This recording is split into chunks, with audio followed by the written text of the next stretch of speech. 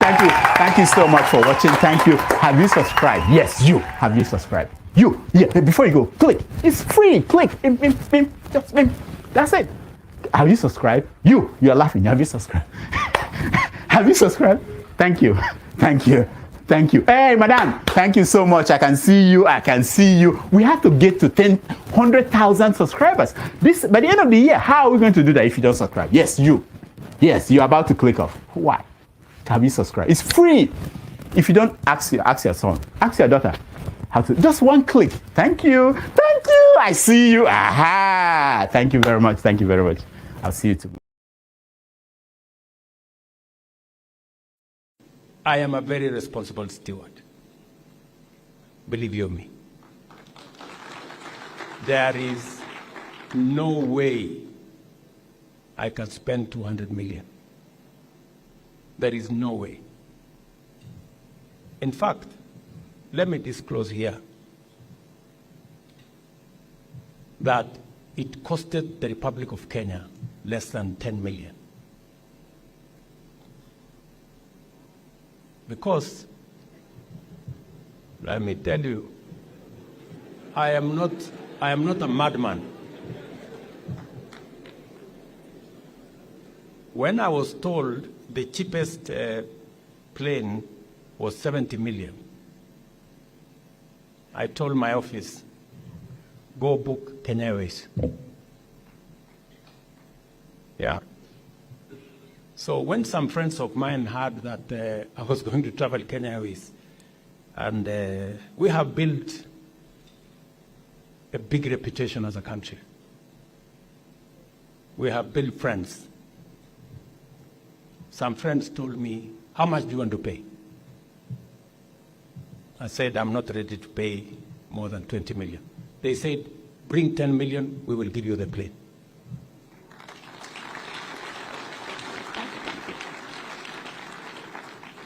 Look at me, Kenyans. Look at me again. I must lead from the front. As I tell others,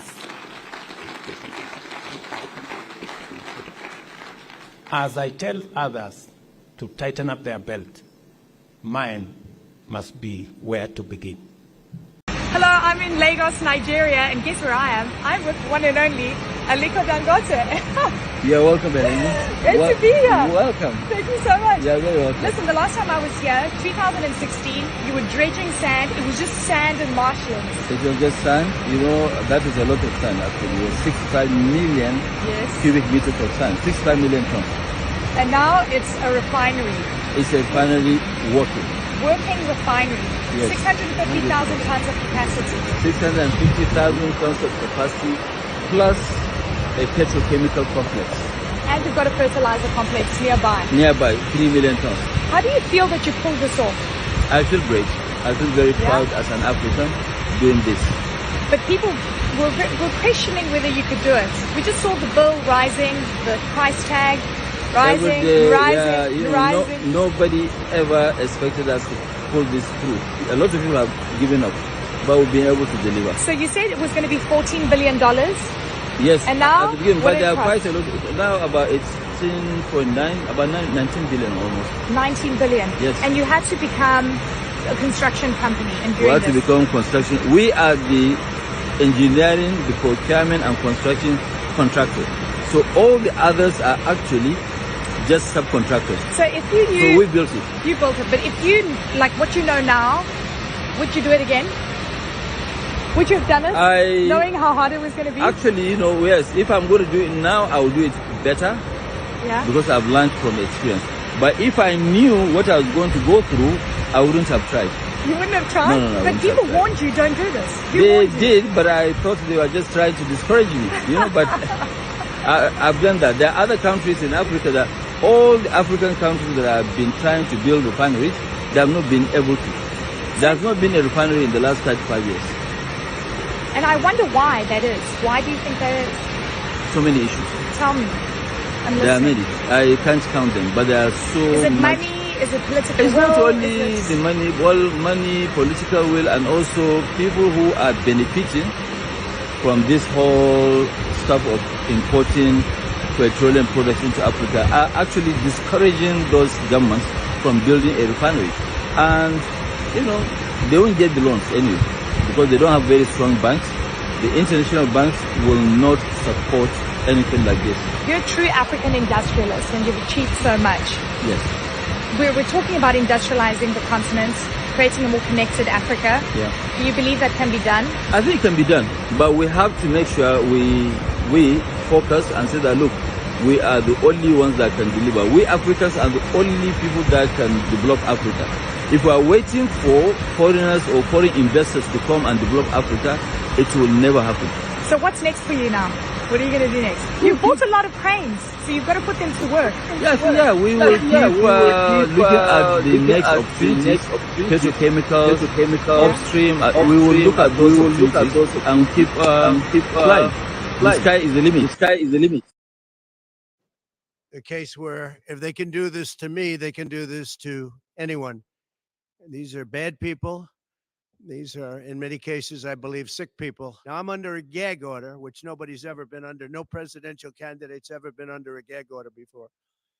I'm under a gag order, nasty gag order, where I've had to pay thousands of dollars in penalties and fines and was threatened with jail.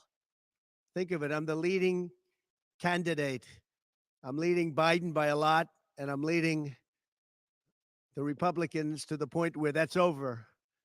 So I'm the leading person for president, and I'm under a gag order by a man that can't put two sentences together, given by a court, and they are in total conjunction with the White House and the DOJ, just so you understand. This is all done by Biden and his people. Maybe his people more importantly. I don't know if Biden knows too much about it, because I don't know if he knows about anything. But he's nevertheless the president, so we have to use his name. And this is done by Washington, and nobody's ever seen anything like it. As far as the trial itself, it was very unfair. We weren't allowed to use our election expert under any circumstances.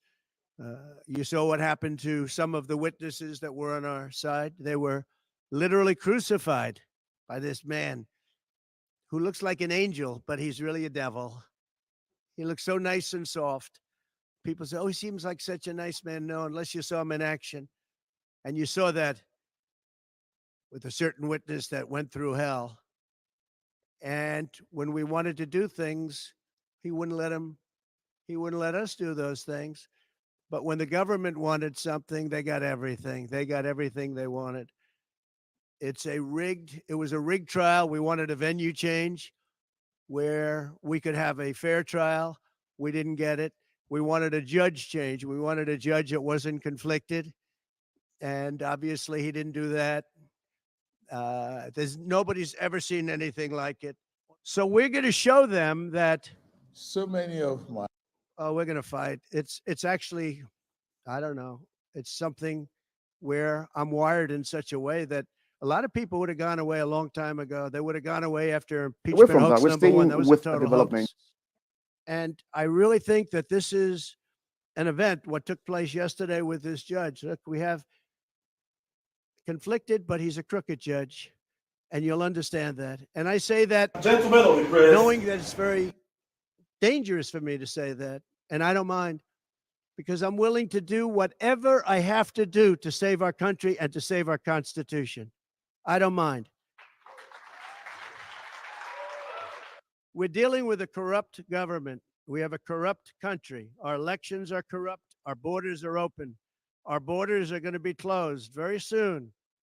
November 5th is going to be the most important day in the history of our country.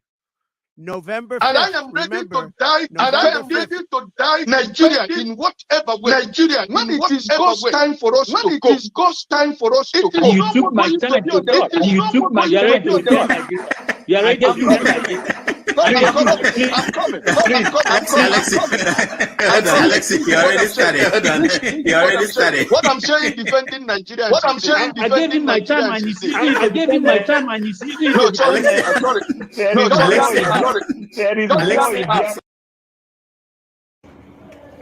we are calling on government to be much more responsive to the plight of the Nigerian workers.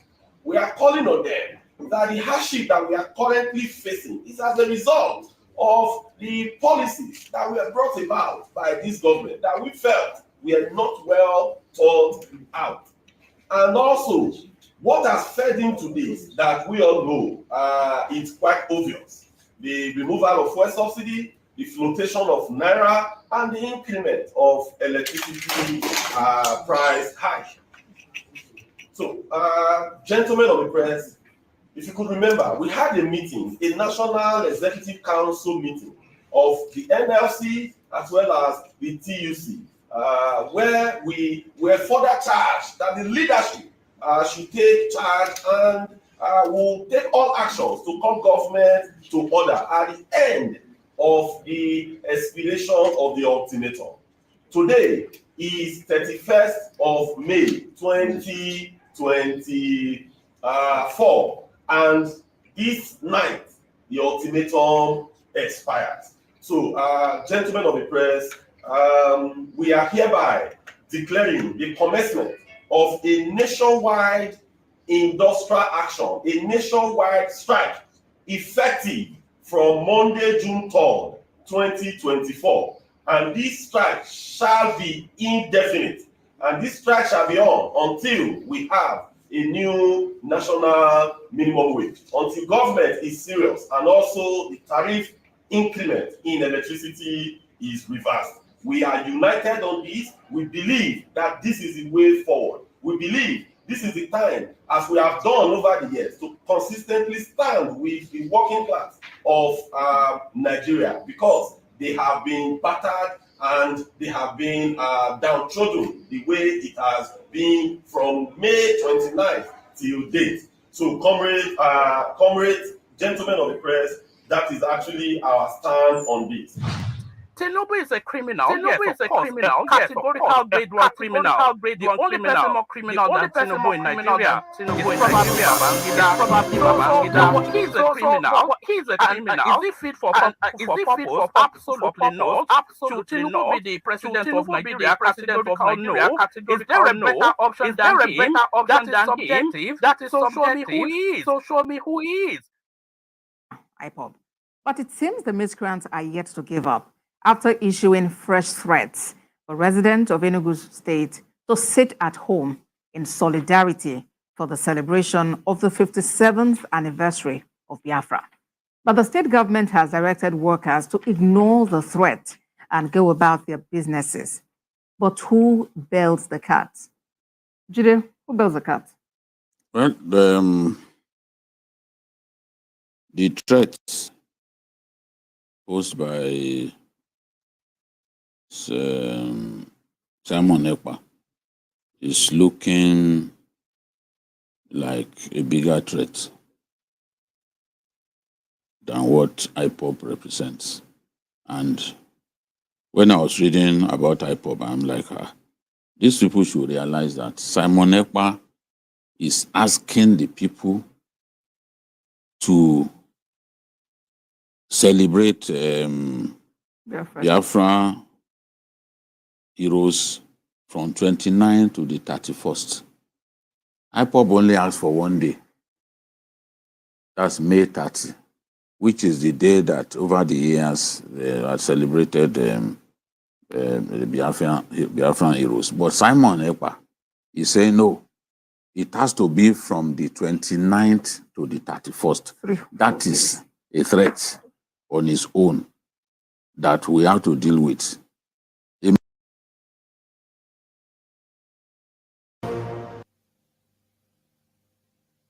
Thank you for staying with us. It's time now to take a look at stories making headlines on the front page of Nigerian newspapers. And I begin with the Guardian newspaper.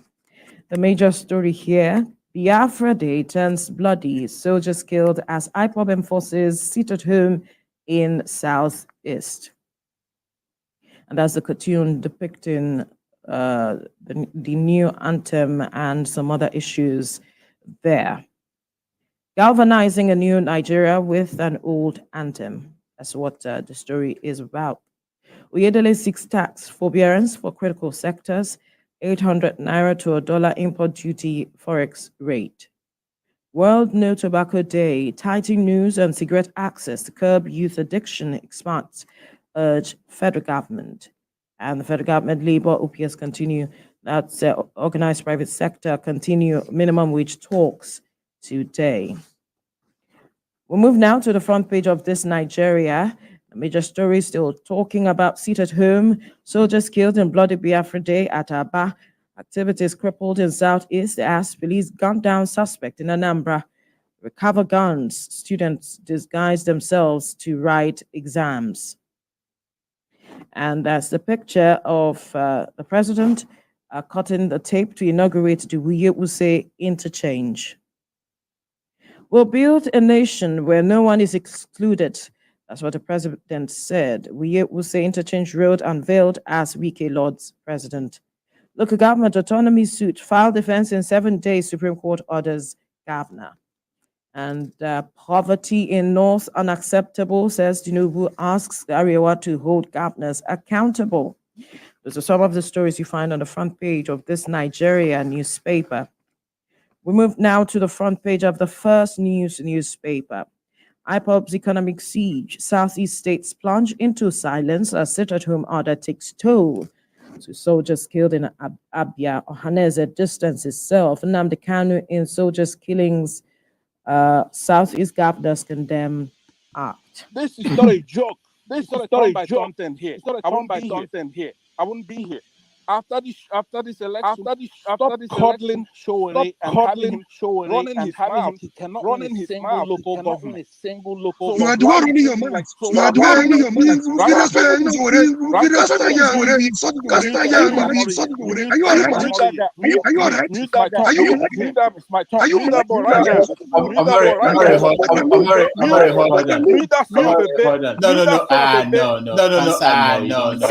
No, you don't say no. No, this is what I I think I've said, why do you people want me to be making commentary, editorial commentary?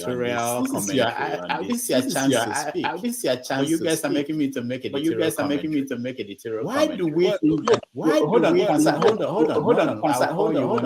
I'll call you when I'm done. Hold on. Why do all of us? Why do all of us? We are that important. Think that we are that important. Whoever you are, anybody. Whoever. Why is this? Do you think this election? Do you think this election will? I've seen the world. I don't know where you live. I don't know where you study history. I've seen the world. Nothing. This is not the end. Nothing. This is not the end. This is not the end. We can't allow people to come here and talk. It's not good. You can make your point and quietly, and people will get your point, and people will get your point. You understand? Nobody. No, not yet. I'm not finished. Maybe I'll start treating this. I teach a classroom. Nobody can speak like this in my class. Nobody can speak like this in my class. It's not possible. It's not possible. But I just know that this is. I want to engage. I want to make it free. I don't want to make it free. I don't want people banning people, stop people banning talking. I don't like that. From talking, I don't like that. Yes, who were under duty posts without any provocation were attacked by men of the underworld. And I want to condemn that. Also to urge security agents to go all out and ensure that those behind that are caught and be brought to book. It's unfortunate that this happened without any reason. So innocent people who are doing their lawful duty were gunned down. And the unfortunate thing is that this is going to act as a major setback to the peace process which the governors from Southeast has been pursuing. Been talking to federal government, been talking to security agencies and other critical stakeholders on how best to resolve the problem of insecurity in the Southeast. This action of today is going to be a major setback to that process. That's a good question. That's a great question. I don't know what is wrong with them. I don't know what is wrong with them. I don't know what is wrong with them. Somebody asking for where you did your course and you are sure you did your course there. And you are sure you did your course there. But I agree with you. A lot of what we hear, Because you didn't hear this, because you didn't hear this, direct because from you know lawyers are very funny. Because you know lawyers will say, sometimes lawyers will say, you know what is happening to Donald Trump right now. What is happening to Donald Trump right now? That guy is walking himself to jail. That guy is walking himself to jail. And he's coming down to say that, oh well. He's coming down to say that, oh well. It was my lawyer who said it. It was your lawyer who said it. It was your lawyer who said that you should march people to the Capitol and stage a coup. People stage coup in Nigeria. They never live to tell the story. That's what I tell them. They never live to tell the story. They are summarily tried within a short time and sent to jail or made to face the firing squad. That is the way it works. But it's only in America where somebody put a gun to your head and you say, all right, well, you are quoting the First Amendment right. What is First Amendment?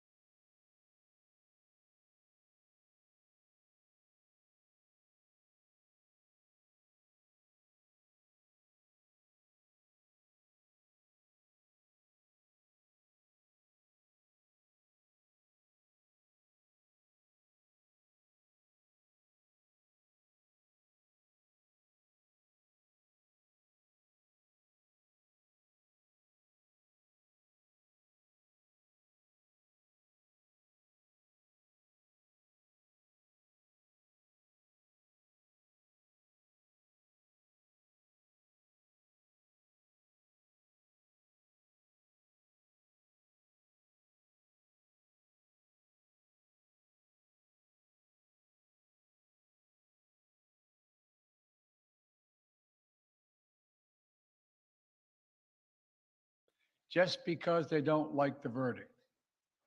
Our justice system has endured for. Hello, folks. To defend himself. It was a state case, not a federal case. And it was heard by a jury of 12 citizens, 12 Americans, 12 people like you, like millions of Americans who served on juries. This jury is chosen the same way every jury in America is chosen. It was a process that Donald Trump's attorney was part of. The jury heard 5 weeks of evidence, 5 weeks. And after careful deliberation, the jury reached a unanimous verdict. They found Donald Trump guilty on all 34 felony counts. Now he'll be given the opportunity, as he should, to appeal that decision just like everyone else has that opportunity. That's how the American system of justice works. And it's reckless, it's dangerous, it's irresponsible for anyone to say this was rigged just because they don't like the verdict. Our justice system has endured for nearly 250 years. And it literally is the cornerstone of America, our justice system. The justice system should be respected, and we should never allow anyone to tear it down. It's as simple as that. That's America.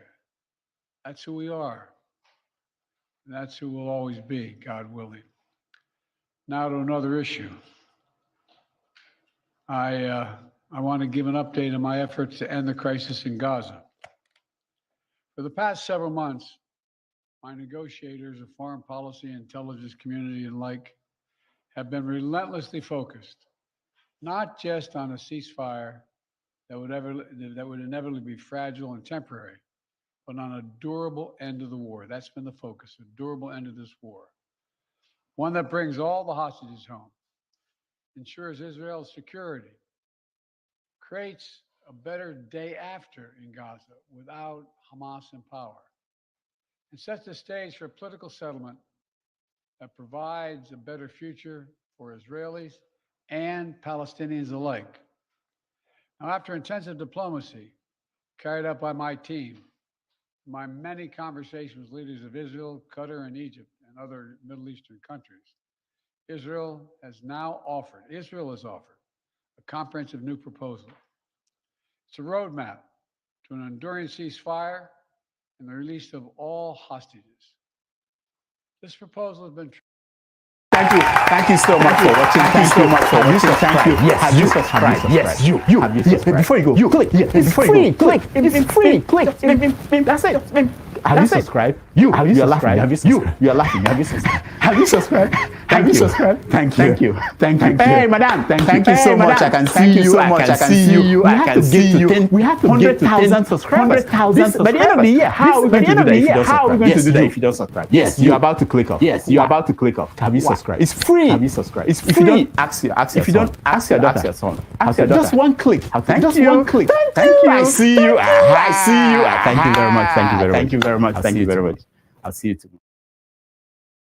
Of my brothers and friends are in the crowd. And it is very difficult for me to single out everyone, including my colleagues in the Senate and my friend across. There are some eminent writers around too that I've seen their work either in the newspaper or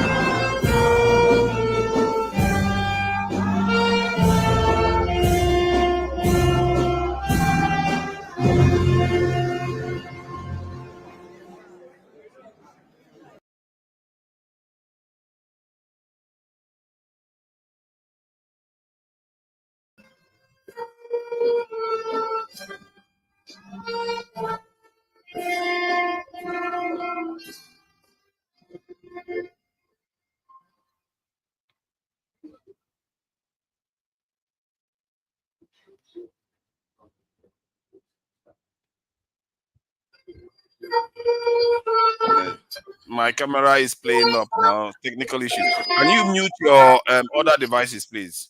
Your other devices are on. Yeah, as you can see, Dr. Damage is not around. He's going to be off for this week and next week. As you have all seen the headlines, Biafra, what political solution? Trump is now a convict. He's now, KJ, I know you're a fan. Yeah, I hope you're going to be ready to go and have time with him. KJ, you are there. NLC wants to go on strike again and back to regional government. I think that one, people are saying that it's false information now. I think it's confirmed that it's probably false. So I don't know what you think about it. KJ, what do you think about this? Let's start with this Trump one, because I know you are interested in Trump, and man of prestige, you can respond back while I sort my camera out. And all right, KJ, please go ahead. Okay. Thank you very much, forefathers. Thank you, my dear brother and friend, the man of prestige. My son calls you the man of prestige. I like that name. Forefather, I am not a fan of Donald Trump. I am a fan of what is right. I stand for justice. And if you see me discuss on this panel, I've always stood on the path of justice for all, irrespective of who is concerned, be it the North, be it the South, be it the East, be it the West, be it black, be it white. Whoever has the blood running in him and has the spirit, that's life. If injustice to one is injustice to all. So I continually stand on that path. And that's only what brings me to fight when I see injustice done to somebody. So in the case of Mr. President Donald Trump, I will not discuss much. You know why? because I have too many facts I cannot put on the line. And at the same time, I am not an American. All I have to say is this. The reason why the world, or many of us, admire America is one. For me, for instance, I admire America because America tells you we are the land of the brave. We are the land of the brave. We are here not to take just what you say. We'll question every authority. And that reminds me or brings me closer to where I am coming from, which is my tribe. The Igbo man teaches his children. The only person you can't question is God. But every other thing you should question. If you get to a particular stage, you should question why is this one done this way? What is this? What is that? And so, if you get to a society where you are refused to question and ask, get answers, then the society only has maybe the next generation to be wiped off. So I said to Americans and whatever is going on in their political situation, that the world which they have helped to shape is watching what is going on in America. And everybody will come off in a different way, whether you believe in a Democrat or you believe in the Republican. What matters most is to sustain America as a leading power that can be able, whether justifiably or not, help to shape the world. That's what it is. If you have a bully in your street, what helps the street to remain is if the bully is fairer. Every other person can be afraid of the bully. But when the bully begins to take side with one person, you find out that the power B will shift. And sometimes it comes to a point where we will not be able to plan and gather and deal with the bully once and for all. So what I'm saying in essence is that whatever is going on is also being watched around the world. They should be more careful in whatever they want to do and however they're doing it. Because it's not only going to affect their political stability, it's also going to affect their economic stability. Because once we discover that we can be able to, circumvent that situation that they've built over the years, then that's the end of it all. We then be marching forward to a new world order, which may not favor them at the long run. I may not favor anybody as it is right now, because like I said, there are many things there's many moving facts that I would not want to go into. I'm not an American, as you know, Nigerian, full-blooded. So this is my own small advice. If there's anybody who is listening, is the world is watching. You see, let me give you an example. If you see what's going on now, is it different from what went on in Nigeria? It's not different. Okay, people now take authority and they do whatever they want to do with it, whether for good or for bad. And the whole Nigerians, 260 and 230 million people are just watching. They are the pawns in the chessboard. We are the ones who are buying a bag of rice for 100,000 naira now. We are the one buying a mudu of gari for 3,000 naira now. It is not the big man who can afford it. It's the ordinary person. So whatever we do, whatever they do as Americans, they should know that at the end of the day, the world is watching and the world is copying. And very soon, you cannot ask the man in Nigeria, why are you doing this? This is not democratic, because you have done it. So much. Thank you. I think let's just round, because there are quite a lot of topics to discuss. So you know how Dr. Damage does it sometimes, where he just says people just say briefly what they think before we start going in depth. So I just wanted to get, because there are quite a lot of topics. What do you think about what happened with this in the southeast, where some soldiers lost their lives? Do you have anything to say about that, just briefly, so that I can go to? Okay, thank you for the southeast. Why it was going on? Because a friend of mine was sending me and giving me commentary. You see, the truth is not yet being told, but those who have been looking for how to make problems in the southeast are now capitalizing on that to see the way they can go and level Abba. You see, the truth is not being told, and Not nobody in depth. Not in depth. You don't want to go in depth. We're going to come back to it later. Okay, all right, thank you. But the So, truth is not being told, Dr. Forefather, the truth not being told yet. okay. And the NLC, what do you think about NLC going on strike? NLC, they are charlatans. I told you before. I'm not interested in that. Listen, I'm not going to make. I've been part of the system. I told you, I've gone out to stage this thing before, and we found out that while we were busy holding people, government accountable, those other guys were busy doing something else, and at the end of the day, it never amounted to anything. So I refuse to make comments on them. By the way, except the only people that can. Well, we'll get to that when eventually begin to discuss it. I'm not in support of whatever they're doing. One other issue I wanted to raise that is not on this thing is this new national anthem. How quickly it was done, and how is it that what do you think about it? The new national anthem, I see it's a ploy, and you see, let me, as a journalist, I will say this. The current president, is looking for how to eradicate Obasanjo's legacy. Oh, your technical issue, technical glitch. Okay, that's fine. When you get back, a man of prestige. Thank you for joining us. So what do you make of Trump, Biafra, killings, and this national anthem? Sorry. Oh yeah, you are back. Okay, let me just conclude. Yeah. Yes, let me conclude. All right. You see, All right. Long time ago, they have always had that because Obasanjo told him to his face that the guy is a crook. Okay, so now being in position of power, he wants to carefully remove everything that has to do with Obasanjo's name in the history of Nigeria. One of them prominent is the national anthem, which was introduced during Obasanjo's regime.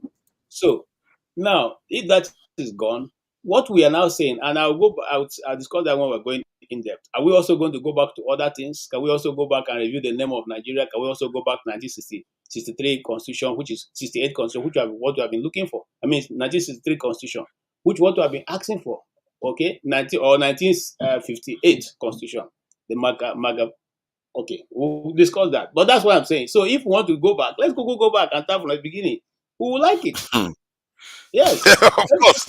A lot of people want to go back from the beginning, apart from me, though. Matter of prestige. Yes, so, if you want to go back, let's go back. Don't go back and stop one place. Let Google go back and divide everything. Make all of us there for the same line. Who can even have go back, a lot of battles happen. All right. Thank you. Thank you very much. Man of prestige. Yeah, good morning. Good afternoon, everybody. Can you hear me? Loud and clear.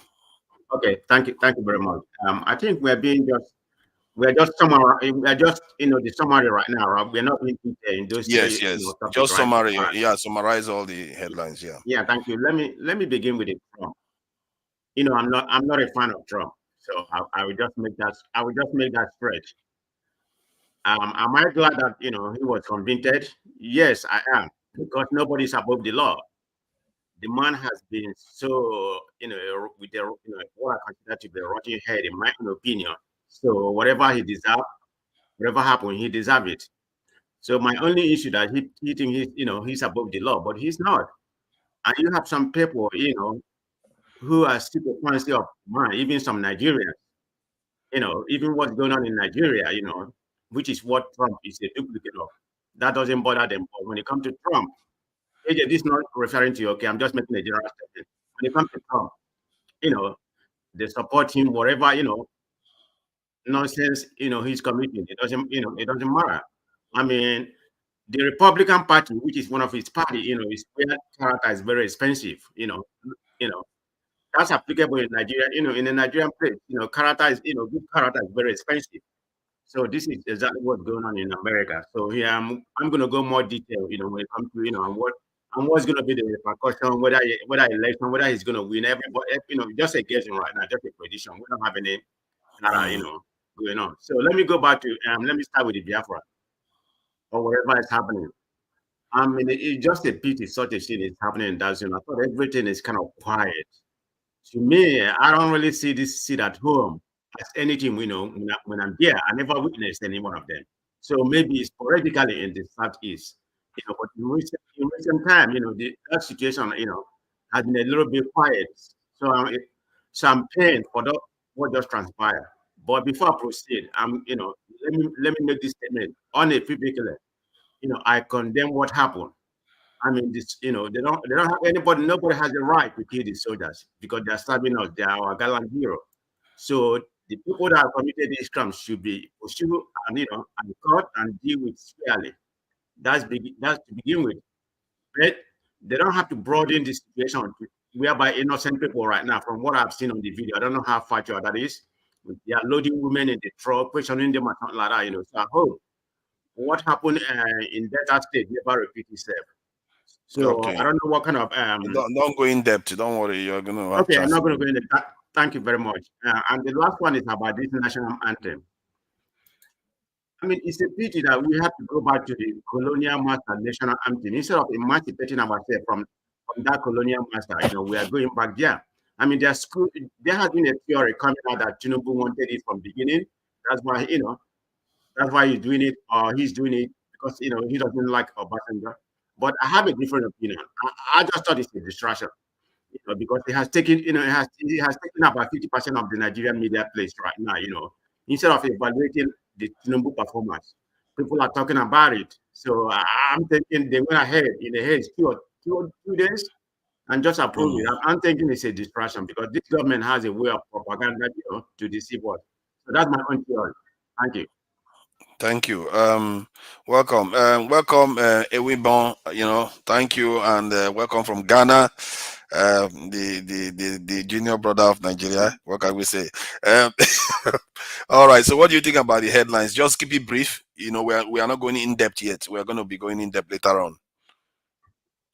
Yeah. Thank you so much. I will not. Good evening from the beautiful city of Bolgatanga in the Upper East region of Ghana, where I am speaking from.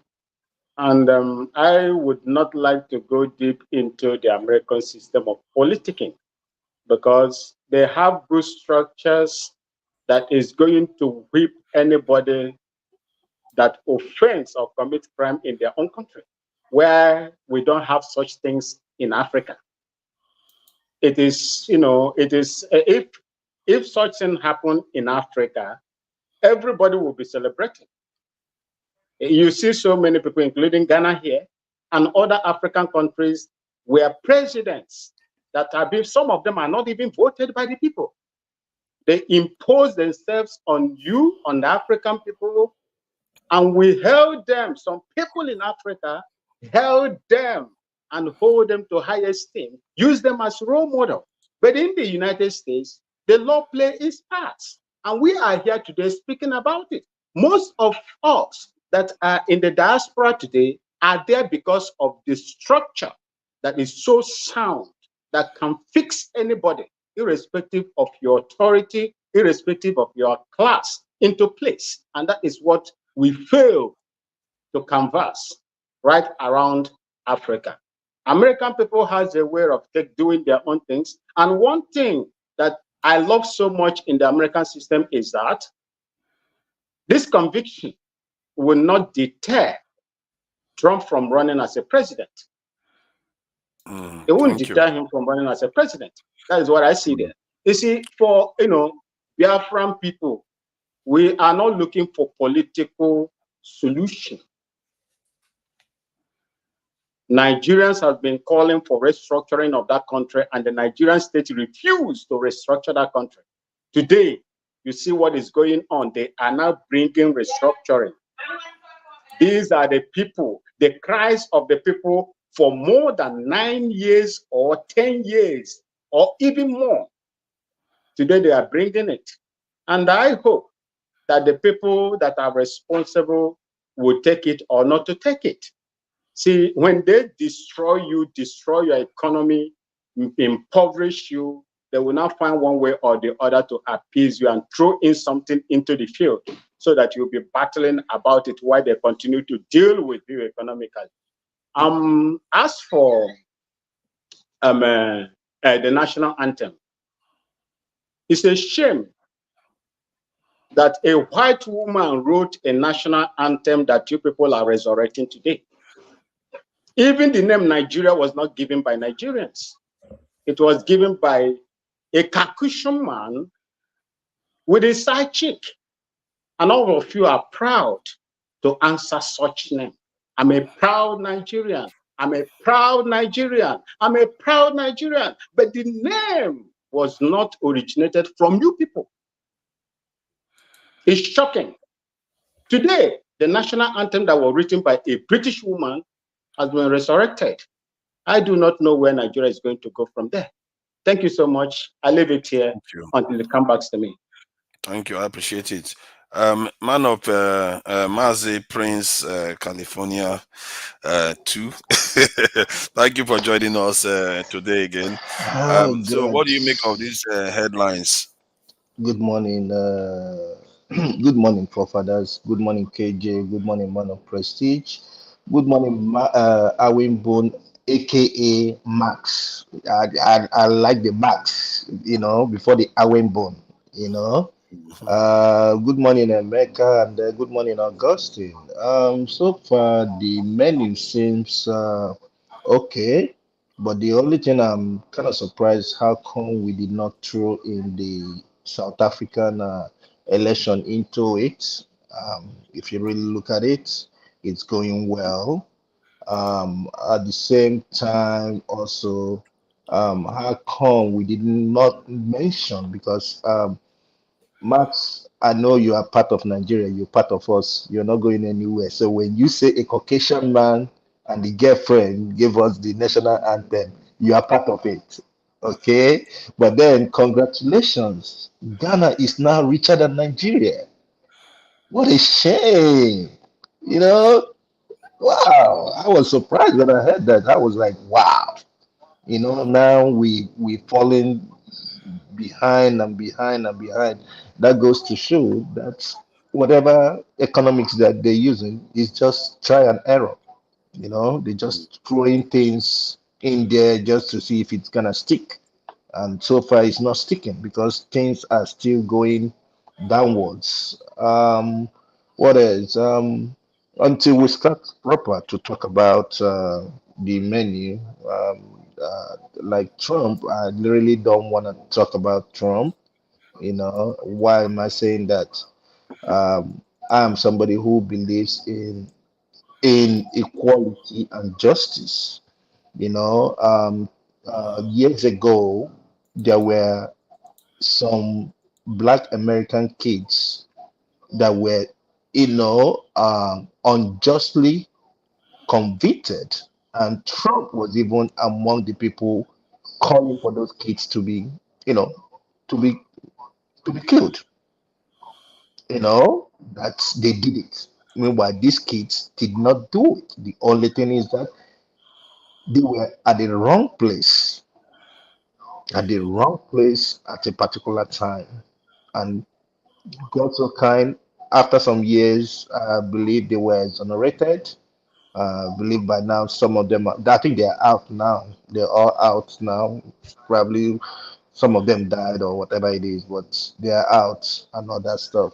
So for me, the fact is this: it's a shame that most Nigerians take this upon themselves to talk about, oh, how is it that Trump is a Christian?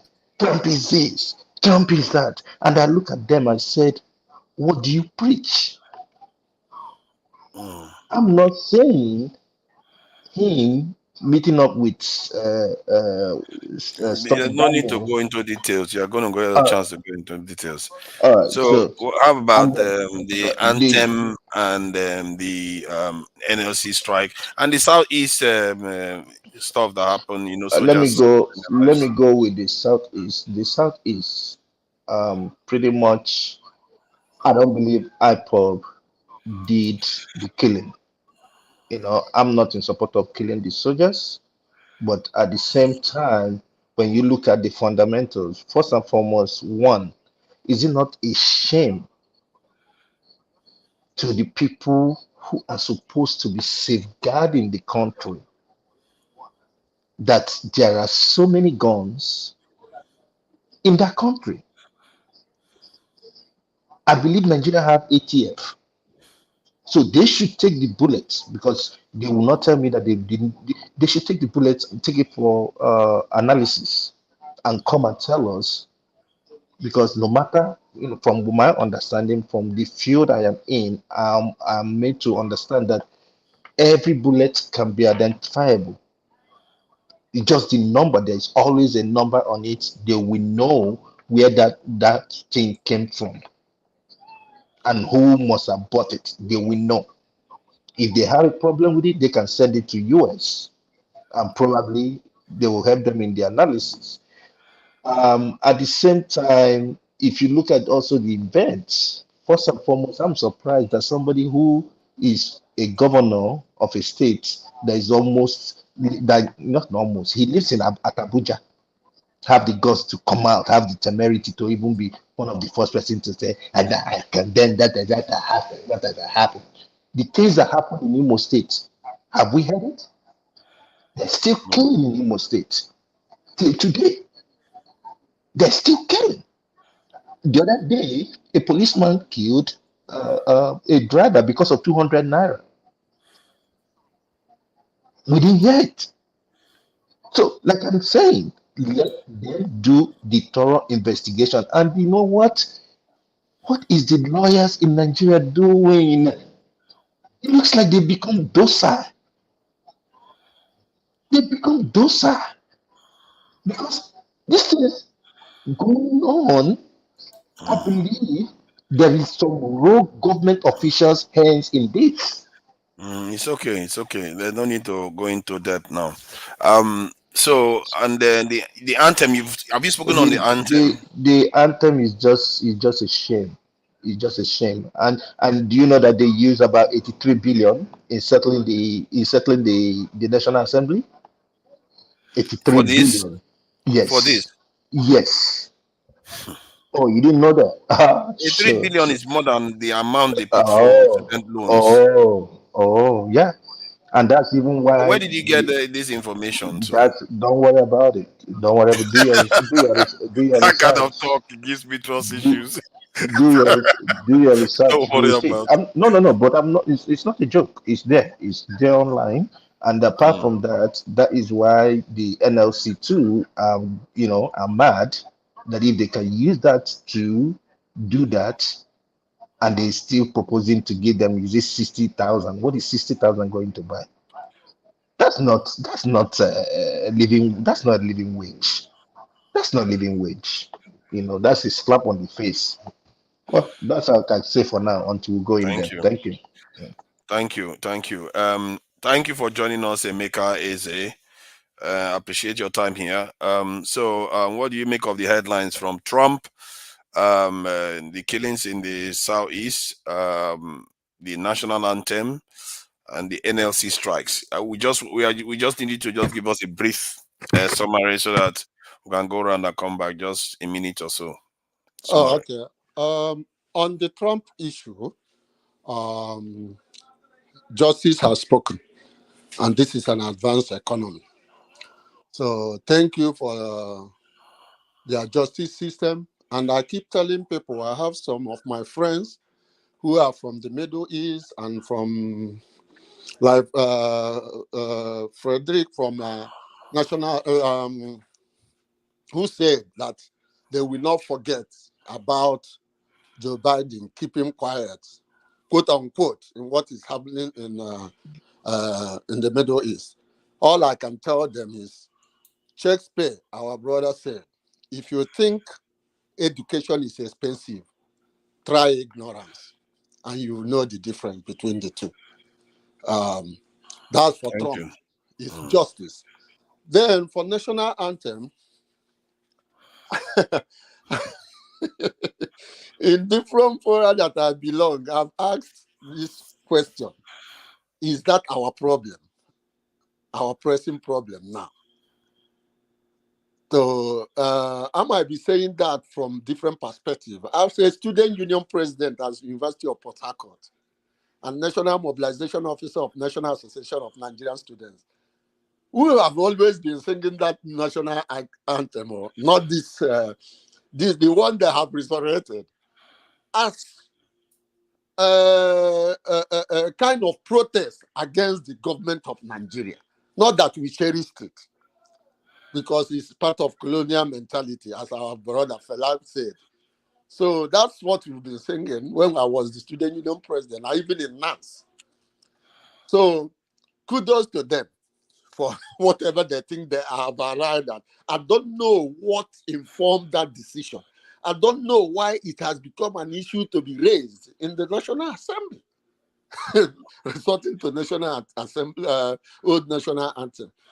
And I think that we have so many brilliant people in Nigeria that will have come up with something new if they wanted something new. So their reason or whatever informed that decision is best known to them. Thank you. For the killing in the Southeast, I don't know why the soldiers are feeling more impact, feeling the impact of what is happening in Nigeria more than even some of us. But they have to do their job. Somebody sent them there now. I remember after SAP riot of 1988-89, when I was arrested in Port Harcourt, Professor Julius Ihonvere came to the convention arena Uniport, where the army, combined team of army, navy, and everything arrested me. And they were hailing, we've got him, we captured him, everything, because I was declared wanted. And Julius came there. The Okada man that brought me there went to inform Julius Ihonvere immediately in the staff quarters, in his house. And he came there and said, look, you man, I know this guy. He's not from a poor background. He's fighting for your people and your children for tomorrow. When we were fighting against social adjustment program, that caused the whole problem, the foundation of the problem we are facing in Nigeria today. And after talking to them, he gave them money and asked me to jump into his car. And he took me and drove me out. I said, are you mad? What brought you back here? Your picture is all over River State.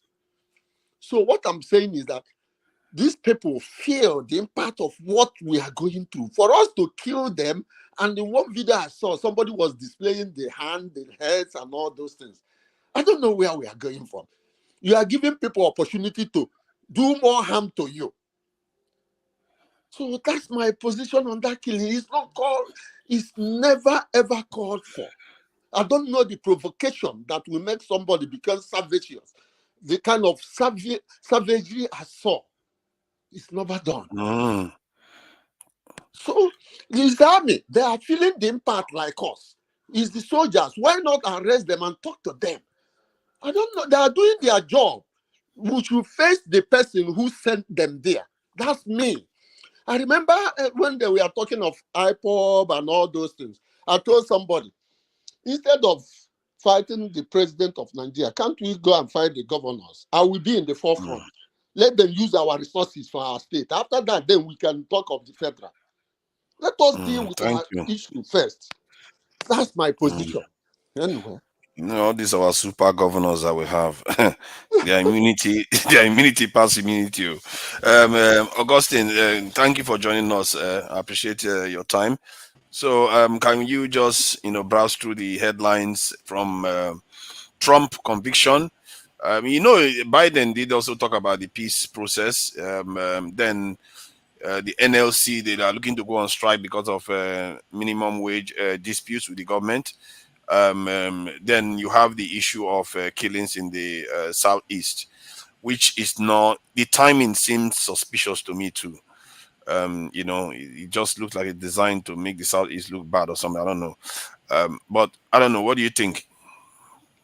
Yeah, Forefather, I begin with the killing in the Southeast. But before that, I want to welcome and thank every one of us, both the people on the comment section and everyone on the panel. It is a pity that we lost 11 lives on that day, 6 civilians and 5 military people. It's unfortunate. And this is the question you will ask yourself: what is the purpose of our nationhood? The 5 governors of the Southeast, what was their plan? Or are they trying to deny that the Biafran war never existed? This is a question you have to ask them. What's their plan towards memorizing that day? And they just allow these things to happen and the kind of security architecture we practice in our country, you wonder what is going on. How would you have 5 military people on a checkpoint inside the vehicle? What one vehicle? This is so barbaric and archaic, and people don't talk about it. Look at innocent guys. One of them was a captain who is from Abia State, precisely. So, sorry for stopping you. Is my audio has it got some issue? My audio. Were you not hearing me well? No, I'm hearing you perfectly, but some people are saying I'm humming. Oh, you have to turn on, you have to mute your mic. You have to mute your mic. Mute your mic. So I'm sorry that our security architecture, they don't seem to be doing something. Maybe when they get to the helm of affairs, the top military and every other security personnel, they don't consider the people on the ground. This is something we need to, and personally from Abia State, I am so, like what you said, is a suspect to me. For 24 years, we've been languishing. Now we see somebody that we are suspecting that might be good. Now this is coming up. Look at the devastating issue this thing is going to lead us to, backwards again. But on the part of Trump, the temerity that Trump was brought to the court is what gladdens my heart. The temerity that he was being questioned, that people stood and said you're right or you're wrong in a law court, it gives me joy. If that can happen to our governors, not to talk of our president, if it can happen, then the president of Nigeria wouldn't have just removed the national anthem because he didn't like it. Some of us don't like him, but we can't remove him. We don't like him. We know how the election went. So what do we do? So that he don't like it, or because the person that brought it in, he don't like the person, and that's why you had to remove it. And I listened to what they were saying. But I was so glad when one of the senators on the news said that they are the ones that use it more. So it was for them, not for us. He said it on the national news. And you look at people who are representing you coming out that way. Sorry. Did you say that a senator said they are the ones they use that national anthem more? Oh, yes. What does that mean? Yes. Okay, is it because they sing national anthem every day? Is that what you are saying? Yeah, he said that they use it often, so it's for them. Wow.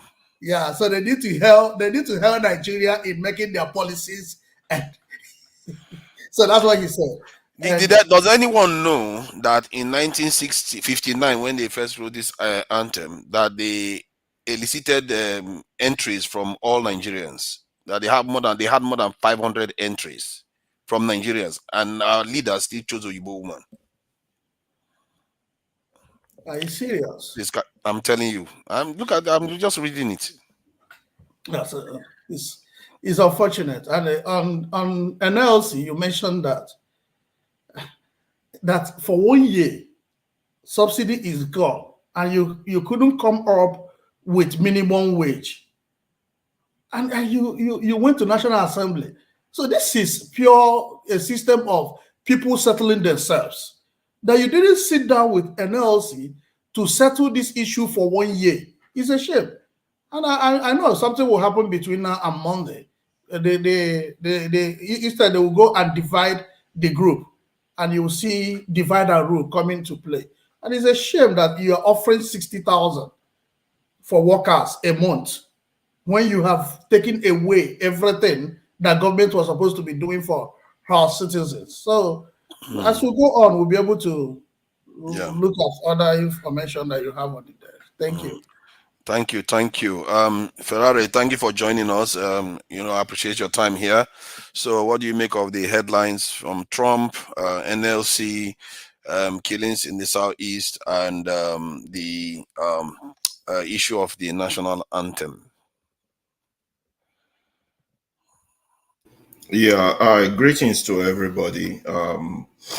First of all, I always push that we need to always elevate the level of these discussions we have here and take away primordial sentiments and discussions out of the focus. Our country is on fire, and we need to be more focused to finding a more reasonable solutions to these things that has plagued us since independence. First, on the issue of Trump, Personally, I don't think the issue of Trump should be what the issue Nigerians should be discussing.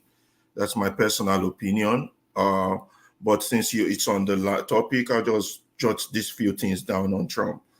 First of all, the conviction, it's a major issue. When the campaign will start, the Democrat will use it to their advantage. Trump is wounded, he's a wounded lion. It's also an issue of law for us here in the United States, because here a black man that is convicted cannot vote. So you now have somebody who is convicted and he wants to run for president. So the legislators will have to review the issue of the law, strengthen it, and but Americans always make the right decision. I doubt if they would allow a felon to be their president, but that would be left to be seen. And that, as most of you also don't know, that each state has a right to remove his name from the ballot. Actually, I believe at least about 3 states have already removed his name. So that's going to probably increase further down the line. But the issue will become a major issue and a major law issue. It's not just the Nigerian. That's not true. That's not true. Excuse me, when you have your Yeah, that's true. That's true. Let's try That's to keep true. it brief. So What fact? Let me take him on. What fact do you have that? No, don't take him on. Don't take him on. We are just going around. Because I know the state of Illinois has gotten his name out of the ballot, and at some other states. So when you tell me that's not true, I don't know if you have a counter information. Leave him now. You guys leave him. Otherwise, it's just going to prolong. Let's just go around. No, if you have your counter opposition, when it's your turn, you present it, okay? But that's I have a fact about 3 states. His name is not on the ballot. Some were still being contested up to the Supreme Court of each state. So each state has that power. You all don't know American law. I live here. But if you have a counter position, you can present it. So I don't think we should be discussing Trump. America will decide. It's a matter of the process for America to move towards its perfect union. Can we allow a black man who has been convicted not to vote and then allow a white man who has been convicted to be a president? These are issues we discuss here in America that we really take very, very serious. So moving on the issue of the national anthem, I think this is another misguided issue that we are taking on here, because we are focusing, it's a distraction to start with by the criminal government in power to get you all talking on things that are not important. It's like, frivolities. But it's, Forefather has been hammering on the fact that a white man wrote it. It don't matter who wrote it. I want to stick with what Chinua Achebe says on this issue of the anthem, and I'll tell you straight black what Chinua Achebe said. He said, our 1960 national anthem given to us as a parting gift by the British housewife in England had called Nigeria our sovereign motherland. Our current anthem, the one that Tinubu just removed, put together by a committee of Nigerian intellectuals, and it's actually worse than the first one, and it invokes the father image. Chinua Achebe said, but it has occurred to me that Nigeria is neither my mother nor my father. Nigeria is a child, a gifted child, enormously talented, prodigiously endowed, and incredibly wayward. Chinua Achebe, that should end any conversation anybody want to have on this anthem issue. Focus on what is important. Did you notice in that statement, he said, even the ones designed by our intellectuals is worse than the ones we got from the British. These are key facts. When your elders are talking, pay attention. Let's move on. On the IPOB issue, I think we should wait for further detailed investigation before people start using it as a propaganda tool to nail those they want to nail. Nigeria is currently being run by propaganda right now. We don't know what is fact, what is real. There was a vehicle that drove away that has a plate license when the incident occurred. There were bullet numbers that can be tracked. They've not done any investigation. They're already pointing fingers. I don't know if IPOB itself admitted guilt. But the fact is, I think it's a political tool by this government to use against those they don't want.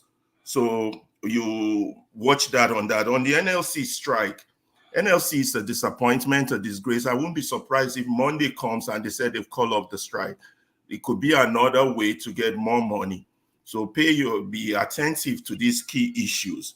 On political, whether IPOP, so one Senator Sani said that IPOP should have a political discussion. Of course, everything in Nigeria should have a political discussion. If we want to exist as ourselves, if we don't want to, let us have our say. That's the point of a country. No matter, minority should have its say, majority should have its say. Even if they're going to have its will, minority must have its say. But if you don't have discussions, how can you have your say? That is the problem of Nigeria. Anyway, moving on.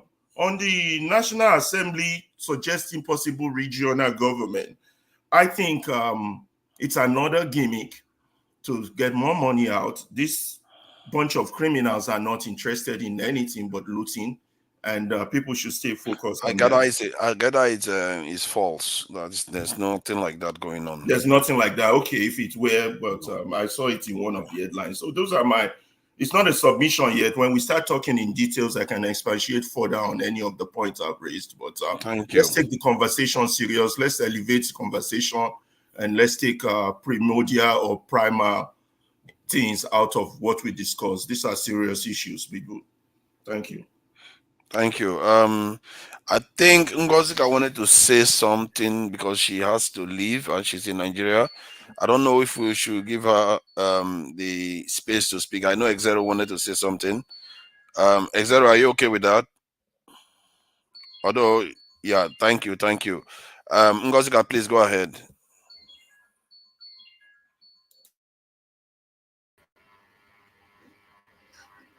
Good evening, gentlemen. So nice to see all of you again. Welcome. So nice. Can you hear me? Loud and clear.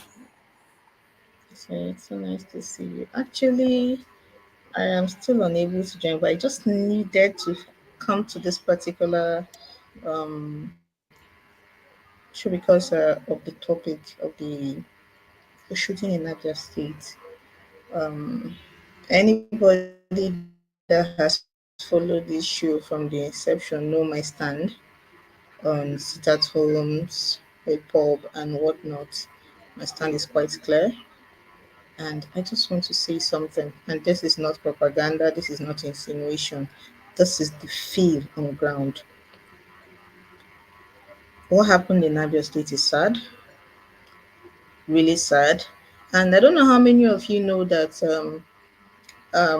secondary school students were writing mathematics WAEC on that day.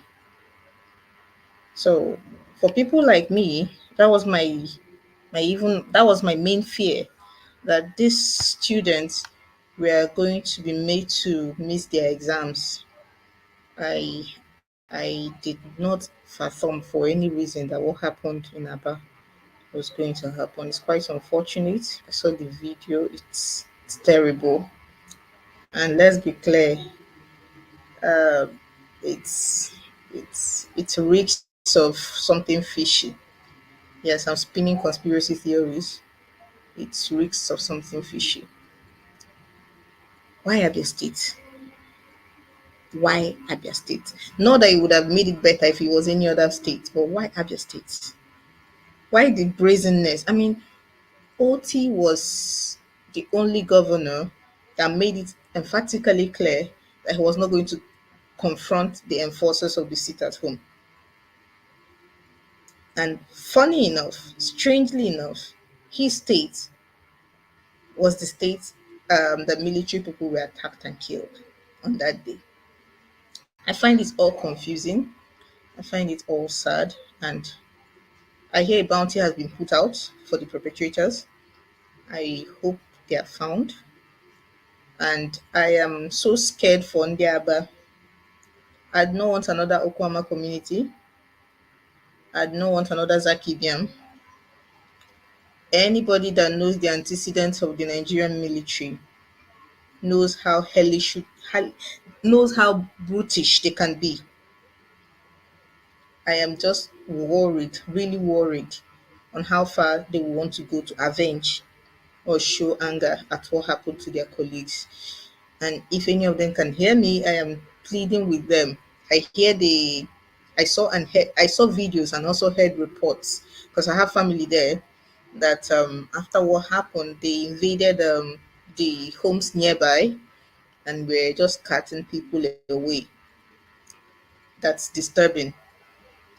Yeah, what happened? I mean, it's on video. The videos are there. If you want to go after those people that did those things, please go after them. Let innocent civilians not be caught in the crossfire. I think God they beg them. It's this. It has become worrisome that anytime you hear that military personnel have been attacked, the next thing you're thinking about is the people in that area because you know they are going to pay. Sometimes they pay with their blood. And when you check well, most of the times it's not even them that did what happened. They have no hand in it, but they end up paying. I just hope it's all resolved very soon. And then I don't care about the national anthem. I don't care about the national anthem. They are changing, they are not changing it. It will not change that the price of one crate of egg is 4,006 and a single piece of egg is 200 naira. It won't change it. So I don't really give anything about that one. As for NLC, they're a bunch of clowns. They are the biggest clowns ever. And that is that. I am sorry I have to go now. Nigeria is happening to me, so I can't stay. Thank you for your submission. Thank you, I appreciate it. Because there's a lot of I thought they said there's a lot of roadblocks in the southeast. I don't know how this could happen, and the people got away with all the roadblocks everywhere. So except they run into the bush, I guess that's another one. Let me bring Jago on. Zero. What do you think about the Chris? I see you in the background. I'm going to be bringing you on. Try to circle two people. So hold on, Tinaja. I think we are going in detail, because when we come back again, try to talk about the topic, then we're going to be repeating the same thing. So that's taking a long time. Just my opinion. Why not just brief 2 minutes? Or it's enough. 2 minutes for each topic. Okay, now yeah, you don't want to repeat what we already said. Okay, you think these people are going to repeat what you already said? There is a panzer there. He's going to say something different that nobody has ever said. So I'm just saying. So don't worry. When we come back, then we'll try to keep it brief. We do maybe 3 minutes so that everybody one topic, then 3 minutes. It goes around because people are coming through. X0, thank you for your patience. So what do you think about the headlines? From Trump to national anthem. Good afternoon, everyone from here. I hope you guys can hear me. Loud and clear. Good afternoon. Yeah, good afternoon, everyone. And some time ago, I asked a question here, but I didn't get an answer. Instead, we simply rushed back to our normal, because I know that we Nigerians, the truth is that we like complaining, we like talking, we like to lament, but we never get to the root of our problems.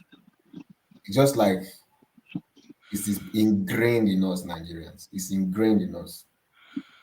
None of us here, I asked this question one time, but none of us here ever asked himself, who is a Nigerian?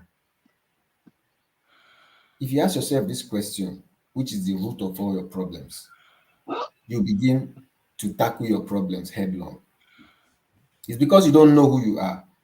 That's why they can give you any national anthem and they can tell you you are who you are not and tell you to obey the instructions. And you can't talk because you don't even know what to fight for. Each and every one of us here is from a different ethnic group. None of us here can die for that country. Because the minute you start to begin to want to die for the country, your family members will tell you, come here, come on, stop that. Are you the only one seeing these things that are happening? And yet we like to be complaining because we have never tackled our issue. Once you tackle your problem of who you are and why you are in this union with an Igbo man, a Yoruba man, a Hausa man, an Efik man, once you be able to decipher why you are together, then you are going to begin to face your problems squarely. Because as far as Zero, sorry for interrupting. The point in this area is just to summarize. It's not to make it. Yes, I know. Because I don't think I'm gonna be here for the long run. I'm just gonna log out after my distance. We are talking about national anthem. They give us national anthem, we are complaining. Is it the first thing they are giving us that doesn't make sense? Is this the even the president that it was somehow mounted up on you? Did you vote him? You don't have any right. You are not a citizen of no. You are nobody. Why don't you face that first?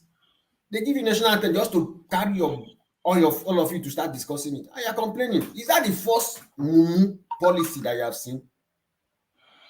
Is that the first? I don't want to use insulting word with this government, but it's not the first thing. So I'm sorry to say things like this will keep happening. The other day I saw the former Prime Minister of UK, Tony Blair, sitting with your president. These guys see you and your country as where they will come and harvest. He knows his country. They are calling Nigeria they are referring to Nigeria as Nazi Germany. Why? What is he sneaking in here to do? To come and take from your wealth. And we're here discussing national anthem. My brother, that's the only thing I want to just say today. Our problems, we are not facing it. They gave us this topic. They know that we are going to come here and discuss it. That's why they gave us to keep us busy. Another Mumu policy will come again to keep us busy. Do you know who you are?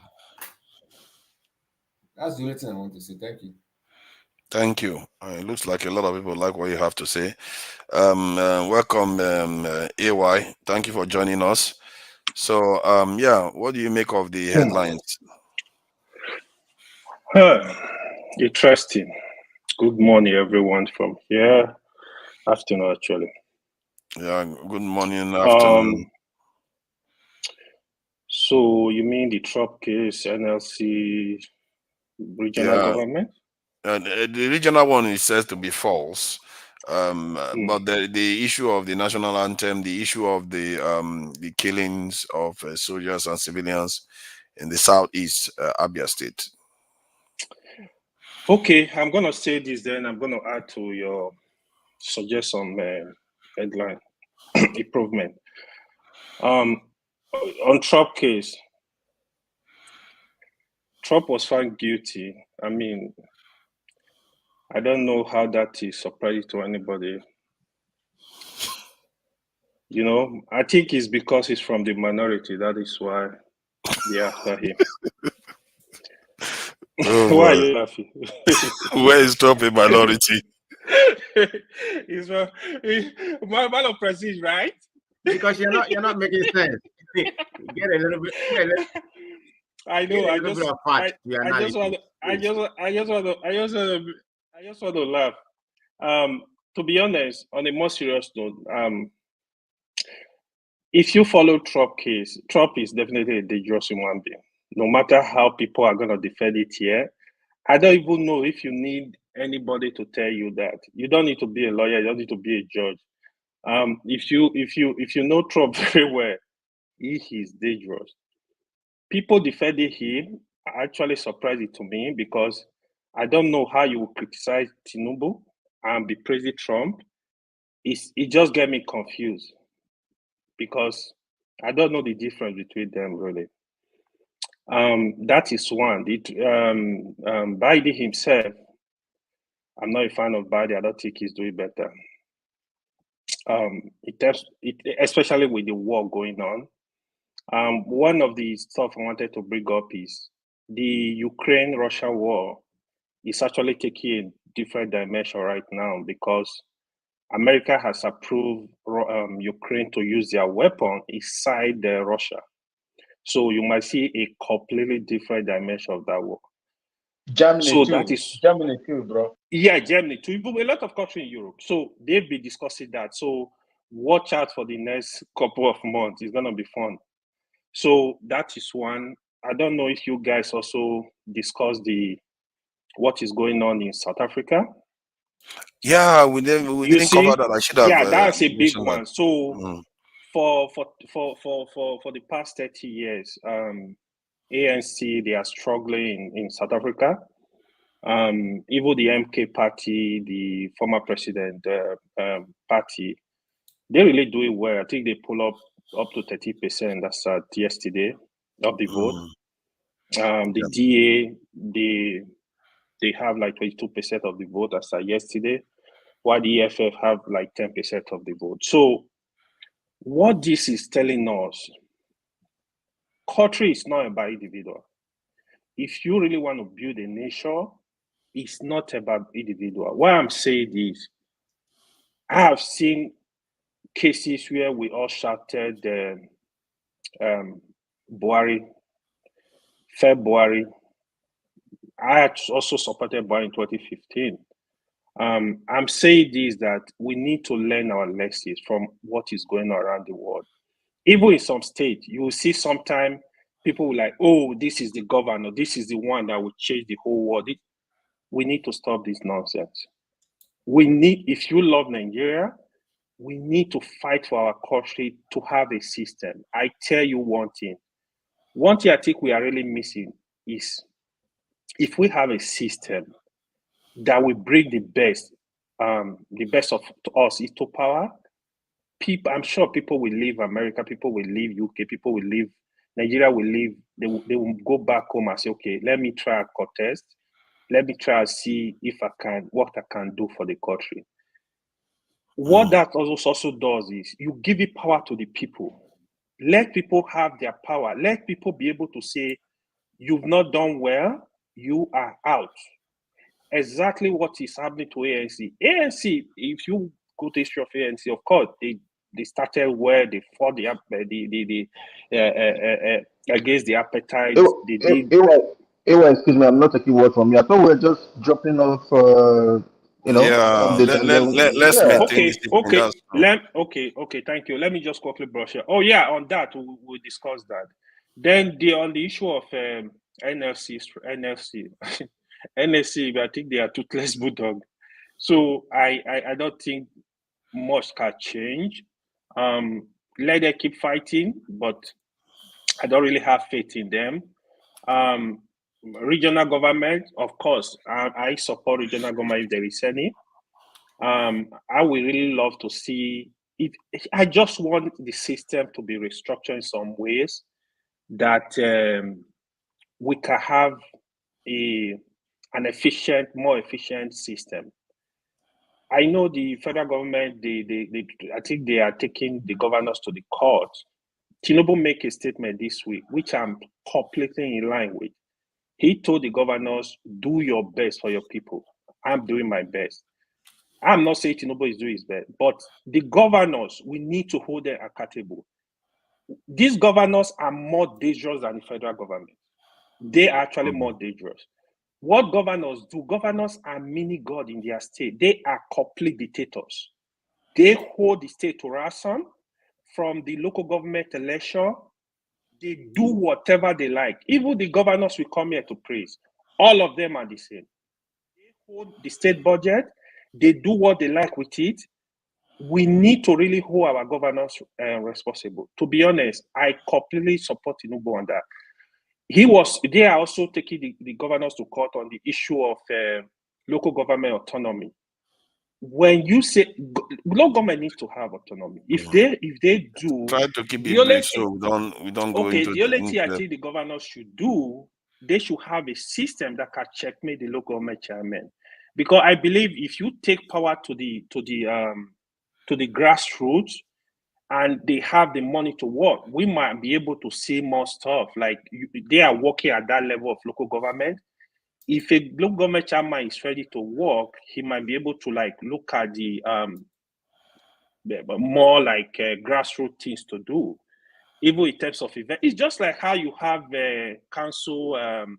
What is it called? How you have city council in abroad, right? So that is at a lower level. Local government can come in terms of Nigeria and try to help the people. This issue of helping our people, helping the people is very paramount. They need to take it seriously. On the issue of national anthem, to me, that is BS. I don't want to listen to that national anthem. I have been seeing it on social media. I will scroll down. When Ferrari and some people here, they come and tell you this is distraction. Now, I'm 100% convinced these people, they will come and look for something to distract the people. This national anthem issue, It is deliberate. They just want to. You after being government for 1 year, instead of for you to be telling us what you've done, what you plan for the country, you are coming with national item. What's national item? What's it going to do for the people?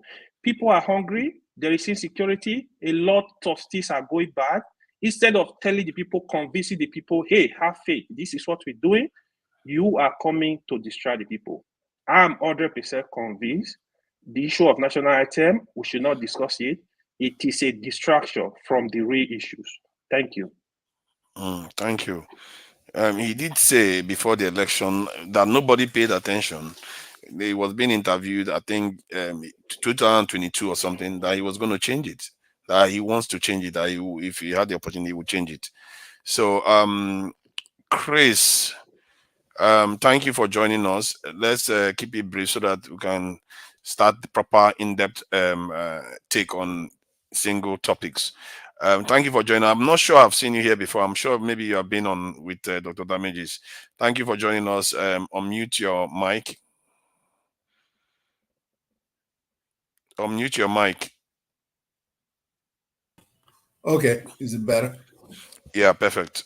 I have observed a few times, but this is my first time actually joining in the studio. Welcome. If there was a music that we play for first timers, I would have played it. It's okay. Welcome. Thank you. So, what do you make of the headlines from Trump? The Biafra killings. That's not Biafra killing, the Southeast killings. And then you have the national anthem issue, and the NLC asking for this in a raise of the minimum wage. Then Trump, getting convicted, former president, and he might actually become president after being convicted. So what do you make of all this briefly? Okay, I'll only touch on the ones that I feel I have something to say. So Trump is, to me, it's a passionate topic in the sense that, as AY said, Trump is dangerous. Trump has always been dangerous. Trump is someone who has perfected his persona in the public.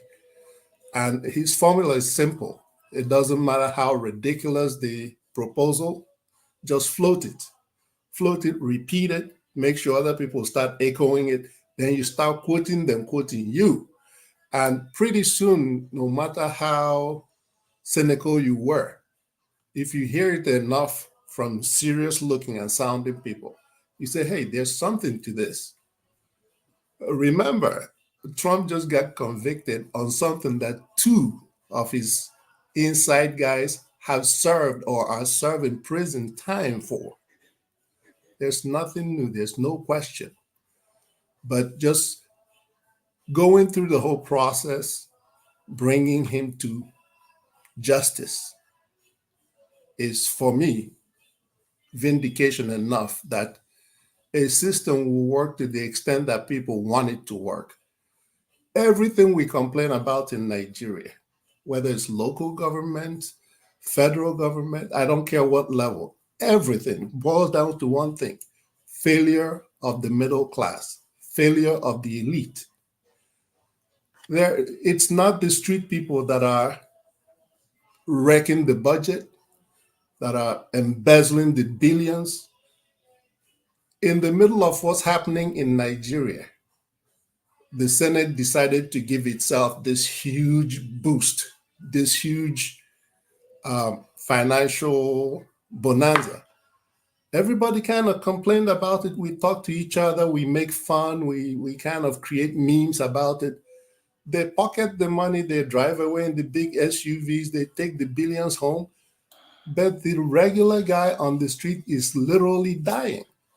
Why do we think that people are desperate to the point of killing other people for the littlest things? And those are the people we punish when we catch them.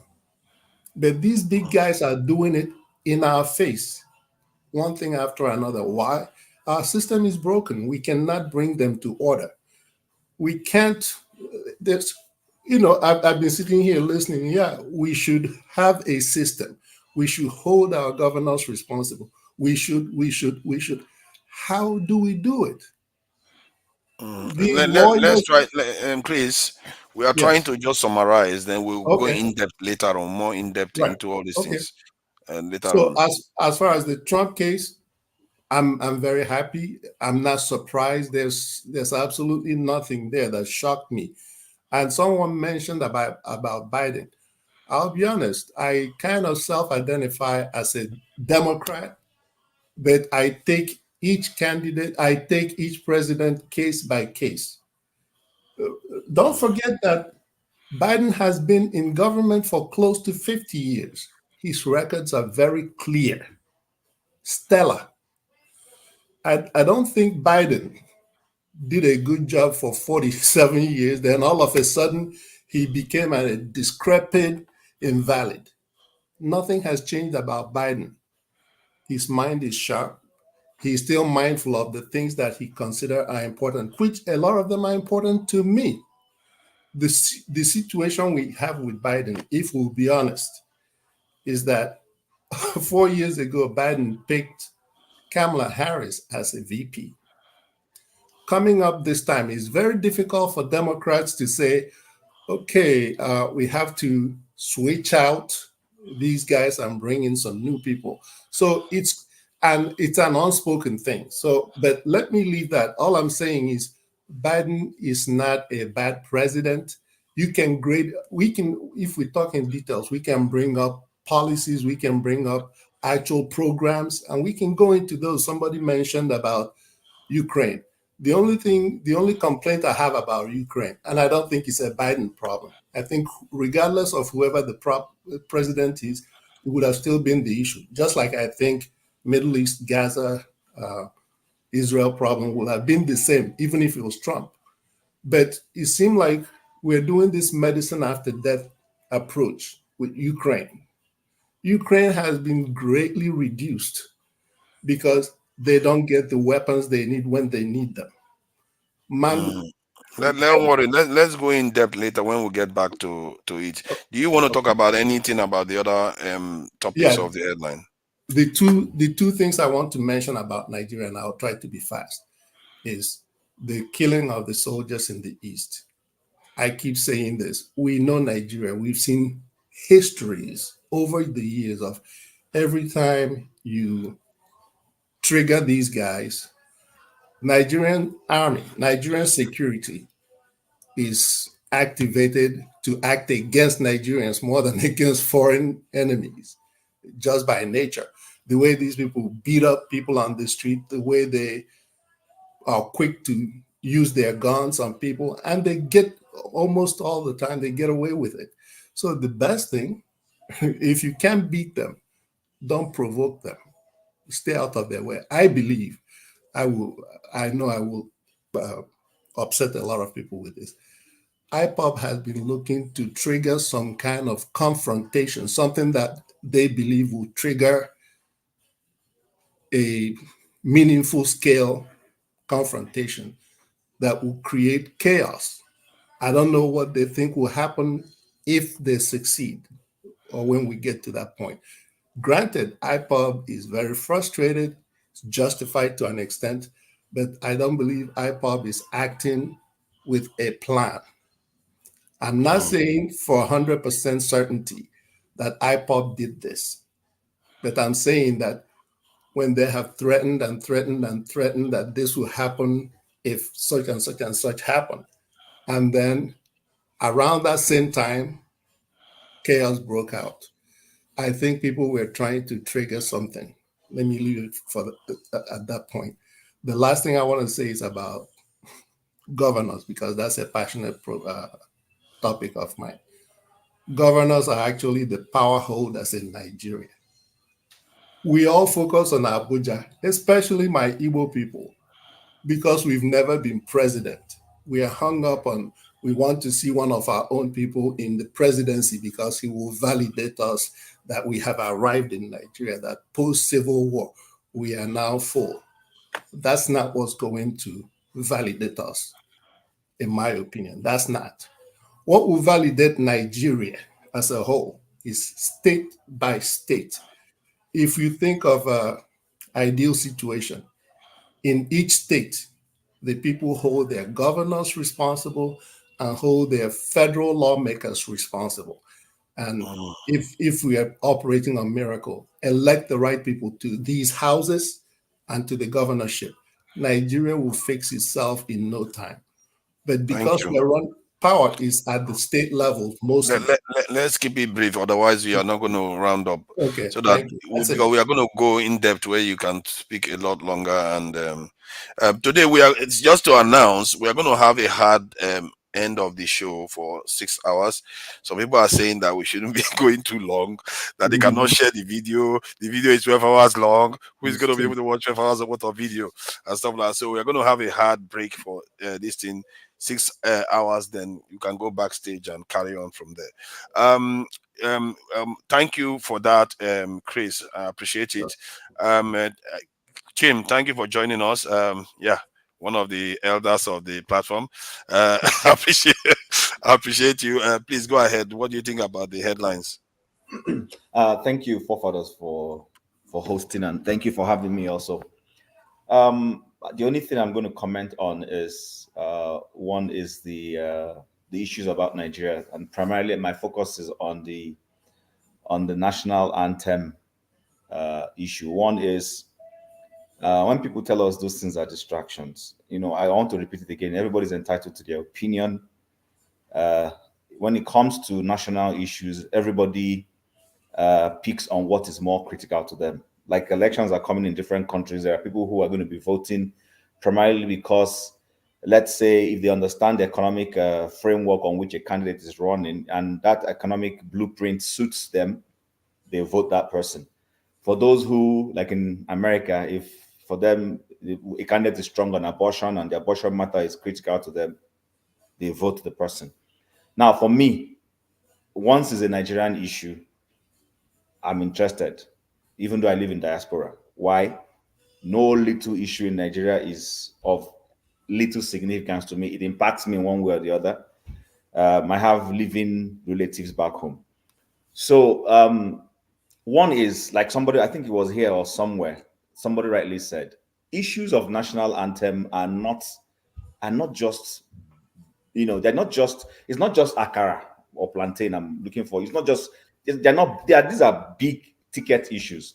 And the president of a country, on 2 instances when we have had national anthem issues, they were debated. Even Babangida, as horrible as we think he was, even though eventually he went and did what he wanted to do, when he was going to approach IMF for the SAP loan and all those things that impacted our lives in the 80s, he threw it out. It was a national issue. We still remember Professor Kuki, you know, the committee that went around asking Nigerians whether should Nigeria go take the loan from IMF or not. It was a national issue, and overwhelmingly Nigerians said no. But through the back door, the president went and did it. Even when Nigeria was going to join IOC, I think there was a national debate. The government didn't just do it.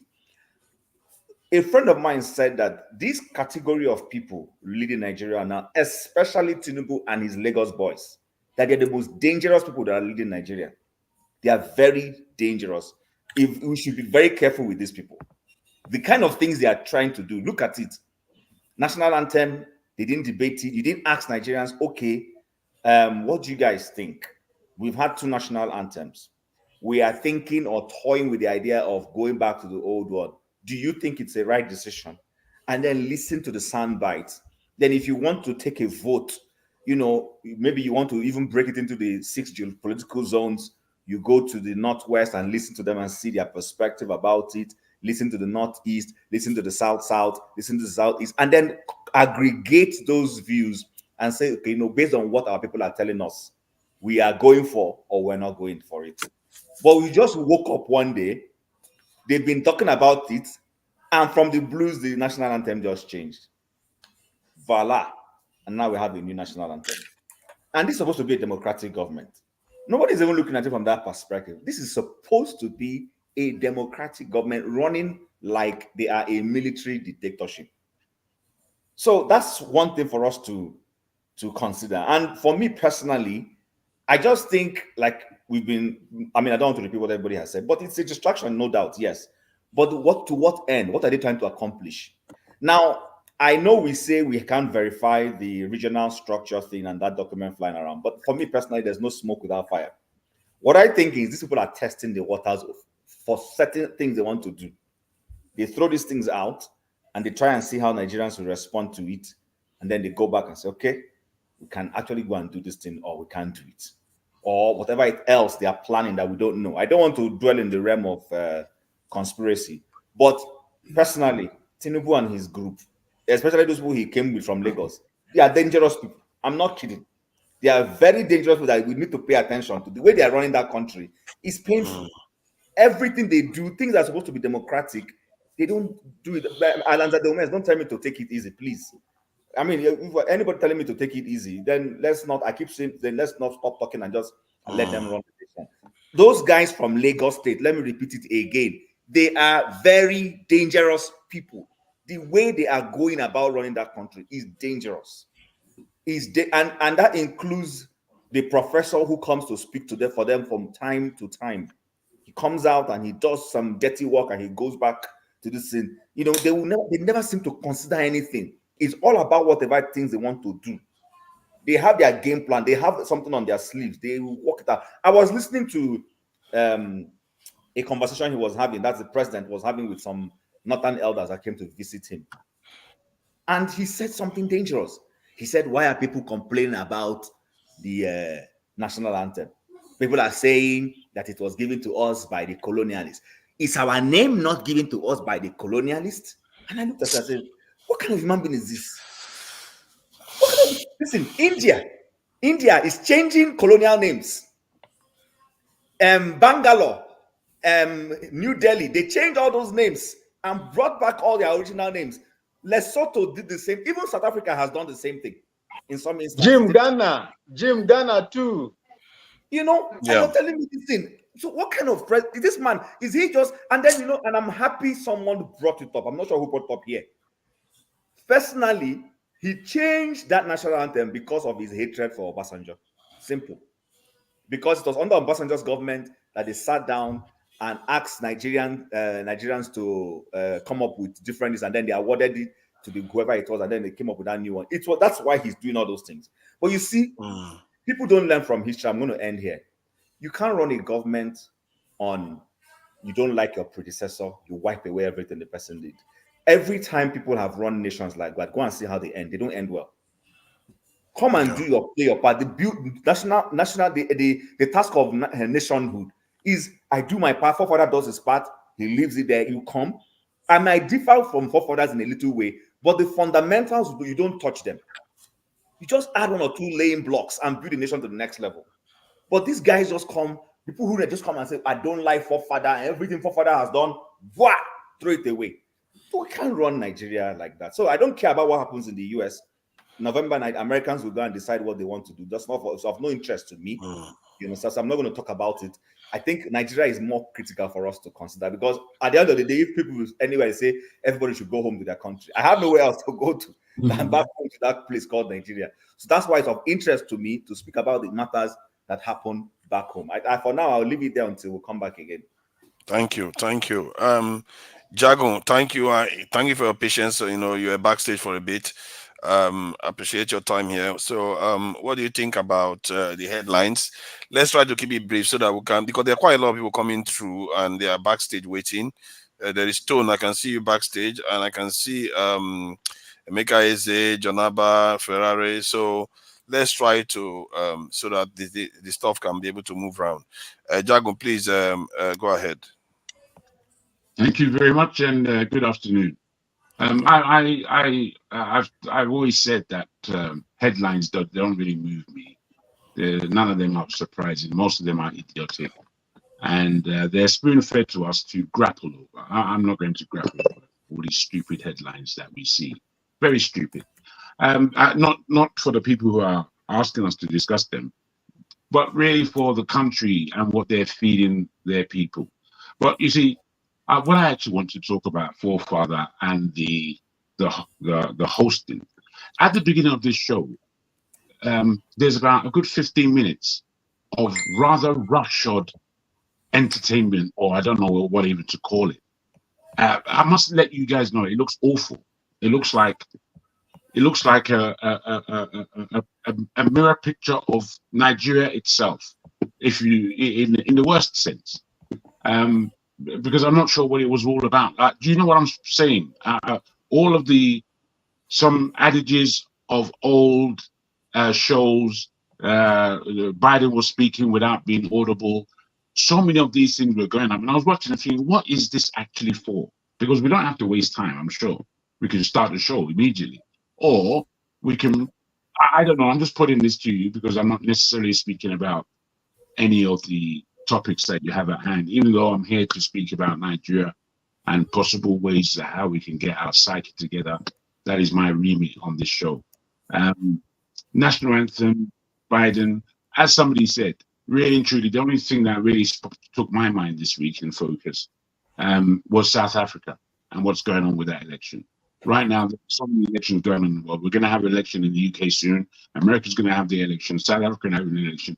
We must understand that last year's election, which was supposed to be ours, we're supposed to be a year ahead. But with Tinubu's antecedents and with the way he's operating, we're a good 10 years behind, as is obvious. And I think that these things need to really, really stir us.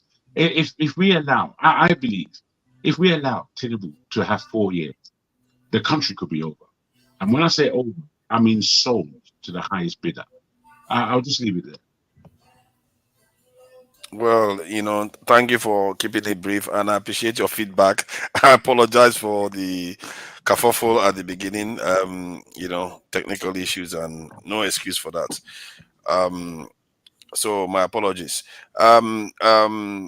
Welcome, Henry Omorigie. Please, can you go through the, what do you think about the headlines? From Trump to national anthem. The national anthem, I think we have the senators, half of reps, they don't have nothing, they have no business to do. When we still have a disaster in the country, people are hungry, the economy is nothing to write home about. We should not have time for this so-called national anthem. I was thinking they're going to do something about the electoral reform, electricity tariff. A lot of better things to think of. They could not debate on that. They could not even pass on that. It was so fast they changed the national anthem. Who cares? Me, I don't care about the national anthem. How many of these senators can sing the national anthem? How many of them? How many? So that one, we're going to talk about that national anthem issue. And secondly, NLC. Do you people hear that they have strike already in electricity companies? They're on strike now, nationwide strike, blackout. People hear about it now?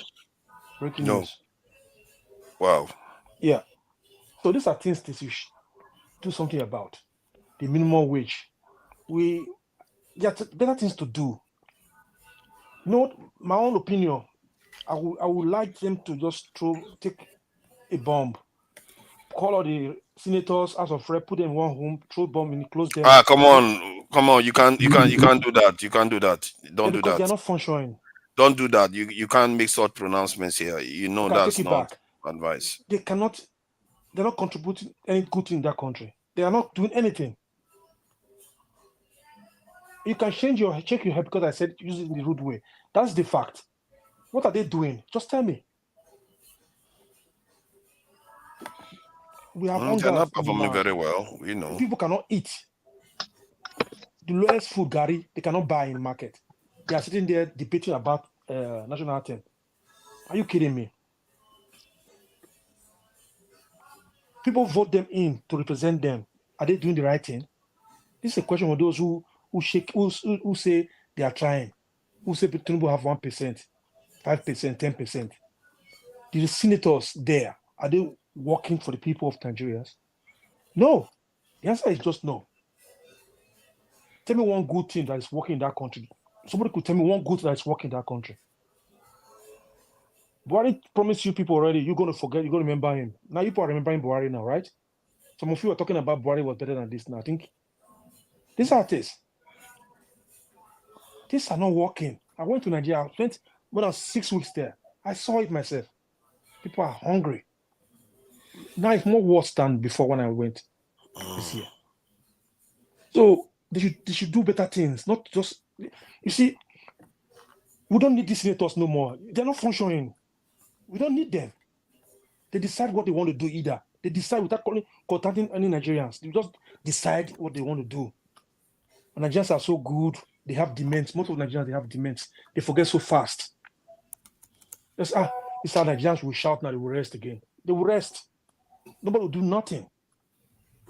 Things are expensive. Nobody do nothing. Thank you. They said petrol when Buhari came, Tinubu came in, the election they came in, they gave him to win.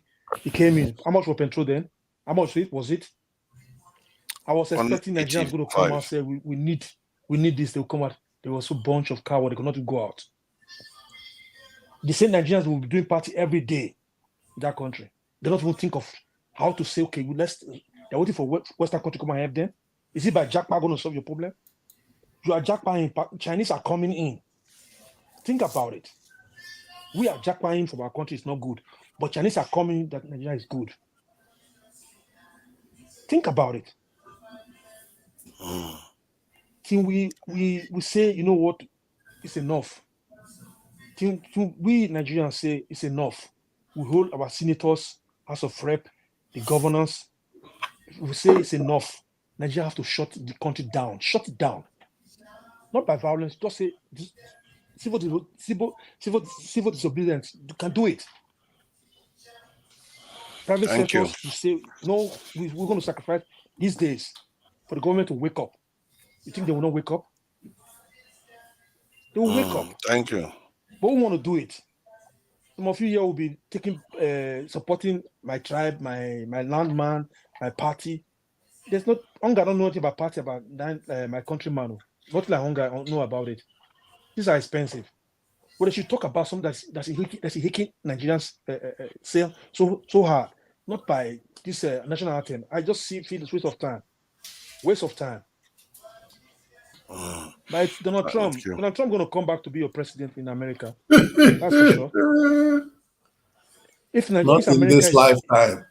I accept you. Hold on. Before people start getting triggered. You will see Americans. They claim to be the best democratic country in the world. That is wrong. Somebody who commits crime in America cannot hold, I think, good public office. No, let's move. But Donald Trump commit the crime. Some of the Donald Trump friends are in prison of. Donald Trump is guilty for something charges, but he's going to go to jail. The answer is no. He's going to go to jail. It's a question. Is Donald Trump going to go to jail? He's not going to go to jail. Donald Trump. So no, you're not there to ask questions now. Try to keep it brief because we need to go around now. It's memory about Donald Trump. If somebody like me and you commit this crime, what Donald Trump did, we're going to be in jail straight. Is it not? No, not necessarily. But what about the ones who are in jail? His friends who are in jail. What did they do? Depends on the repeat offenders and all the other mitigating factors. It's privilege of presidency. Privilege of being. How do you put him in jail with all the Secret Service and their complications?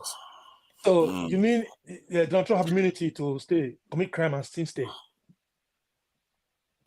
Oh no, I don't think that's it. I think from what they are saying, it has something to do with he's not committed an offense. He's not an ex-convict. He's not, he's kept his hands clean all this while. So he's an elder. So many things you have to factor in. You mean all these baggages now? If it was to be me and you commit these baggages, Donald Trump have it. I will not be in jail. It's a question I ask you. You, Mr. Oh, no, if you're an elder, it's your first time of getting into trouble. They might give you suspended sentence. They do that all the time. For this baggage he's talking about, not 1 or 2, 3. This stuff, they said this stuff, they don't normally prosecute it even. This type of case. So I'm not. That means America is more worse than Nigeria then. So what are we talking about then? Maybe they are haunting him now. Who knows? The stuff has managed to go around. Let's see. I'm trying to manage this. This is going to be tricky because there are a lot of people backstage that has spoken once. So I will have to take some people backstage so that others can come in and have more in-depth. But don't bring me backstage because sometimes you only take me backstage. Don't bring me back in. No, I'll bring you back. I'll bring you back. No. Take other people out. Don't take me out now. Take other people out. Yeah. Don't take me out. Can you introduce your first topic? So if we discuss it, okay. So yes, anybody that speak will if go you are backstage. if you are backstage, please be patient. We're gonna be bringing you on. So yeah, the first topic, I would say let's go with the southeastern killings. Then later on we talk about the national anthem, and then finally the Trump. And after all, that is international. That's not our country. So we deal with the home issues first before we go international. So KJ. Okay. Yes, I'll fire, and after that you can take me out. So let's cap the time. Let's cap the time so it doesn't take 2 hours to go around this thing. What do you think? 5 minutes? 3 minutes? No, 2 minutes. 3 minutes. Okay. 3 minutes is okay. 3 minutes. Okay. I think 2 is perfect. 3 minutes. Okay. 3 minutes. No 3 minutes. Everybody. Okay. People like 3 minutes. 3 minutes. Good. All right. Let's do 3 minutes. Yeah. KJ, please go ahead. Southeast. Thank you. Southeast. Here is what I say, and some people have alluded to that. Let me say this: Abia State, all this while, have not had any issue with IPOB and clashes. They never have had. Okay. Now, how it became suddenly and sprang to the point where vehicles are being burned in the city of Aba, it beholds anybody's imagination. Now, what in the first place, what sparked off because the soldiers are not just sitting there, and then so all of a sudden people came to kill them. And I do not accept, I do not in any way subscribe to violence. But even in the reported killings, there are 12 people that said had gone, were not here any longer. 6 of them are civilians, or more people are even civilians. Why is that? In any time they talk about the Nigerian situation, they don't mention the civilian casualties. It's like we are more concerned about the military casualties. Okay? The military themselves are supposed to protect the citizens of Nigeria. But most times you find out that, especially in the East, that these have become a war-torn zone where people are just treated anyhow. So, as much as I say, do not attack a person in uniform, people in uniform should also respect the fact that there is a civilian, or the civilian population is what gives them the name of the country that they are wearing the colors. I have not seen any military person fighting a civilian in any of the developed nations. But here, let me go back to what happened in that state. How come all of a sudden, now that Aba is about to start booming, it's a place where, destination right now, suddenly it has transferred from Umuahia, near Nnamdi Kanu's house, now to Aba, the city of Aba, in the middle of nowhere, in the middle of a city. Okay, how do you say that? And then what were the military doing? And then just like somebody asked, there is always checkpoints in all those locations, all right? And this thing happened, and we saw a vehicle drive away, and the next checkpoint didn't stop the vehicle. Okay, the vehicle disappeared, and with the people driving it all disappeared. All we are able to hear is the guy making a comment that they are killing these people. And then the army came out to say something that I fear so much, that they are going to come with military might. Is the army now the investigating force, or the police? Or do all of us take laws into our hands? So whatever happens to you, now you decide which way you want to retaliate. Is that the way it is run? I think we should look more closely into it. And since I have only 3 minutes and it's gone, I leave it at that point. Thank you, sir. Thank you. Well done. Well on time. Man of prestige. You want me to go to Awibom? I think he says he has an appointment. So I don't know if you can excuse him. You want me to go ahead? I'll take you out. I'll come back next time after your topic. Yeah, Van Maswell wants to go away, and he's asking for. No, you can go ahead. It's your turn. Okay. I think it's getting so redundant. I tried. Because you are turning the whole thing upside down. I mean, somewhere it's supposed to be like about 2 minutes, but people are speaking like about 10 minutes. So I mean, nobody have all the whole time to stay here. No, it's 3 minutes. It's actually 3 minutes. 3 minutes. Can I just speak what I want to speak about? 3 minutes, yeah. 2 I more don't have to minutes. speak about the Biafra or whatever, you know. Let me just speak about the first point because I may not be here to narrate the whole, you know, the whole four topic. I'm going to speak about the Trump, please, if you don't mind. We don't want to break it up. We don't want to break it up because it's about the Biafra we are talking about now. Trump, you know, America is a benchmark of what's happening in the world. So, man of prestige. We are talking about the Southeast now. We want to stay on topic. Don't change anything here, please. Don't bring your law here. Let's not mix it up. Let's stay on topic. Okay. Come on, man. Thank you, man of prestige. Let's deal with what happened in the Southeast. Then we are going to come back to Trump later on. We want to deal with local stuff first before we go international. Okay. Thank you.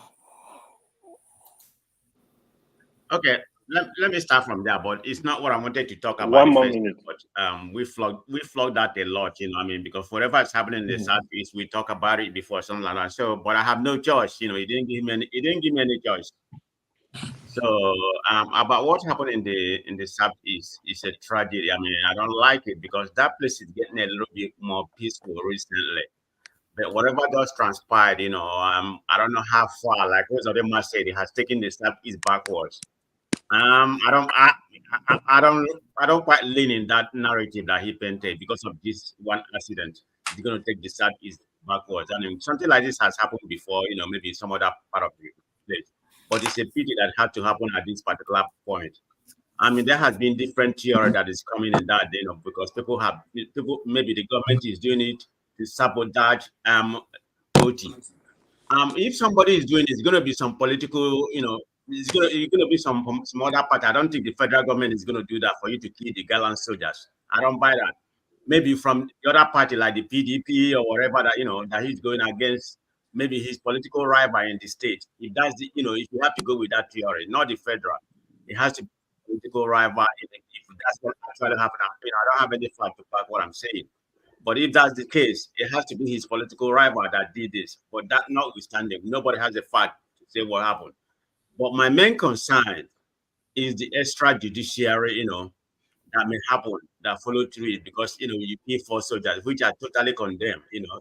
I mean, there's no place for cleanup soldiers.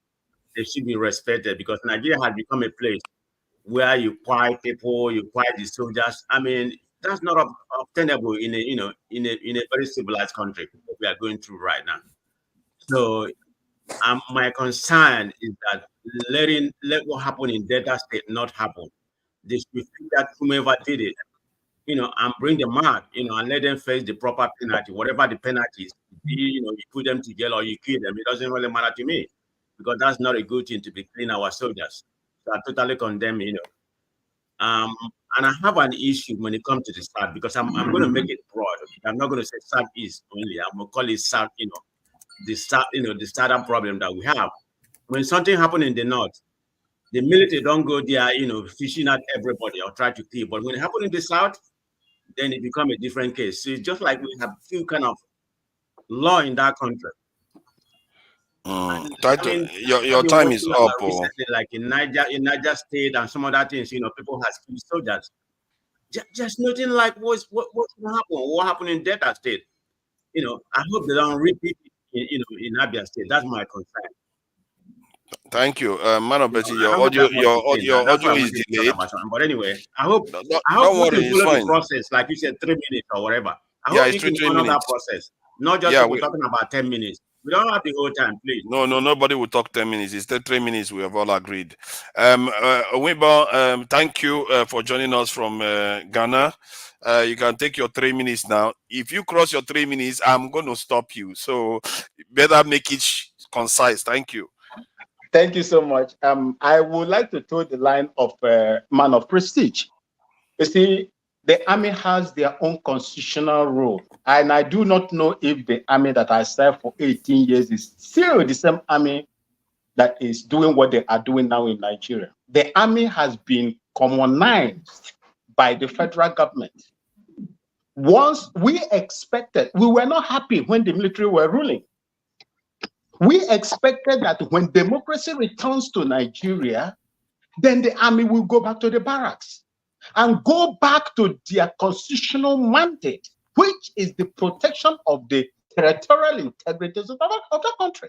But today, the army is doing the work of the police and the paramilitary or the rest of the paramilitary agencies, commonizing them, bringing them closer to the civilian populace, and they are being molested in a way that they are molesting today. It shouldn't be like that. During our time, soldiers were not killed mercilessly the way they are killed today. Why? Because you have taken away their constitutional rights and made them look like paramilitary agents. The governor of Abia State said that he has given freedom for the people to go and celebrate their heroes. What were the soldiers doing in that checkpoint? Before that video, there were torture and intimidations on that particular place.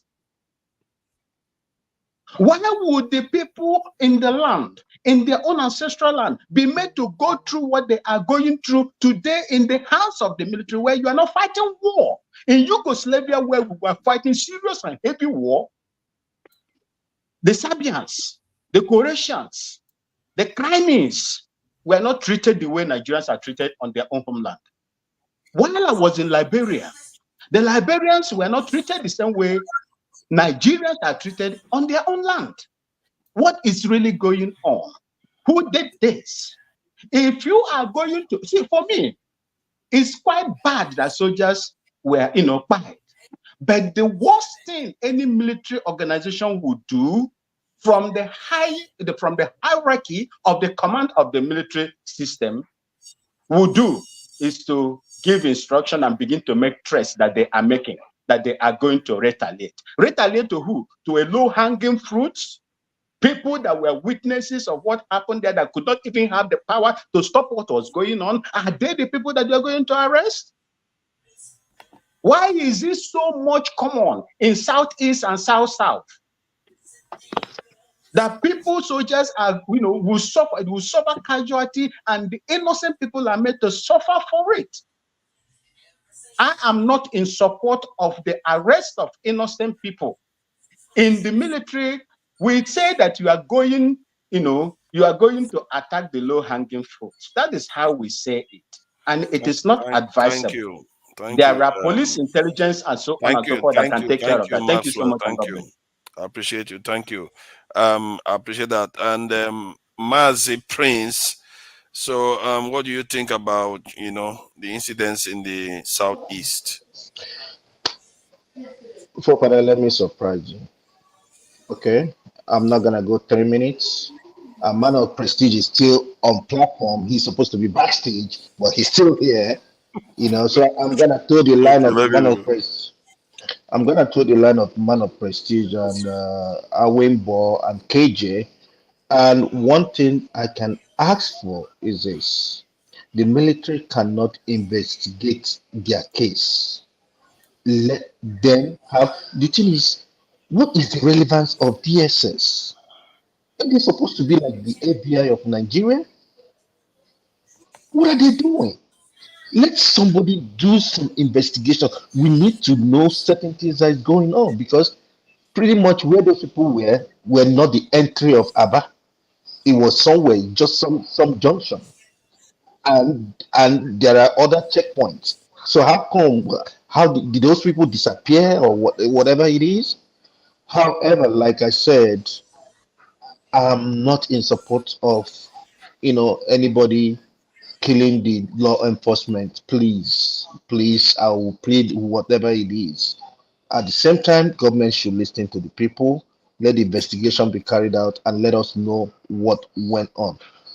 The one that happened in Delta State, which is my state, till today, we don't know anything. Nobody told us anything. In Okwama or whatever it is, nobody said anything. And that's how it's gone. So thank you. That's where I am right now. Thank you. Thank you. I really appreciate that. You really left a lot of time to go. AY, that's A1 for Mazi Prince there. He really was concise. AY, so what do you think about what happened in the Southeast? Hey, Olumide don't pour money. Me done. Okay, I'm coming. Let's go now. Yeah, so what is... Wow. I don't know.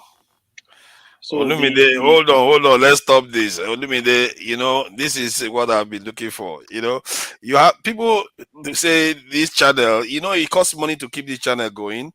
And that's something people forget. And Dr. Damage doesn't do this. He doesn't ask for support. See, we have 300 people viewing this. Please, when you can assist, because this is important for the channel to keep going. And more things can actually happen. As you can hear, a lot of people are looking to do things on this channel. So this our donation is greatly appreciated, Olumide. Thank you for the donation. Please go ahead. Thank you, Olumide. Nice one. So, you see, just like everybody is complaining, if we want this country to be good, we got to look for a way, no matter how difficult it is, to try to stay on the path of the truth. Most of the speakers, I think everybody is pretending they don't know what is going on in the Southeast. The initial report is allegedly that IPOB were the people that attacked the soldiers.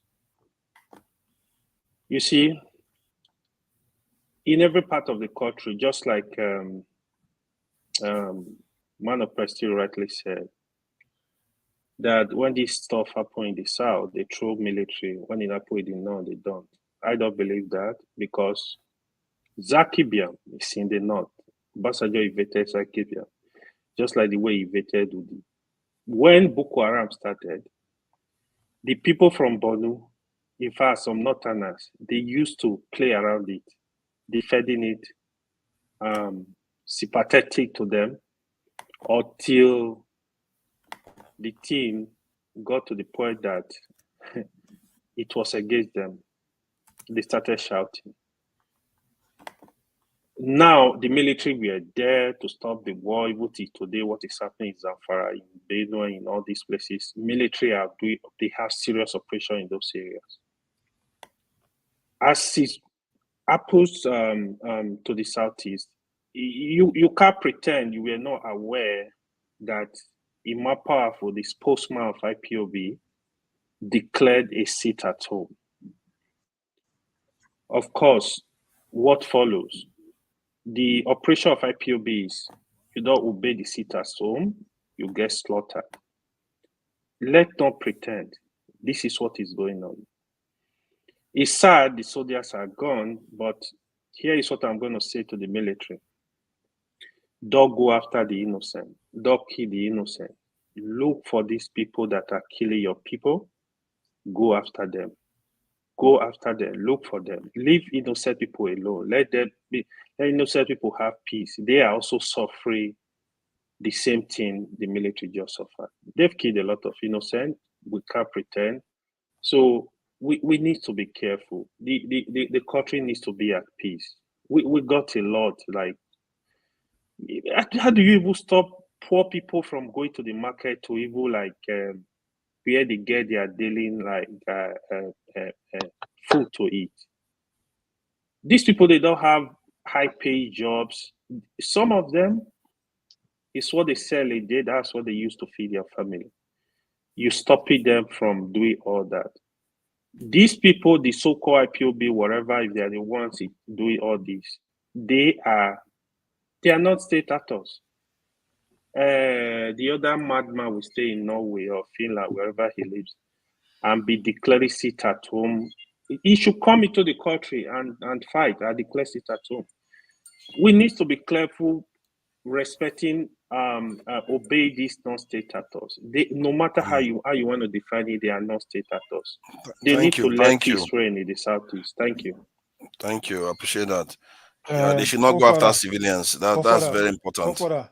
Why he correct his statement? Nobody concludes IPOB did this thing. Not cause I say allegedly. Yeah, so people should be careful. That is what I said. Allegedly. That is the news out there. That's true. There's no evidence, and as a matter of fact, IPOB said they didn't do it. So I don't know why they would do something and claim they didn't do it. But I guess. Thank you, Chris. Please go ahead about what happened in the Southeast. You can put me on the back seat. Yeah. You know I don't like disturbing space. Thank you. Earlier, I made some statements that I'm happy to shed more light on. Namely, I pointed to the fact that IPOB made statements, and I'm glad that that just came up. And this is routine. IPOB has, over time, proclaimed these sit-at-homes, and there will be threats made leading up to it. And sometimes, even within IPOB, conflicting statements will come out. We are in support of this, we're not in support of this. But the point is, no one seems to be fully in control to say, when we say we're on, we're on. When we say we're off, we're off. Even Nnamdi Kanu at one point said, I denounced this thing being called, and it still went on. So, which tells me IPOB is not completely in control.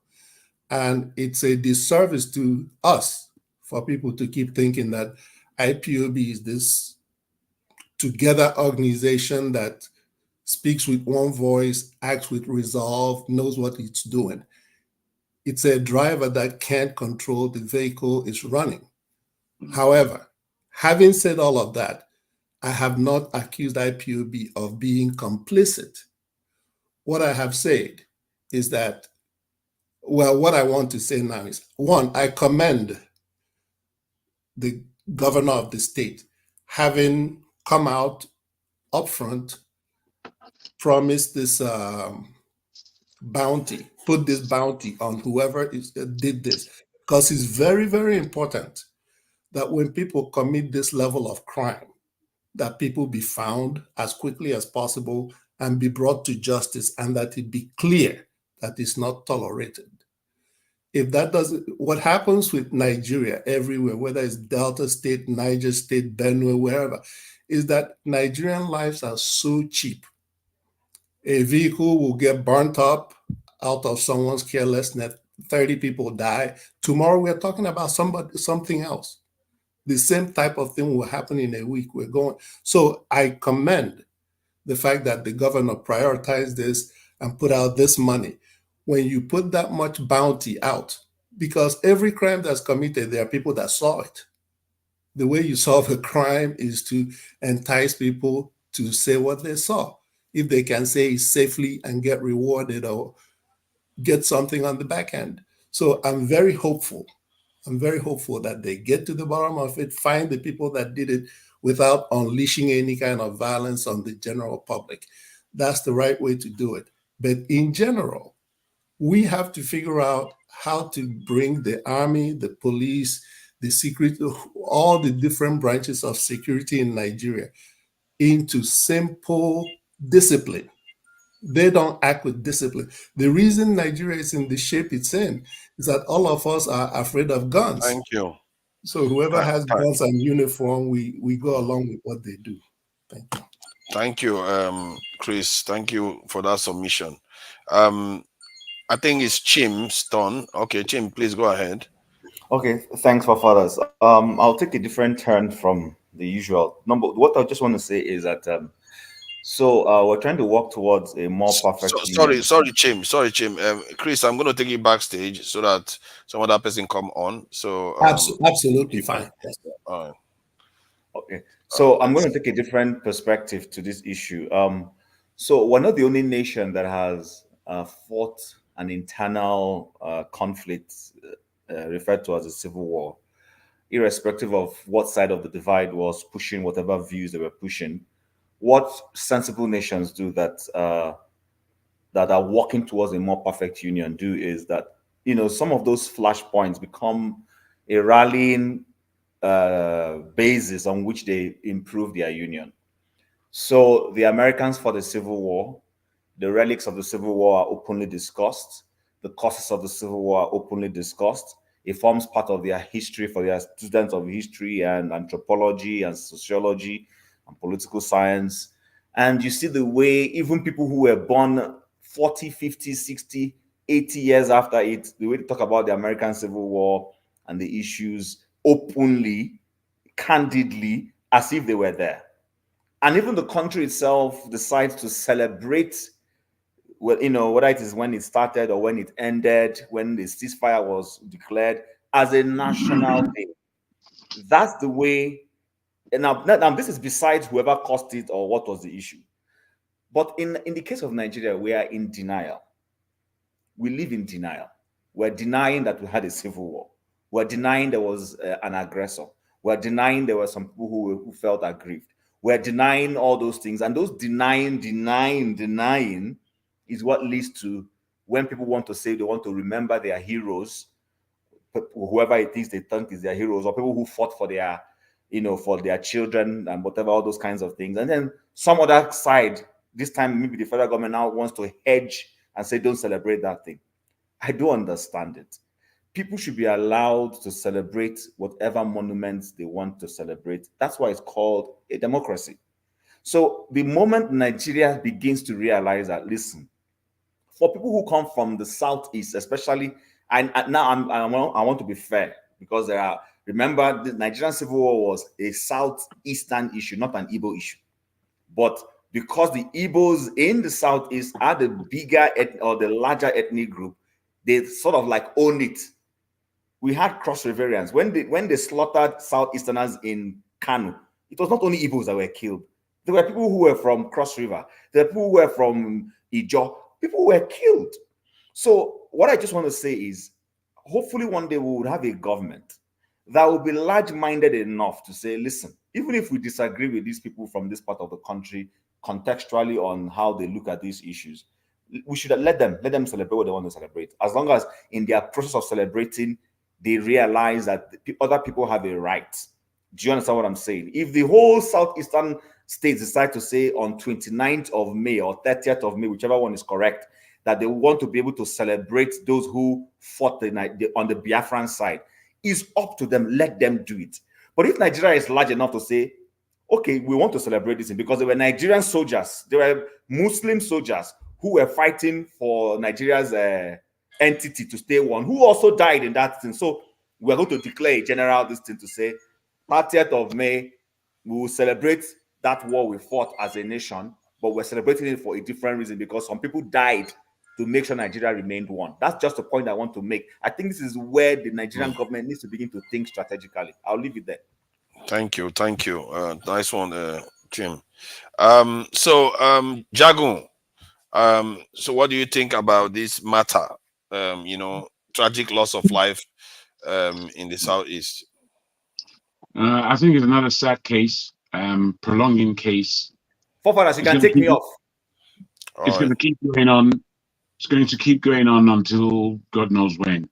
But Forefather, if you could just allow me, there's something I sent in the private chat, and I think it would interest you very much.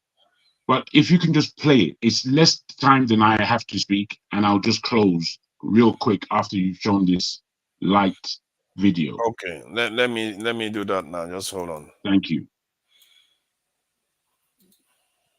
That's it.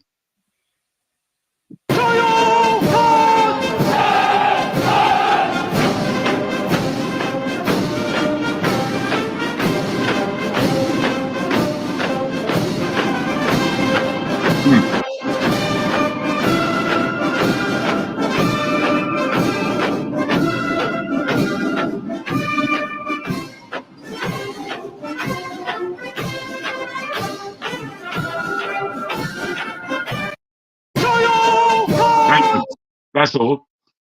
Now, yes, thank you very much. The reason why I was asked to show that, I saw that this week, and I read a lot of the comments underneath, and I saw the different levels of the Chinese army, the way they operate. When I saw it, I looked at the precision of these men. I looked at the dedication and the discipline. And then I was reading the comments, and a lot of comments were coming from Russians and Chinese, and even Americans were speaking about how wonderful, beautiful, they were using these terms as to the army in China. And I just looked at it and I made comparison to what I've seen in Nigeria as per the army. We are absolutely nowhere in this globe as to any level of precision, dignity, dedication to duty. We are nowhere. And so when I look at the Biafra situation with the army situation, I'm thinking, man, we're still bushmen. We behave like bush people. I don't know how else to put it. We're not civilized at all. We don't behave. We're not up. We're down, slouching. And for me, it's a great shame, because it's difficult for me to see, out of all the issues that we have and out of all the headlines that we discuss, very difficult for me to see that how is any of this going forward? The economy of Nigeria, run through Tinubu, is in the toilet, and we're all standing around. And then, push come to shove, we're killing each other. We're killing our people in the East. We're killing our soldiers. I mean, is there any respect at all? Do we have any respect?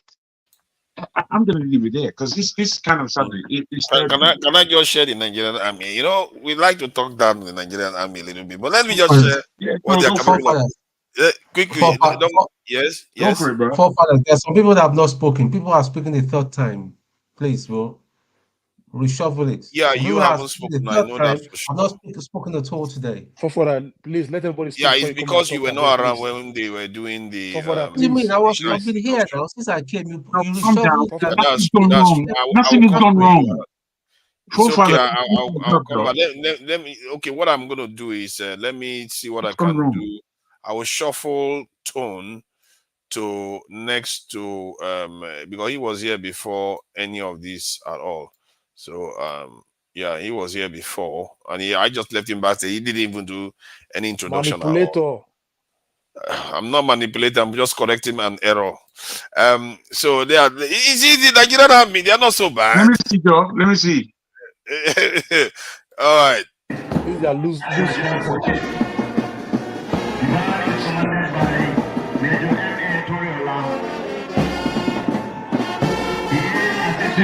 There's about 10 of them. They look at us. Bruh, those people can't find the word, though.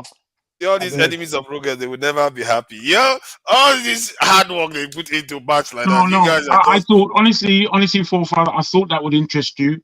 And I do appreciate what you're saying, that we are Nigerians. We have to be proud of who we are. But we have to tell the truth. I think it was Chim that just said, look, I think pride takes a lot of work. You can't just be proud. And it seems to me Nigerians are just proud. Why? What have you done? What have you achieved?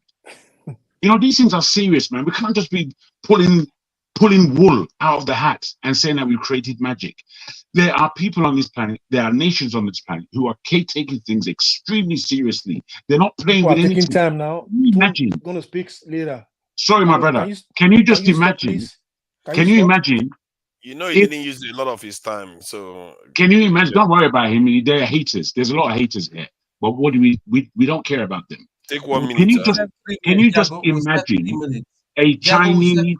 Yes, he didn't use his 3 minutes. He used Can you just imagine a Chinese soldier being killed? Not to say it can't happen, and not to say it only happens in Nigeria, but can you just imagine it, given what you've seen? I can't. Thank you. Henry Omoroge, please go ahead. Let me take my time to address something fast. Forefather, please put me on the line where I belong to, please. Let me tell you something, Forefather. Okay. Someone want to play any video. Yeah, he can go before me. It doesn't matter if it's time, use the time, don't use the time. It's not interested anybody here. Most people here want to speak. So if you want to play video, it should be counted to his own time. So that's it. No, it did count. It did count. What are you complaining about? Have you got anything to complain about, really? Leave it. Jago, it's my turn now. It's my time. Don't interrupt me. I'm talking. Yeah, he's using his time to talk about all this. Shut up. You see now? Don't do that. You're going to end up backstage. You see what I'm saying? This is my time. Interrupt me, insult me. Can you just carry on talking now? It looks like you are soliciting this now. Put him backstage. Please go ahead. Please go ahead, Henry. You're running things, Henry. Arsehole. See?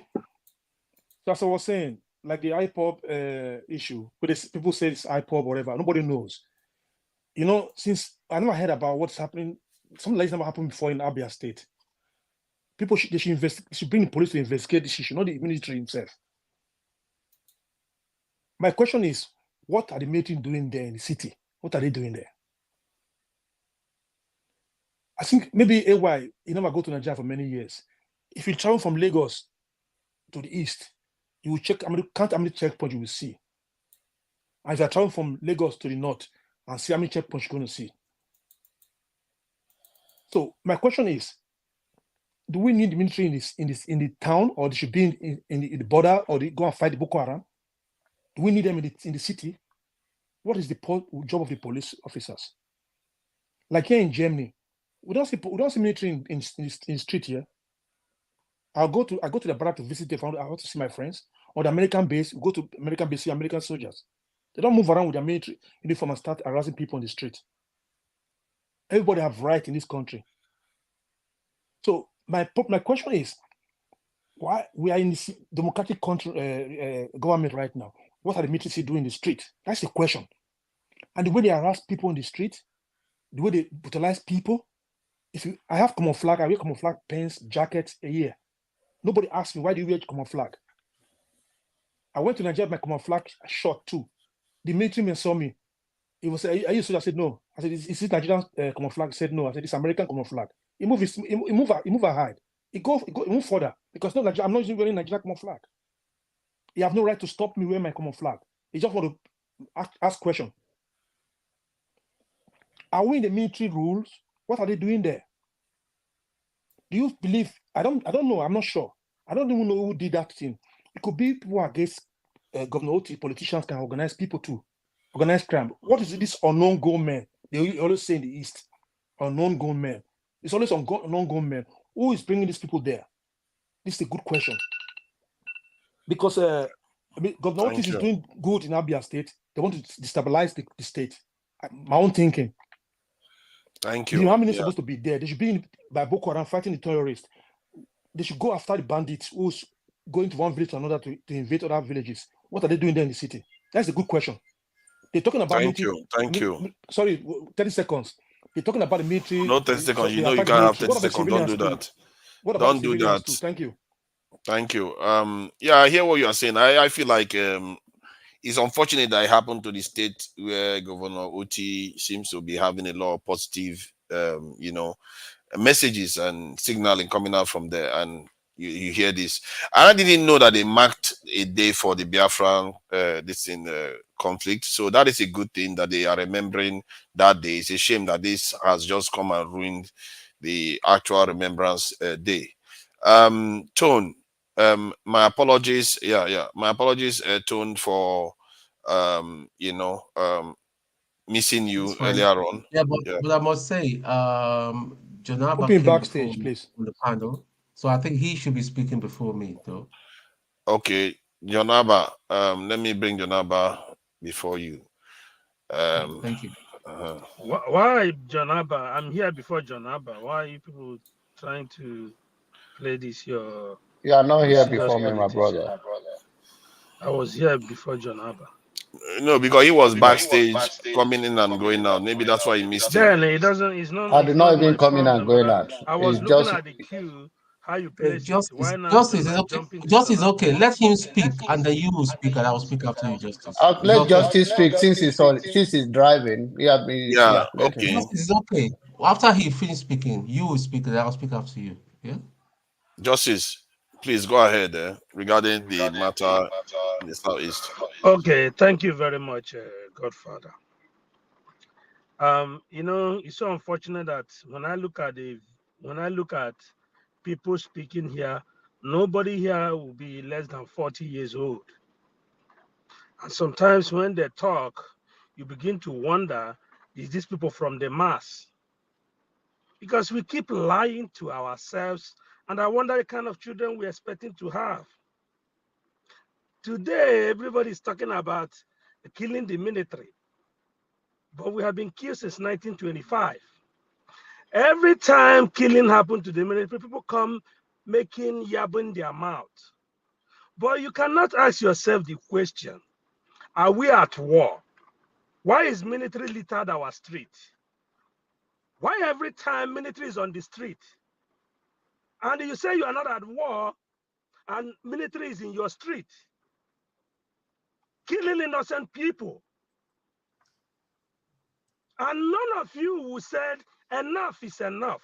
But because it happened in the East, your self-hate will not allow you to say the truth.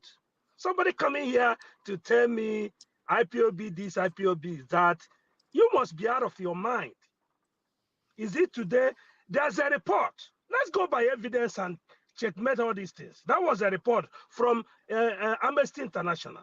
Military killed 150 innocent Nigerians and Biafrans included. There was a report also coming from a newspaper in Nigeria. They killed 150 innocent people. But 2 military died, and we are here saying this and that.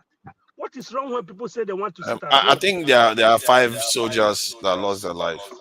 It doesn't matter. The 150 people are not human. Are they not children and fathers and mothers of people? What is more special about human life of military than the innocent people they are killing? There was a report. Why not bring out that report? Let's talk about it. That military massacred 150 people in the East for doing nothing. All they are asking that they should be treated like human beings. And we are here talking about 5 military men. Are we at war? Why can't we tell ourselves the truth? 40 years, all of us here, more than 40 years. 50-something years after the war, they are still massacring Igbos. 60 years after independence, you have not made any single progress as a nation. And you cannot go back and ask yourself, how can we continue like this? And people will come here and they will be analyzing IPOB as if IPOB came since 1960. As if IPOB came since 1967. Nnamdi Kanu is still in court. He won every of his court. But none of you are talking about justice. But all of you are here are talking about the injustice meted out to a particular set of people. And you people are not talking about what have they gotten justice for the treatment they got. But you lie, you deceive. And when we insult Nigerians for their lies, people will say, be proud of Nigeria. Proud of what? Proud of stupidity, proud of poverty, proud of hunger. What are you going to be proud about Nigeria? That in a country you are claiming you are in a democratic world, and you are claiming that you are not at war. You military littered your street. Like a brother was saying here, I was in Nigeria a few months ago. As soon as you enter from Asaba to the east, every checkpoint is like half a mile. You must see a checkpoint. Thank you. Thank you. Sorry, your time is up. And you guys don't have shame to talk about it. It's a shame. Thank you, Justice. I really like the way you try to describe the victims of some of all these things. So that is also important to highlight. You know, we are not only talking about the military, the soldiers that lost their lives. Ferrar, who is next, Tone or Fofada, just a quick stuff to observation. Please, just the guy that just spoke right now. When you speak, you say some people. Okay, because you just come on platform and you classify everybody as we don't know. Listen, I have never said that the military is right, you know, or whatever it is. But for you to come and say we all, it's like hasty generation, and you don't do that.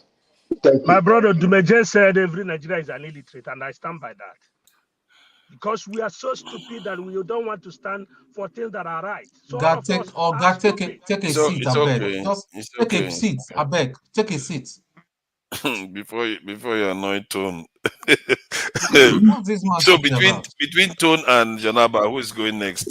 Let Mr. Abba go. Let him Okay, go. Please, why am I not mentioned? Why am I not mentioned? Please.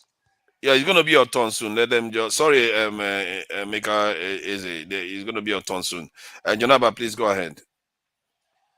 Okay, good afternoon from this end, fellow panelists. It's nice to be here again. It is fortunate for those that lost their lives, the military. Janaba, can you raise your voice? We can't hear you. It's like, I know you have a fantastic voice. Raise it a little bit, please, sir. Can you hear me better? Yeah, I can hear you loud and clear. Okay. I mean, good afternoon from this end, and good afternoon, fellow panelists. I think what is going on in the East is what you guys want us to talk about. But before you guys get to us, most of you have been talking all that stuff. So the East, something I just my sympathy to the those that lost their loved ones, whether to the soldiers or to the civilians. I pray that our country will have a leadership whereby such thing will be thoroughly investigated, and those that involved in this act against the military will be held accountable. My prayer is that no innocent one or innocent life should be lost in the case. They should take a diligent and look into it, who did it and why they did it. And those that are responsible for it should be held accountable for the killing of whether these 5 soldiers or any other civilians, or who are those that are perpetrating that kind of activity in that area. So that is what I have to say about that. Thank you. Thank you. I appreciate it. Tone, please go ahead. Hi, greetings everybody. Greetings our new elder, Elder Chim. Okay, greetings Oga John Abba. Right, okay. Without wasting too much time, I will not comment much about Trump. I'll rather concentrate on our country. I think America will sort out himself because they they practice a real democracy that they all understand. So back to the Southeast. Again, some people are going to get triggered. See, what you guys don't understand about the military man, whether he's a Nigerian or whether he's Ghanaian, whether he's British or American, is what you're taught from the military academy is obedience. You obey orders. So those people there in the office, you're talking as if people just soldiers just went willy-nilly to the street and set up checkpoints or whatever. They are being it's a direct command from their commanders, and then from their commanders, the chain of command up to high up there. So I wouldn't blame any military man out there on the street. He is just taking orders on what he has been the direction that came from the top.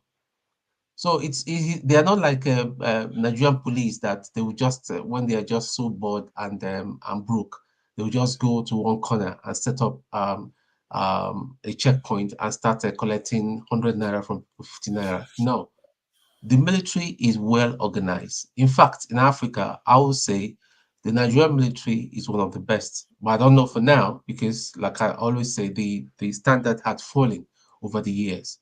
So we should stop sticking our hands on the military. And now with the Southeast people, more so Igbos and all that, when things happen, see IPOB. That is why I will never, I repeat, never support IPOB because it's a messed up organization.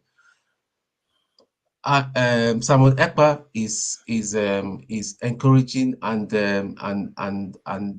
young people to go to their death to attack to Nigerian government and all that. You can't do that if you do not have the arms and the organization to take on Nigerian government. It is suicide. And when they kill you, don't come and start shouting that you're being marginalized. It is suicide. You can't take on the Nigerian army. You just cannot. We have seen over the years now, for the past 2 years now, how people have been killed. We saw amulets and jars all over them, thinking that bullets will not go through them. That is suicide.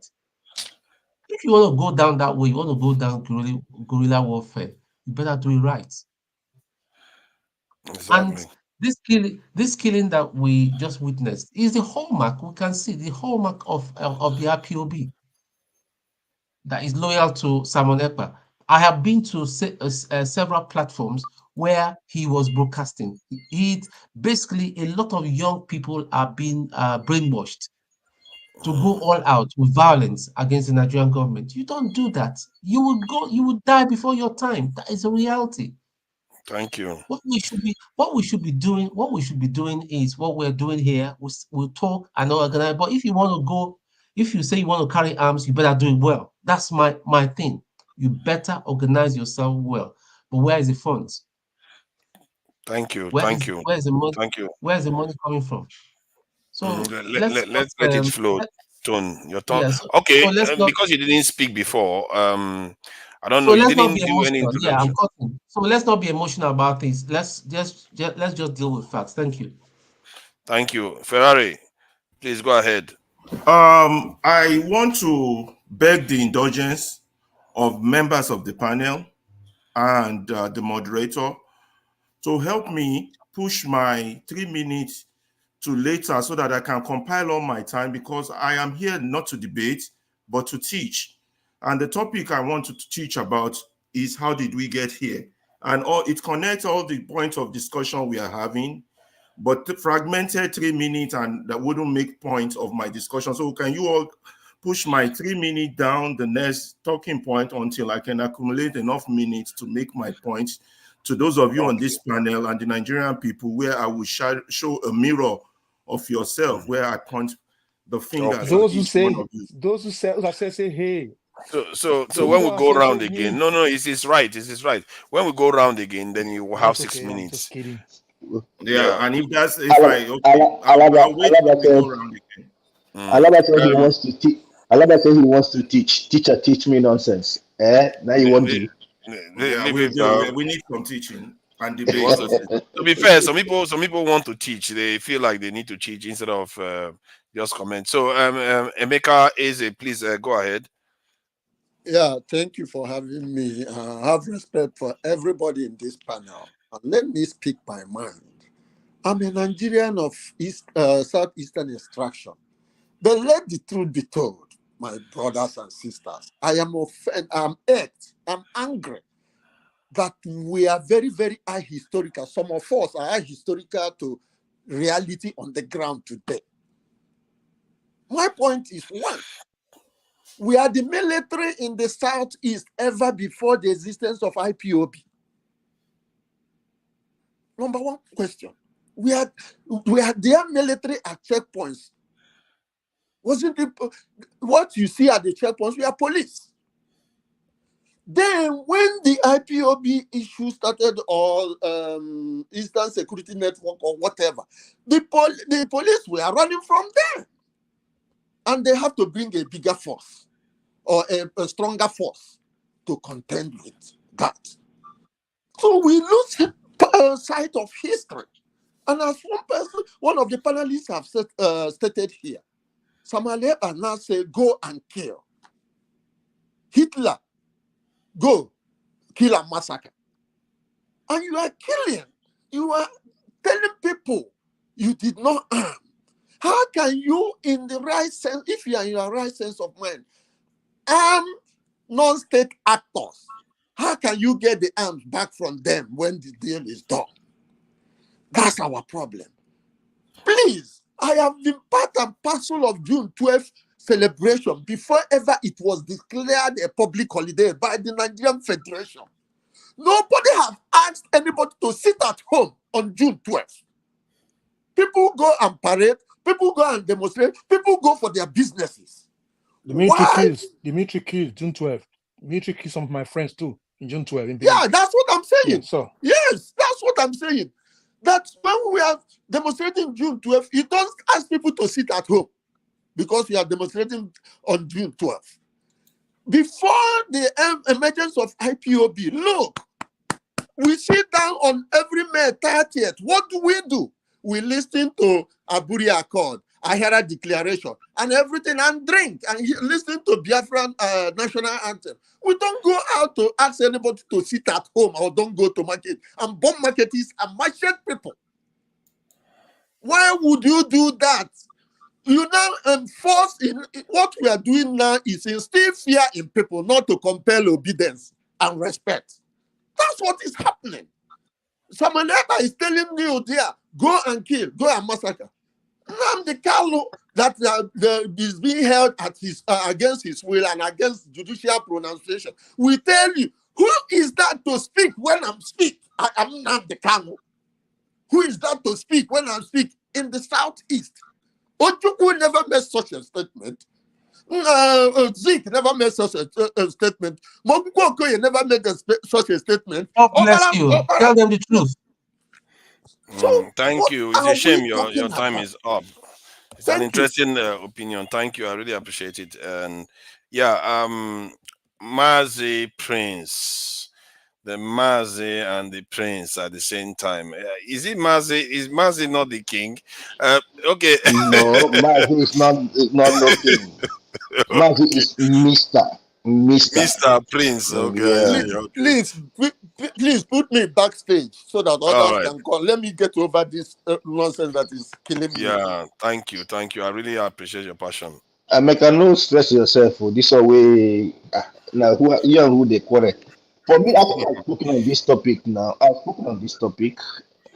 This Okay, so can particular I speak? one. Since So, I spoke, can I yeah. speak? Nafas. He Yeah, finished. KJ can go KJ, ahead. go on. All right, thank KJ, you. go ahead. I can't wait to jump into the fray because of this Mr. Emeka man. These are Nigerians or Igbo people who get up and speak what they don't know.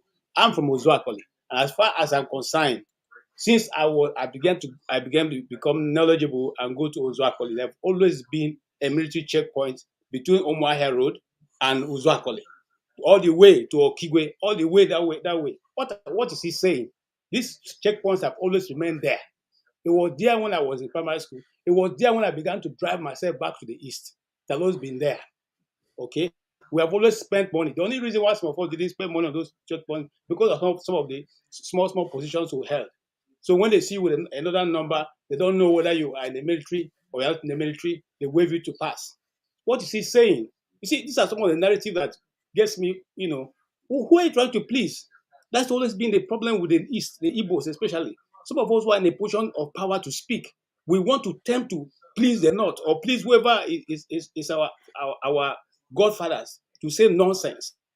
Okay? The soldiers have always remained there. Is it not the kind that brought the soldiers? Is it when did IPOB started? And then sometimes people come and say IPOB. How many are the members of IPOB?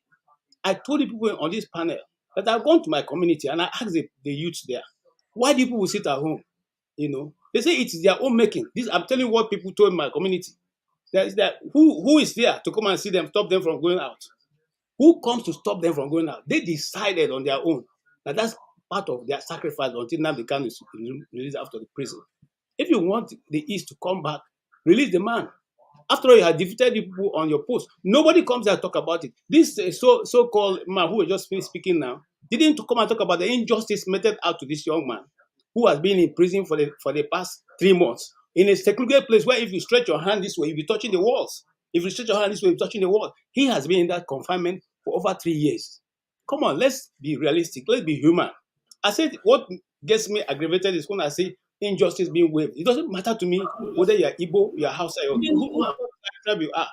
Okay? What matters is that we are all human beings with blood running our system. The blood does not have Igbo tribe on it. It does not have Hausa tribe on it. Okay? Let's stand out against injustice. That's simple. Okay? Now, you talked about sitting at home.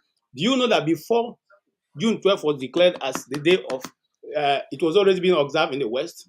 Did anybody send the army to the West to go and stop them, those state governors from sitting at home? Did they ever go there to stop them from people from observing June 12th when they declare their public holiday in their own locality? Why is everything that is done in the East different from any other place? Why? Why do we have to be the ones always having to do that? All right? Before June 12th became, now the June 12th that became national holiday, who brought about June 12th? It's not Abiola. Why can't the same thing be accorded to people in the East who lost more people than one person? Come on, guys. Let me ask you though. Let me ask you, KJ. Do you think maybe because of the presence of the military in the South, is the level of loss of life due to this type of violence is less than what you have in the North? Because in the North, sometimes you hear that these bandits are operating for hours, nobody shows up. But in the Southeast, because they are everywhere, that cannot happen. So far, in this so-called banditry we're talking about, the bandits have shot down more than 3 of Nigerian Air Force planes. Have anybody ever gone there and wiped down the whole community? Not less than 6 months ago, the governor of Niger State went to meet Tinubu to complain about, to say government should not tackle the 70 soldiers that were killed there. Why didn't they go there? Have the army taken over the Niger State? Have they gone there to fish out those people and cover that place and level it like they level? But what I'm saying is that could they be helping prevent loss of life the way it's happening elsewhere in the southeast? Which loss of how? The southeast, because the loss of life in the southeast is a lot less than other regions. The southeast and the south are the most peaceful part of Nigeria. As we talk this, as me and you are talking now, why is that there are more military people there and more police people there? And more military, civil defense there. I don't know whether you can say. I don't know why. But can you say the south and the southeast are the most peaceful? The south had their. I'm not talking for go to Nigeria yourself. You see it yourself. Go to Nigeria yourself. You not travel there. No, I've been there now. When I went to Port Harcourt, I saw the ravages of the conflict that was going on there.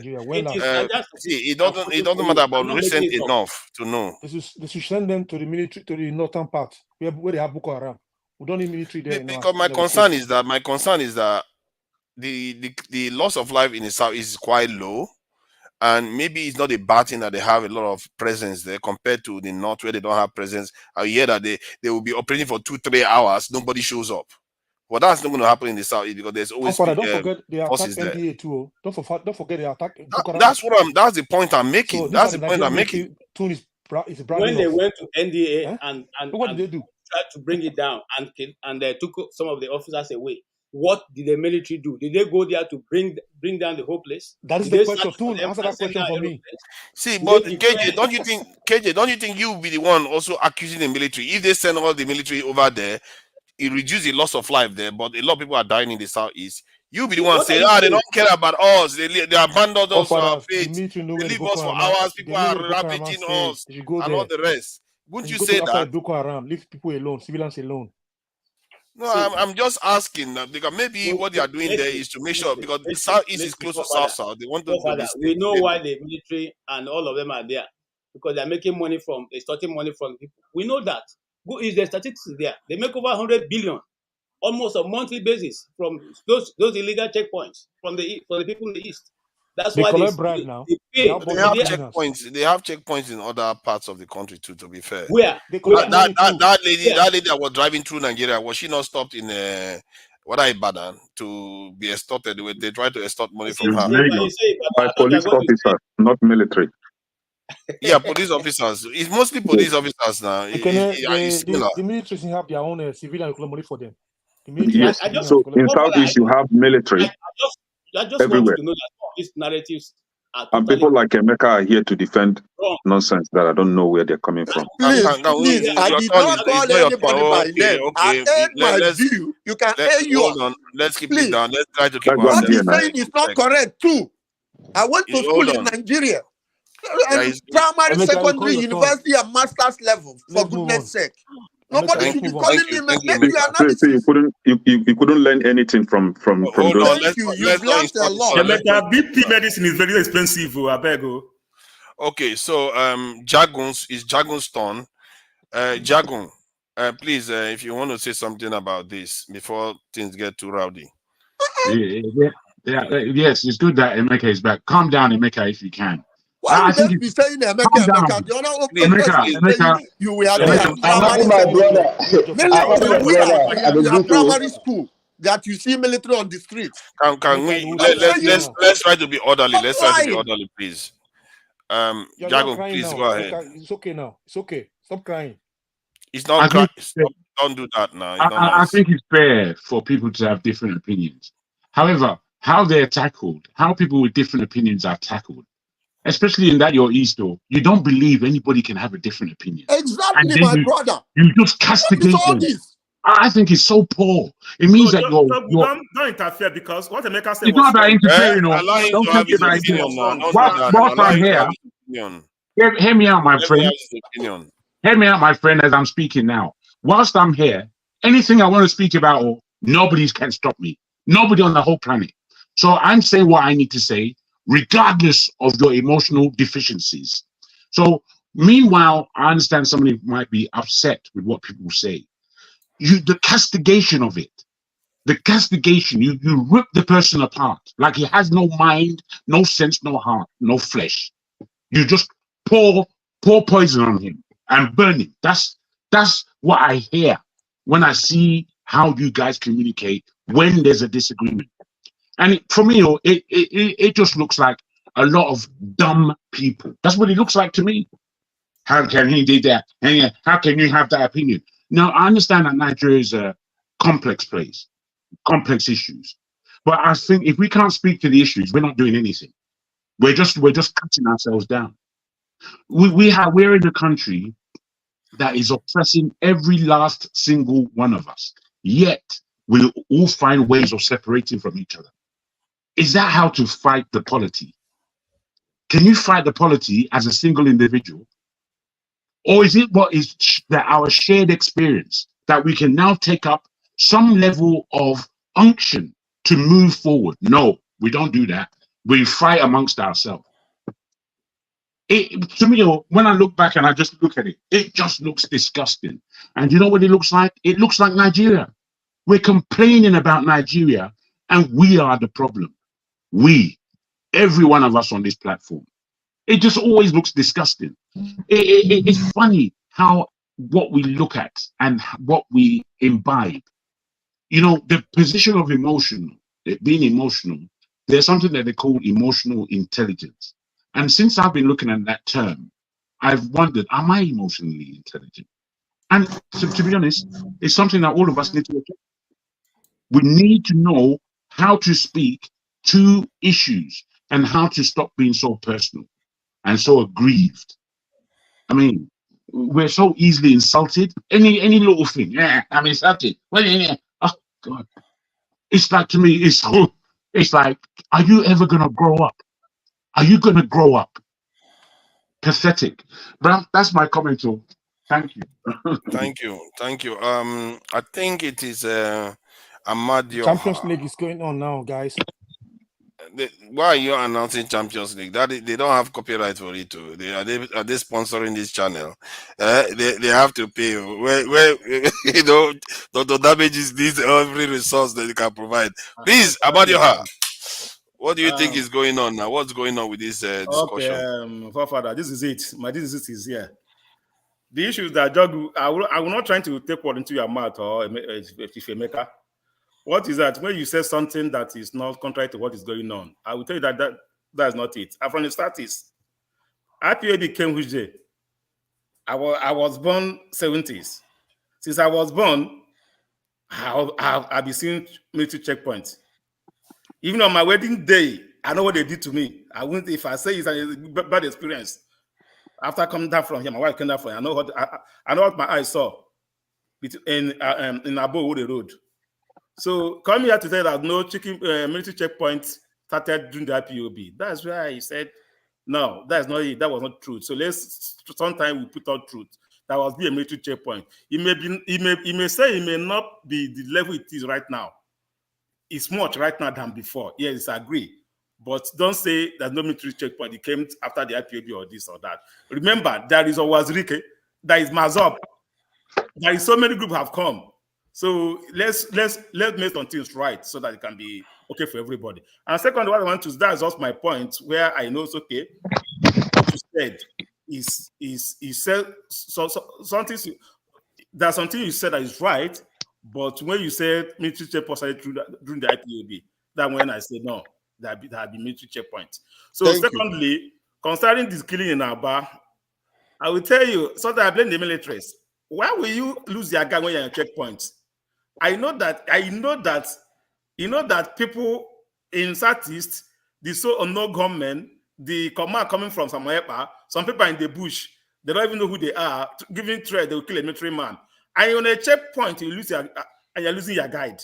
It's not like that's not they kill how many policemen near my local government. Why will you be in a checkpoint and you sit in a bar eating and drinking and just drop your gun? They just come there and waste them, just like that. That's where I blame the military. When you're in a hot zone, you know that people are threatening. You guys have been threatened by people I don't even know. All right? Be at alert. Be at alert so that they won't give you a surprise attack, but they will keep 1, 2, 3, 4. What is that? That is, I would say we have a strong keep 1, 2, 3, 4, 5. Are you don't want to do what? Investigate it. How does it happen? And you want to retaliate to the innocent people. For me, that's only where I blame the military. Whenever they are on duty, they should be at alert, anywhere, wherever. Don't go on military. You'll be eating. 5 people will be eating without you looking their back. What are you doing? Are you on a checkpoint? You're a target. Even here in America, a policeman cannot be eating, buying food without looking their back. If you're approaching too much, his hand is already on his waist. If you move too much, it's going to like take you out. That's how he is also. A policeman driving, you're moving towards him, his hand is already, his gun is already out. If you move too closely, I could say, I'm going to see my family at home. He's going to take you out before you even do any, even though you're carrying just a knife. Then a Nigerian military will just lose guidance. Come. I don't support their killing. I don't support the innocent people dying, but they should be more at alert. If they are more at alert, they won't kill them.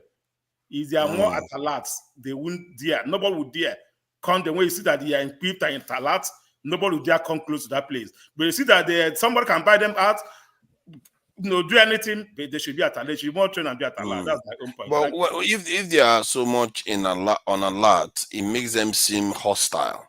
Because anybody that comes close, at alert, like if you watch now, 5 of them will just go and start eating without. Yeah, no, that one you are correct. You are right. That one, that's just. They should not see them with talking stories. I forgot that they are talking stories. Or collecting money. They will start collecting money from the bosses. The intention will be collecting that money, extracting money from people. Come on, man. And when you do that, you're fully open to anybody can come there and finish you up. When your duty is to just line up and start collecting money, all your intention is not collecting that money. So anybody can come and take everybody else. That's just my point. I condemn the killing, though. That's just it. Thank you. I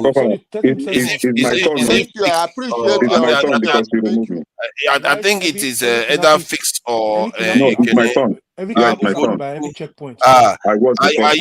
you Ogochukwu today? What's happening now? No, that's my Ogochukwu is actually my real name. So, but this is good day, everyone.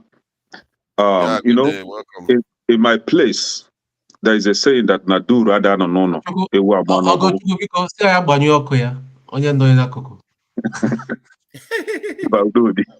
So the thing is, people like KJ are the kind of elders you have in Igbo land, and you will not be scared of coming home.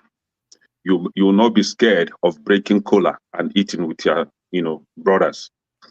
But when we have some people who comes and all they do is, in English, if you want to lie, you call it being disingenuous, right? You cannot be slightly dishonest. It's either you are dishonest or you are not, right? It's either you are dishonest or you are honest. So lie is a lie, right? My brother Jagun, you were on point saying that nobody should be attacked for having a different opinion.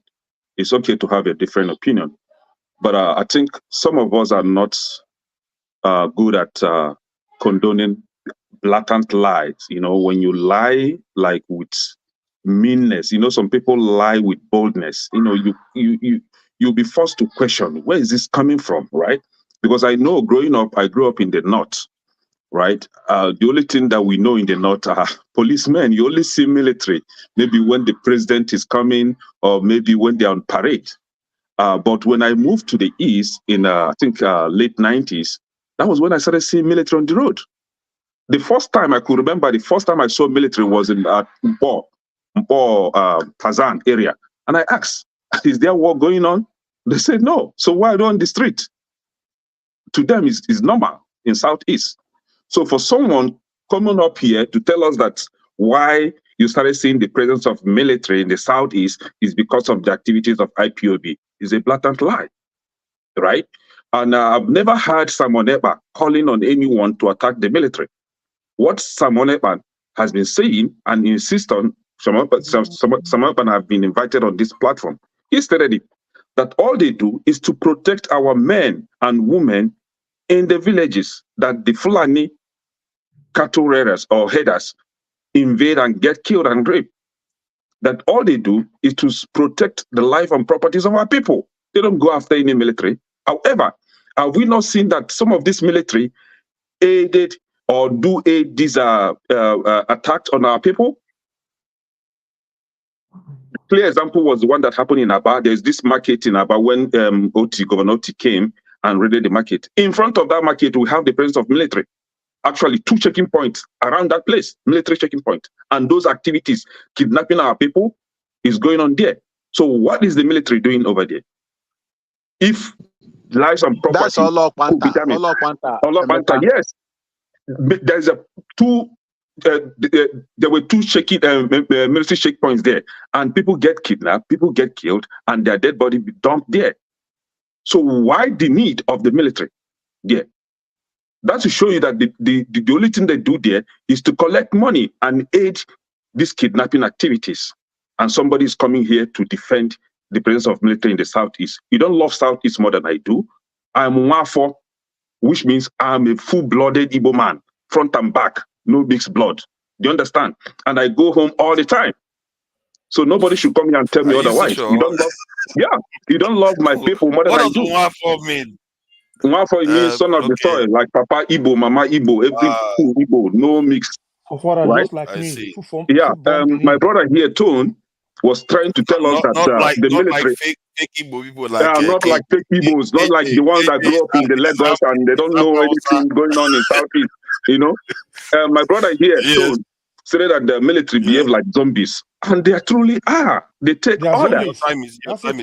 But I cannot take order from my boss or from my superior to go kill innocent citizens. I can't take that order. Instead, I will remove that cloth and leave it for you. How much are you paying me a salary? Let's not break rank. I'm going to put people backstage if you break rank. I've lived everywhere in Nigeria. Tell me any state and I will tell you how that state is. I'm going to put people backstage. Is this time off already? Let's allow, it's 3 minutes. It's 3 minutes. It's not up to 2 minutes for fathers. No, I set timer for everybody. Okay, let me just conclude. I just want to tell us why this I'm sorry, you can't. Just 30 seconds, Biko. Please, 30 seconds. On everybody. No, should I give him 30 minutes as a democracy? Give him 30 seconds and I will go. 30 minutes, I will go. Please. 30 seconds, sorry. Okay. 30 seconds. So the 30th of May, that our people are calling to be given for us to respect our fallen heroes. I don't know why it is very, very difficult for some of us to understand that we need that 30th of May to respect our fallen heroes. I support that. Okay, hold on. Let me tell you what happened in Abia State, because Abia State is not the only state that obeyed that 30th of May sit at home. In Southeast, we have more than 5 states in Southeast, right? But this is what is happening. This APC gangsters are against the development coming in Abia State, so they want to destroy Abia State at all costs. One, Hope Uzodinma, and Wike are after. This area, you guys understand that now. I know you have a lot to say, Kene. Let these guys speak, then it's going to come back to you faster. Yeah, Fix, please go ahead. Thank you for joining us. Thank you. Good evening, everybody. Fix is speaking from Abuja. First of all, I want to Are you son of the soil? Are you son of the soil first? Wait, Abuja. Just in case. Yes, I am. So that I can wait your statement. All right, go ahead. First of all, I want to condemn the killing of those soldiers. You know, where before on the 30th May, they used to use as in the high pops. They used to use flag and do some celebration and some this. Then they attacked them with military. So they started sitting at home. But this time around, there was no confrontation with the video that we have been seeing so far. So that it shouldn't have happened, because now people that innocent people are bearing the consequences now. So it's not good. And I want to say something about Brother Emeka. Honestly, if you say military is not in your village, I don't know. In my own village, there is presence of military from primary school up to today. So I don't know the side of Igbo land that you came from, that you have not been seeing military. So that one is apart. Also saying there is a military in Abuja here. So and Abuja is a north. So there are also military checking points at this corner. So with what is happening, I don't think it is good for us, because with this man being held, I don't think there should be killing people to make the case worse. Because recently, many people have been putting their mouth, raising alarm on how to release the man. Even of recent, they released this Abakari. So Kanu should also be released, to gain a very large extent of getting peace towards the eastern region. So what I don't support is the killing of army, because when they're killed and go away, people are suffering it. If you watch people living around that place, they have been indoors, and it's not fair on them. Since there was no confrontation this time around, they shouldn't have killed those military people, because with all the video that we have been seeing everywhere, people sat at home willingly. So there is no need for that, But for Brother Moka, please, honestly, when we are talking, the way you went on Nnamdi Kanu, what he says and what he did not say, everybody has his own style, So that's just what makes me to come inside. Thank you. Thank you. Are you in Nigeria? Yeah, I'm in Abuja. Abuja, we know life. No life for Abuja. Yeah, man. Look at that. You are just hovering in darkness. I'm sorry. This Listen, Abuja business where they please, the panelists, please, 1 second of observation, please. I want to 30 apologize seconds. to 30 seconds. Go ahead. Okay. 30 seconds. First of all, I want to apologize for being misunderstood or speaking what is not in my mind. I'm not saying there is no military presence in the South. It's the level it is today. That's what I'm saying. Secondly, there is no military in my place. It was when this issue started that people were carried out of their house. People, if you want to do burial, you pay 2 million before you do burial. That our people invited the military. So I'm speaking from my own perspective and experience. That's pure criminality. Now you shouldn't be connecting IPOP to it.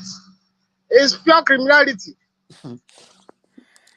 So that is it. I don't want to go into this debate, please. I didn't say there was no military presence. Excuse me. So everybody is condemning the killing of military. What about the killing of the civilians? The civilians that were killed. So that I can send the caller to you. What about the civilians that were killed by the military? Oh, Elder, okay, I will send it to Elder. I'm more concerned with the killing of the civilians than the military. Who is military? What's my business with them? Is it Goro or it's not for any other thing. The military that killed is making our people to be dying more. So that's the thing. I don't know them. They killed my people. I should be concerned about the killing of my people than military. Who is military? What's my business with them? Military Where are they coming from? Military is the one keeping most of those people safe. And I hear what Fix is saying. But Fix, I hear what you are saying, but it's not an excuse for the military to start targeting innocent people. If some guilty people kill military officials and officers, they shouldn't go and start taking it out on the community. That is not helpful behavior, and I think that thing that the Nigerian military does is very, very unprofessional of them. So they need to check themselves on that. They have been doing it for many years. They have been doing it for many years. It's just like you have given them license to just kill at will. Once you do that, they shouldn't do that. It's a sign of a stressed military. They don't know what they are doing. It happened in Odi. It happened in Zakibiam. It is true. Discipline. It needs to stop. Those are the kind of things the government should be stopping. Not all this. Putting what we should be talking about is to advocate for proper training for the military so that they understand they don't have the right to begin to kill the civilians in retaliation. No. They have no right. You are missing it. They have proper training. The training they are given is that there are bloody civilians out there and they are military. That is their attitude, and I really think that is wrong mindset to have. They are beginning to change it a little bit, but they really need to change properly so that they recognize that their job is actually to protect those people. Yeah. The job of a military is to protect the people, not but they're taking lives victimize them in any way. Their job is not even to be within the civilian community in the first place.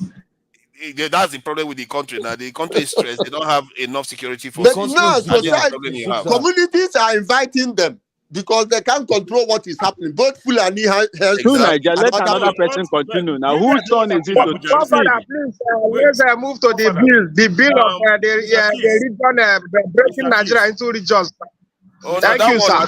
They say it's false. They say it's false. Mr. F, ask me a question. Mr. V in Abuja, what happened in Abuja recently on the computer?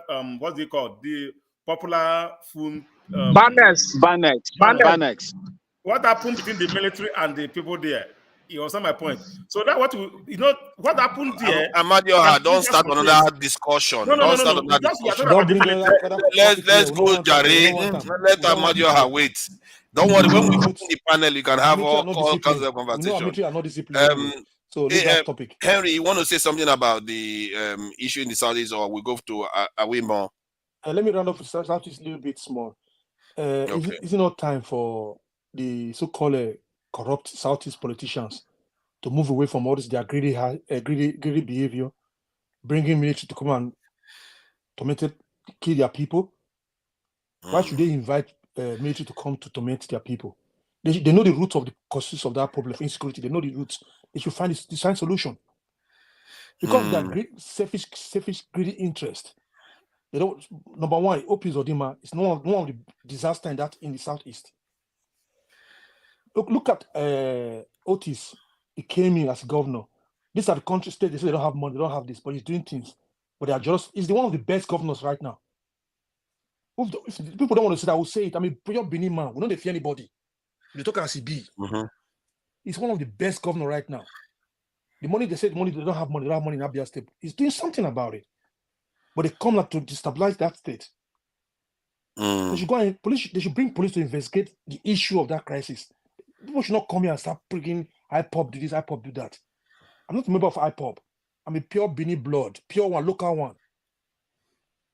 But let me just add this. I'm going to make sure I don't penalize you for it. It's like, I feel like the Southeast, given everything they've experienced, their leadership should have a little bit like been a little more conscious and focused on their development more than any other group, because that's what I'm saying. They have been disadvantaged by Nigeria. You would think they should not be collaborating too much with the center. Yes. They should be working to develop their areas. Let me tell you why it's not working like that. Because they have to conclude the footstep of their forefathers from the north. They have to conclude their mission to oppress, to make their people. Because the people from the north, they could not finish their mission. The so-called EU for the south is the politicians. They have to use this term to make their own people. Instead of to wake up to make sure to change their own states, their own community to look like Lagos, second Lagos, or better than Lagos. No, they are there busy going to Abuja, doing this. It's like they don't have a middle ground. It's like it's either this Uzodinma or Kanu. There's no middle ground. And the only middle ground is Peter Obi, technically, is the middle ground. Uzodinma was never elected by the people. Uzodinma was forced on the people. Uzodinma used to be a 419, like criminal, well-known 419. You know 419, and the holding the 419. He was a well-known street boy, right? So he was forced on the people. He was never elected, and he's doing the tax they gave him to do, which is to destabilize that region. That is what Uzodinma is doing. Tell me how. Do you understand? And then we have another rascal called Nike from the other side. How it is done. Pardon me? I say you are telling us how these things are happening, that they are bringing people like Uzodinma into power to destabilize. Exactly. They are using the courts. They are using the court system, the messed up court system to accomplish this. Ordinarily, Igbo people would vote for that kind of a miscreant. We don't have time for voting his life, right? And now you see what happened. Hold on. There are many Southeast Assembly members, National Assembly members that are there right now. There are many senators from the Southeast, and many of them go and collect money. Many of them are part of the people that voted for this national anthem. They are part of the problem. Come back, nobody still holds them. Now, see, when it is easier to destroy things than to build. We are building. We are now sieving out the trash from the main grain. So we are sieving them out. The ones that you see in the crop of the elements you see in the National Assembly now supporting every bill, bringing up, are part of the problem. They are part of it. And for example, in Enugu State, Chimaroke Nnamani has a stronghold of Enugu State. Some of those representatives from Enugu State are his boys. Even the governor, the present governor of Enugu, is his boy. So now it is now upon us. Now it is now our responsibility to begin to educate our people. See, you see, these people, do not vote for them. They are on the same platform with these criminals. So don't vote for them. So we are trying to educate these people. But the problem with Nigeria, there is hunger. People are hungry. They will come back with money, stolen money, call them out, call them in their houses, share money to them, and then they will begin to sing, Ojebego, Ojebego, now you will go follow, now you will go follow. Before you know it, they will vote for another criminal in. So we are beginning to educate our people. We are reorientating our people to begin to elect better people. And thank God, what is his name? P2B was voted in then. He opened the eyes of the Anambra people, and then Oti is voted in now, and is opening the eyes of Abia State people. Now, only two. Hold on. We are coming now. Enugu will be next. Imo State will be next. Gradually, it takes time to build. We are building. So, but as much as we are building, we don't want to allow the spoilers to continue to spoil the little that we've built, and that is why we always come up to condemn the activities. So what is going on in Abia State now is the well-planned, arranged activity. If you make your investigation deeply, you will see that those people that they are saying that are IPOB attacking the military are not really IPOB. These are these guys' boys. What's his name? Asari Dokubo's boys being recruited by Hope Uzodinma and his miscreant gangs. They are the ones doing this killing, and they will turn around and say it is IPOB. It's a planned deal. They want to destabilize that state because of the kind of development coming in that state. Can I just ask you one question real quick? Yes, I would just like to ask Emeka one question, if I might. I will ask the question, then Awibon needs to speak. Okay, just one question. Just one. I just want this thing. And Ugochukwu used 30 seconds to answer it. Jagun, please ask your question. Thank you. Bros, I like what you said, especially about we are building and it takes time. Anambra State, Enugu will be next, Imo State. Can you kind of break down to me? Because I like this kind of talk where we're moving. I like forwardness, where we're moving forward and there's a direction that we can. Can you just tell me, what do you think you are building towards? If you can just give me that understanding. Your question is very simple and straightforward. We are building towards a better Southeast. See, in our place, they said, charity begins at home. You must be good at home before you bring that your goodness outside, right? In as much as some of us are fighting for cessation. Let's assume the Nigeria succeed. We have our own place. Do we continue with this crop of criminals to be our leaders? No, we need to fix our home. Then we'll now unanimously come out and say, you know what? Let us go. Because by then we've built that foundation of having good leaders in our place that will continue the good leadership moving forward. Not after secession, we still have criminals holding on powers in that region. So that building is towards a better Southeast. Let's do that first. Then we'll now see if we really need to go or not. Okay. That's my understanding. Thank you. Sorry, let me just do something for the viewers. Please like, share, and subscribe, and also super chat. The channel needs your money, even if it's £2, $2, 2 Kenyan shillings, and some people that live in India, rupees, whatever you have. Dr. Damage will appreciate it because there are great plans to do great things. Okay, donate and like, share, and support. Not just come here to talk and abuse people in the chat, and even people on the panel. You know, we appreciate your time. We appreciate your time, people on the panel. You sometimes just put your hand in your pocket and donate to our brother Dr. Damiji so that he can bring more quality program and discussion because these discussions are important. And make no mistake, they are actually very, very important that we keep having them because it actually opens our mind to things that we never really thought of before. And when Masker was here last week, it shows that it's good to interact. We should interact with each other so that we know where the lines are, where the lines are not, where to stop, and how to understand each other. Thank you, Jaja. Jaja, thank you for the this. You see, this is it Canadian? Canadian this in dollars. You see, you have to remind Nigerians to donate. Thank you, one Nigeria. Thank you for the donation. This helps every little helps. $1, 1 penny, like it helps to add to the chest that Dr. Damage has to be able to do more good work for you all. Okay. So yeah, okay. Oh no, let me okay, Henry. Oh, thank you, Henry Gabriel. You know, he's on the panel and he's also chatting and contributing. Very, very good. Good, you know, triple trifecta. He's on the panel, he chats and he donates. You can't ask for more than that. Thank you very much. Okay, let's get back to the discussion. All right, Henry Omorige, please go ahead. Talking, we didn't finish. Yeah, go ahead. So as I was saying, there's a better way to make sure things go in that country, and they knew it because they knew when things are going well in that country, those bunch of criminals, politicians, they will not be benefiting again. Nigerians are wise these days. They want to destabilize Nigerians, so Nigeria will be fighting themselves. They will be exploiting from our wealth, our resources. This is how it is.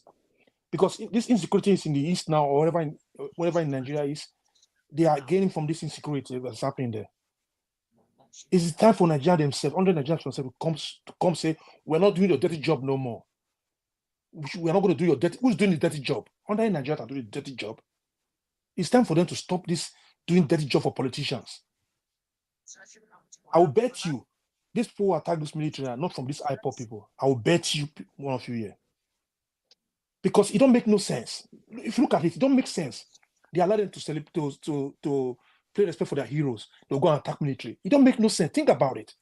I suspect that too. This one just looks a little bit suspicious to me. Yes. It may not be IPOP. It may be the faction, the what they call it, ECPAS faction that did it. I don't think it's IPOP. Not even ECPAS faction. I don't think it is who's on the mark. That man not good for one day. It's the devil incarnation. If it's what he come out from his, what came out from his mouth sometimes when he speak, you will ask, is not from this man from the east? I'm so angry when I see some of these men who have chances to build their own state, to become, so that people will come home and invest more. But they are there destroying their people. All they know to go to Abuja. They will be governor for one state. They will be in Abuja more than the state they are governing. It makes sense. It doesn't make sense like that. That was on the mind is awful. I remember he was the one that was saying he wanted to give people visa to travel overseas, isn't he? Is he not the one? Yes. Yeah, that guy is horrible. That guy is a piece of work. Some of those riffraffs, he's clapping, he's happy. What do you expect from a driver? No, is he a driver? Yes, that was his profession. He used to be a driver. He was their driver. But it's not a good driver. You could have said, what do you expect for a good driver? It's not a good driver. Hope Uzodinma is a failure. Forefathers, please check the private chat. All right, let me confirm. Okay, let me I think you want to change the topic. I've been ignoring all morning. It's just not right. Please. Let me see. I will check it out. I will watch him. And I will So my own conclusion is they should wake up. They should stop doing that dirty job for these so-called politicians.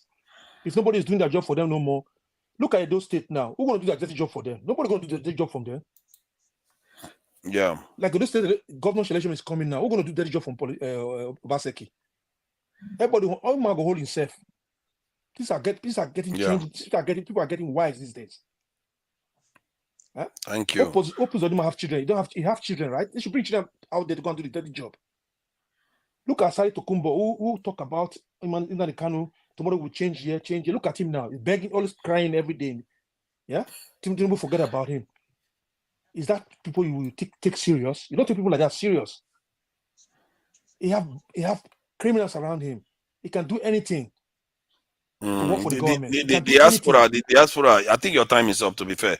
The diaspora, I think it will take the diaspora that have proper nationalistic mindset to really transform that country. Maybe even if you are of Biafran mindset, the way you want to transform the country, your region, some of them don't worry too much about fighting the government. Worry about transforming your area to develop. Development is what your people need, not all these argument about stuff. Because whatever country you want to go, you want to develop, you want to found a good society. Worry about doing things that is going to develop your areas. And some people will worry about changing this crazy government that keep prioritizing all the wrong things. Because the diaspora has a lot of protection. That's what I'm saying. 30 seconds. 30 seconds. Why you don't ask yourself why Chinese people are coming to Nigeria? Nigeria, the village, Chinese people, they are everywhere in the village in Nigeria. If Nigeria is not good, what are they looking for? We have a lot. We have potential in that country. Yeah, they are coming to take our national resources now. They don't want to go back no more. We should wake up. Stop doing that dirty job for them. Nobody will give me $1 billion of naira or dollars to do the job for them. No time, no chance. Yeah. Let me acknowledge these people that are donated now, including yourself. By the way, let me acknowledge them. Jaja. You know, we have to. You see, when we call on Nigerians and our viewers and whoever is watching, it might be even a British Oyibo. Yeah, it's all good. Any money is welcome here. There's no money that is not welcome. So you see how they respond when you ask them. Sometimes if I didn't ask them, nobody would respond. And the damage never does. He doesn't ask for anything. And I think it's something that we need to be doing. Jaja, thank you for the donation and then, answering the call. One Nigeria, the same thing. Thank you for answering the call. Henry Gabriel, as always, thank you for answering the call. And it's in euro. Hey, which country is this one? He donated in euro. He's on the panel here. He's on the panel too. He's on the panel. That is heavyweight there, euro. And A for real. Thank you for the $19. That's the highest today, if I'm not mistaken. No, it's not the highest. Olumide is still at the top with 130. What was that? 139 or something. Let me see. Somebody else donated. Who was that? That could be there. Yeah, that's Oi. This person is trying to challenge my ability to pronounce words. Oi one. Oyi. Okay, Oyi one. Of Oyi. One of Oyi. Okay. Thank you for the donation. The £2, the heaviest money here. That £2, you can't mess with it. That is real money. It's Majesty's pounds, one of the strongest in the West. Real K, thank you for the €5 again. You see, the euros are coming in now. They are just rolling in all over the place. And where's this thing? This one is the pounds. You see, the pounds always have to show its weight. Thank you for the donation. I really appreciate you guys for donating. And let's get on with the topic. Tone, I think it's your turn. You haven't said much. Owibo, if when you get the time, come back. I had to allow by the time Kene comes here, the discussion is going to take a bit longer. Kene, when he starts going on that, starts imputing that, as long as he involves the Southeast, Kene is number one. And you know what? But it was interesting. It was interesting too. No, but let me say something to Kene. Since you are so passionate about the Southeast, your focus should be organizing so that people help develop that region. Exactly. Targeting. That's what's needed. In as much as I'm very passionate with Southeast, I'm also very cautious because Nnamdi Kanu, just as he was so passionate about Southeast, you see what is going on with his life right now. I still have little ones because our people is dum tupu, dum cho, right? They will say, they will hear you, go, we got your back. And when you find yourself in trouble, everybody will mind his business and you will be dealt with. And that is the problem. But it's a major reason why I always come up here to advocate for the Southeast, for the good of Southeast. Not only Southeast per se, but generally that I don't see. I've ceased to call it a country or a nation. But the Southeast specifically, we need a better leadership in Southeast. Let's be honest to ourselves, right? What we have right now is just pash, cut and join. The only leadership that we have in the Southeast right now is that of is it Oti, right? I've forgotten his second name, Oti, Alex the Abia Oti. State governor, right? And he's giving them real challenge, right?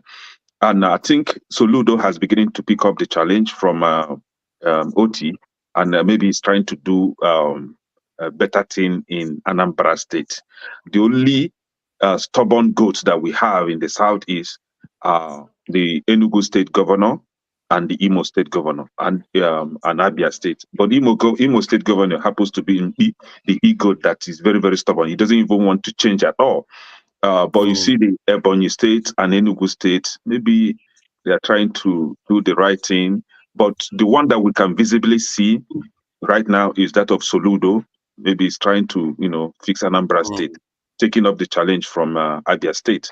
And we wouldn't want Abia State governor to, to slack. We want him to throttle them until they are all shamed, right? So that they'll begin to do the right thing. And that is why we should support him at all costs. We should not allow the likes of Hofu Dodema to destroy what he's trying to build for the people of Abia State. We should condemn it when we see one. Thank you. Yeah, let me go to, I don't know, Prince, I don't know whether you're driving. Wibon, thank you for your patience. You've really been very patient, waiting for your turn. So what do you think about this Southeast stuff so that we can go to the national anthem? Oh my God, this Southeast topic is taking the whole time. We are supposed to finish in 6 hours. That's when it gets to 6, and we don't have a lot of time to cover the national anthem, the Trump, I know KJ wants to talk about Trump. About the Trump and Coach. I mean, let's talk about Okay, let's go to the national anthem. Let me play something that Dr. Damage made, at least the channel made regarding this. So tribe and tongue may differ, in brotherhood we stand. Nigerians old and proud to serve our sovereign fatherland.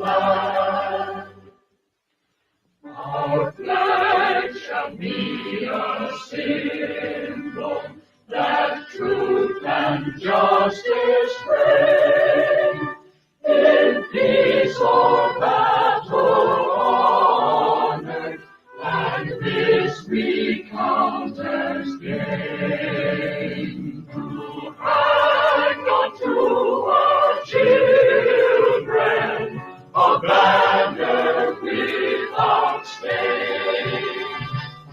O God of all creation, grant this our one request. Help us to build a nation where no man is oppressed, and so with peace and plenty Nigeria may be blessed.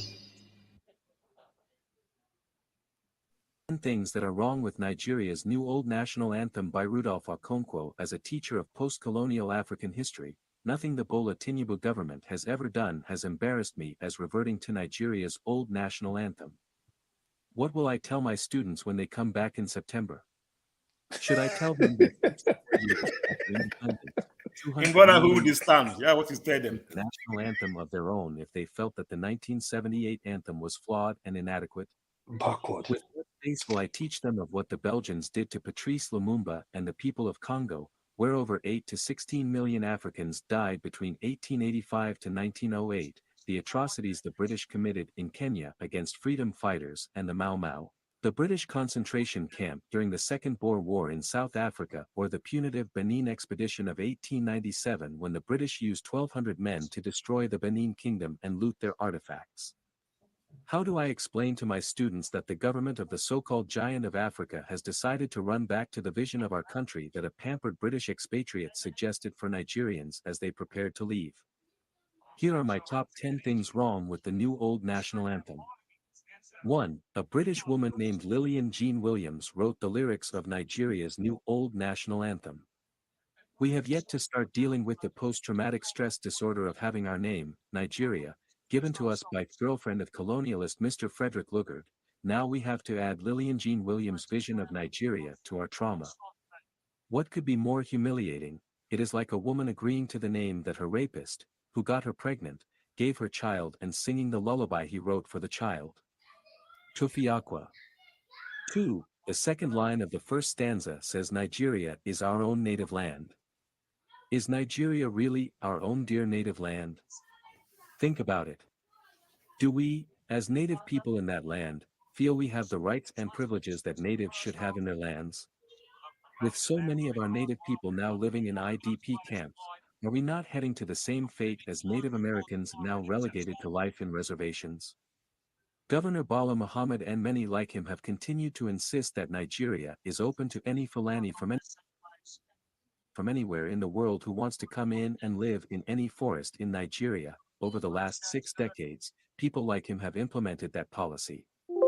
So, is it still our dear native land or just for mouth?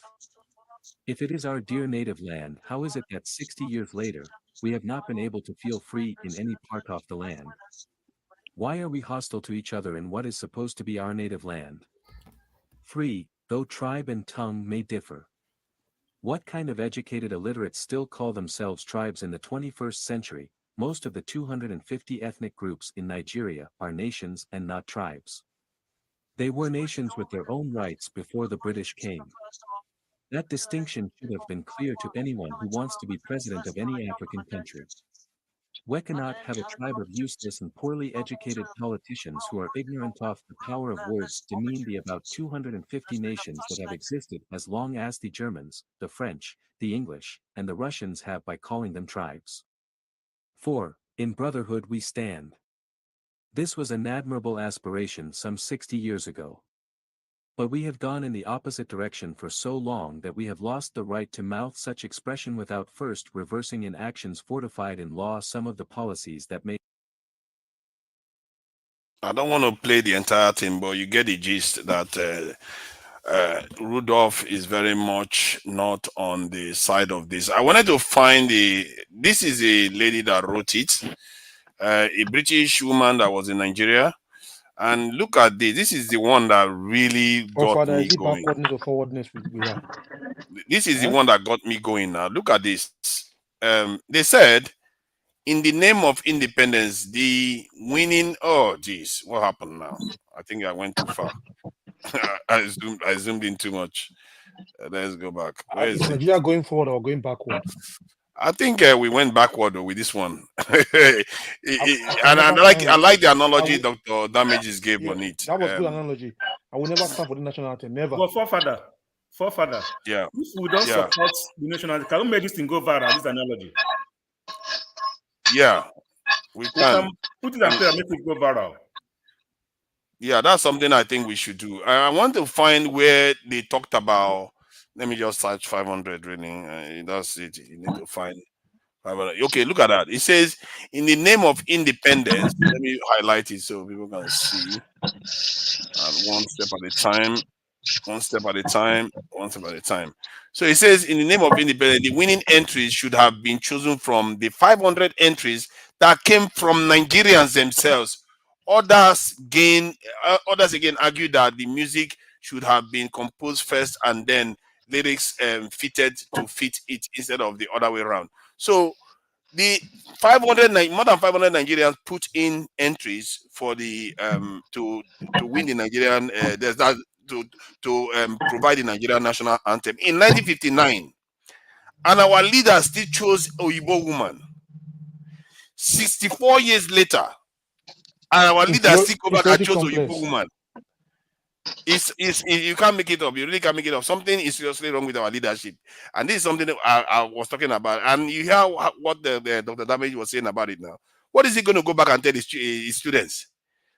that the same people that did all this to you are the ones these our leaders are running back to constantly. They can't seem to understand that we are our own people. You have 200 million people in your country. Nigeria exports music. We don't have enough musicians or music writers to They should go and check their brains. compose. All of the all Nigerian leaders. They should go and check their Father, brains. when you started this program, my introductory decorator was here. AJ was speaking. All right, saying about the white person that composed Nigeria. The woman says it's a racist language. The one explained to her what happened. The one was like, why are black people so backward? You understand my point? Wow. What she said. She listened to AJ. We just said something about white composing national anthem. It was a racist language. Gonna be life. Then when I explained to her what happened, she was like, why is she from Dominican Republic? She said, why is black people going so much backward like that? You know, I don't know. And the reason what makes it seem like we are going backward is also because the people don't react. Because if how can all those House of Assembly members, all of them don't understand this is a terrible thing to do? That you can't, this is sending in the wrong signal to your Nigeria, I'm here. I'm here. Are they not there? I'm back. My network is giving me problems. Let's start with Owibo on this issue then. Owibo, thank you for joining us. Your network is it's giving me problem. You know, I don't know if you can hear me. We can hear you. Can you hear me? Okay. Yes, I came in before just to windy, disagree. Yeah, it's windy here. You know, say here now are they bush, you know, so you don't see light everywhere. So it is the network that is giving me problem. I was the Abuja man. I couldn't see his face, and he is in Abuja. You see how that is. You see, my people. The only thing I want to say, I disagree with my senior retired comrade. Nigerian soldiers are not zombies. If they give you a order, it lies in your own prerogative. It is your prerogative either to obey that order that they give to you, or you go away. And remember, the army is a voluntary job. Nobody conscripts you to enter into the army. If they give you a stupid order to go and attack or intimidate innocent people with the uniform that the same innocent people are paying you for, the most honorable thing is to leave that job. And that was what I did. I did it in Southern Kaduna against the Southern Kaduna, for the Southern Kaduna people. And that was the reason why I left when I did not even due to leave the army. So coming to this particular one, Ghana was given Gold Coast before by the Portuguese. And when we grew up, took over the responsibility of the leadership of Ghana, we changed it from Gold Coast to Ghana. Other African countries did the same. And I'm wondering at this particular time, why these people now reintroduce or resurrect a national anthem that was written by a British woman who, their people, orchestrated the killings and the slavery, enslavement of our people. I'm shuddered to say that those you are elected are confused people in a confused country. They are very, very confused. They do not know even what to do. In a country where you have enormous resources to go round, $1 today is almost 1,500 naira. A liter of petrol is about 700 to 800 naira. You put Nigerians in a very precarious situation where you now they just misbehave with the enormous resources and salary that they are paid them. You are paying them. For me, that is very, very dishonorable from this kind of people. They are confused and they don't even know what to do anymore in that country. That is the reason why anytime I come out here to say, even before the presidential election, I said that the problem of Nigeria is foundational problem. The army created a lot of problem in that country. They made Nigeria what it is today. That you don't have right to elect or vote peacefully the person that you want to lead you. It is the army that orchestrated this problem for the Nigerian people. Over 200 million people. The only thing that your parliamentarian and the president Tinubu will do is to go and bring back something that people, has even put into the dustbin. What a country. What a country. That is why Nigeria, the giant of Africa, should go and learn what is happening in Burkina Faso today. Burkina Faso has taken over their gold mine. They have taken over everything from France. And for the first time in the history of France, they are suffering a budget deficit of $5 billion because of what Niger, Burkina Faso, Mali, and the rest of them has done. When will Nigeria rise up to protect their citizens and their integrity? Thank you so much. Wow, that was precise. That was precisely done. Wow, you just finished on time. Okay, I think Pastor was here to comment on this national anthem stuff. This for me, the anthem is quite important actually. A lot of people sing it. The military have to sing to it. The House of Assembly members, the lawmakers, even judges, all of them sing to these songs. And a president that we elected in 2023 decided that one of his main priority is to go and do this. You see, some people say it's a distraction. I refuse to believe that. And why I say that is because if you want to distract Nigeria, the bigger distraction is to tell Nigerians, go and write this song, and whoever wins, we are going to have a competition. Whoever wins, we change our national anthem. That would have had Nigerians work together to achieve something. That would have galvanized the country together, but he didn't do that. He just went very quickly, within a week, changed it without consulting the people at all. That is not, he's not doing it for us, he's doing it for some other person. So people say he's doing it because of Obasanjo. If he wanted to totally kill Obasanjo's this thing, he could have done what I suggested earlier on by asking Nigerians to come up with an idea for the song. And that's something that is easy. Nigerians will be happy to come up with a new song and they will be able to pass it through. But instead, he just did it this way.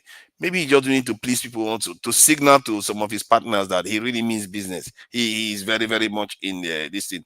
Because it doesn't make sense. Everything he's doing doesn't make sense. And I don't know whether this man is trying to throw the country into chaos.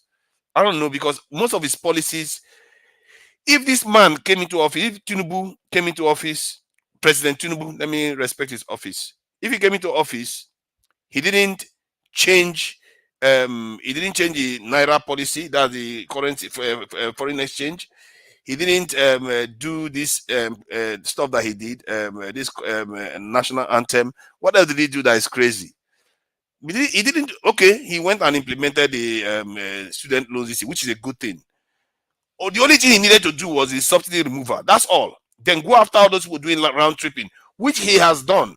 But he went and this he floated in Nigerian currency. Something that is like sacrilegious to do in an economy like Nigeria. He did it anyway, and nobody challenged him.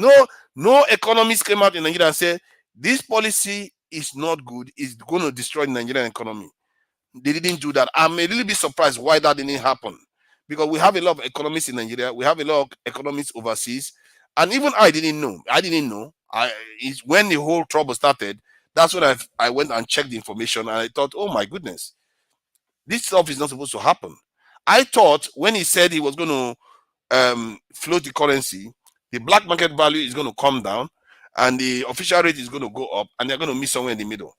Not both of them go north. And that's what has happened. And the Nigerian economy has destabilized. Dangote has lost money. Poor people have lost money. MTN has lost money. Everybody has lost money. When they scored him, they checked how many people approve of him. Most of the country completely disapprove of him.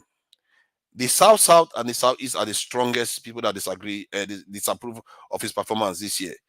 The most lenient part of the country is the Northwest, which is, I may be surprised, because that's where most of the kidnapping is happening. They are the ones that favor him the most, and even them, their numbers is around almost 60% unfavorable. They don't like his performance.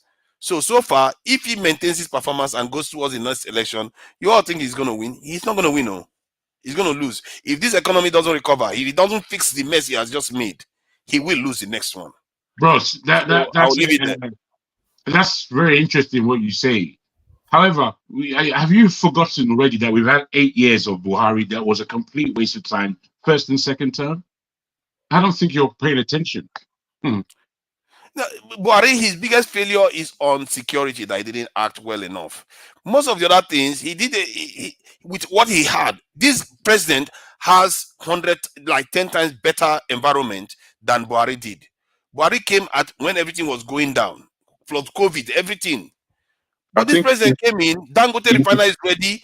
You're not getting Jagun. You're not getting Jagun. After the first 4 years of Buhari achieved nothing. But he won the election, right? He won the election. Tinubu, this election that brought him in, he never even won the election, but he came in. Not to talk of when he is in charge of everything now. How dare you stop him from winning? I think he can lose. Going to win again. Make no mistake, he can lose. Now he's in charge. Lost. See, he basically lost this election. The problem is that the other party was divided. In any other scenario, he would have lost. The other party won 60% of the vote. You didn't understand what Kene is saying. No, I understand what he's saying. Have you forgotten that there are judges that he's in charge of? He's in charge of the court right now. At the end of the day, they will go to court and he's going to win. That is the thing. I don't think it's going to be that simple. I don't think it's going to be that simple. I think when you say that, if I was Tinubu, if I hear you say that, I would say you're an enemy of progress, because that kind of stuff will lead his own people to think they already have it in the bag. Politics is a very dangerous game. 10 years can happen. He has it already. And talking about enemy of progress, he's the number one enemy of progress, because Nigeria never even voted for him. So he walked his way, rigged his way in. So he's the real enemy of Nigeria. I mean, Tinubu. I'm saying that if the economy is like this, and he hasn't made any progress in any other major areas, he will lose. We know that. Who got to announce the result? We know that he's going to lose, but at the end of the day, he will still be the president. Yeah. No, he's not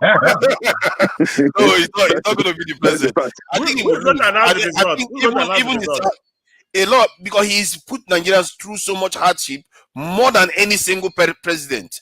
And if he doesn't fix it before the next election, he's going to lose. Forefather, I don't agree with you. I think you all are you in Nigeria? Okay, sorry. You all are misreading Tinubu.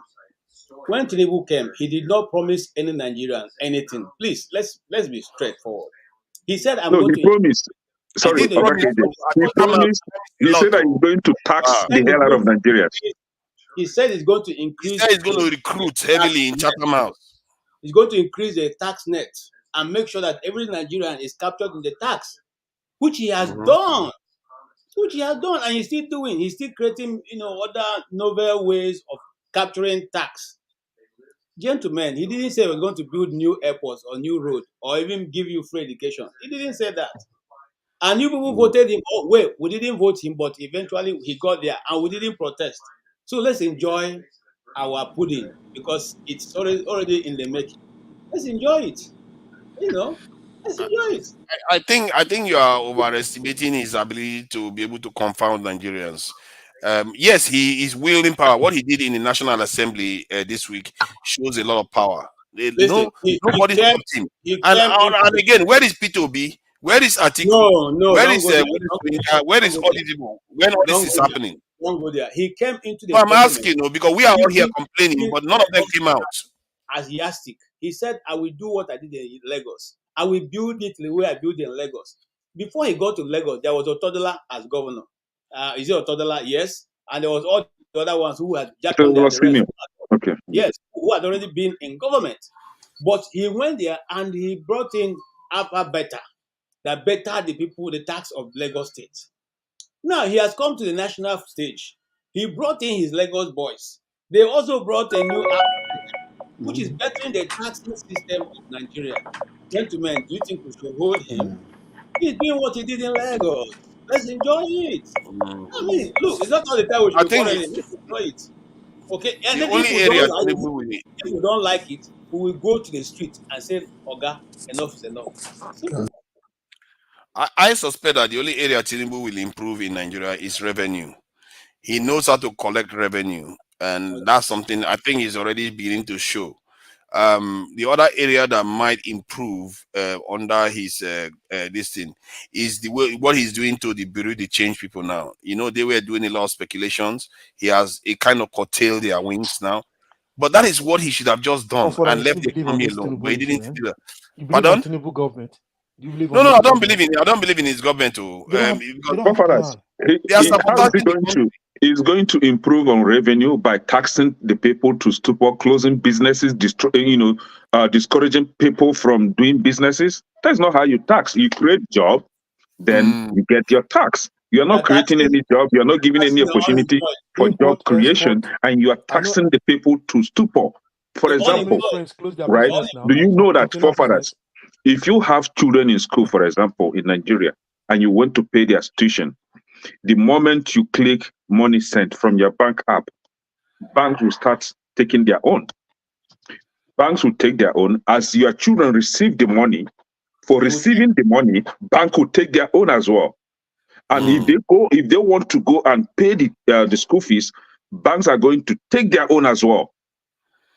It's too much. You send money for your mother to eat in the village.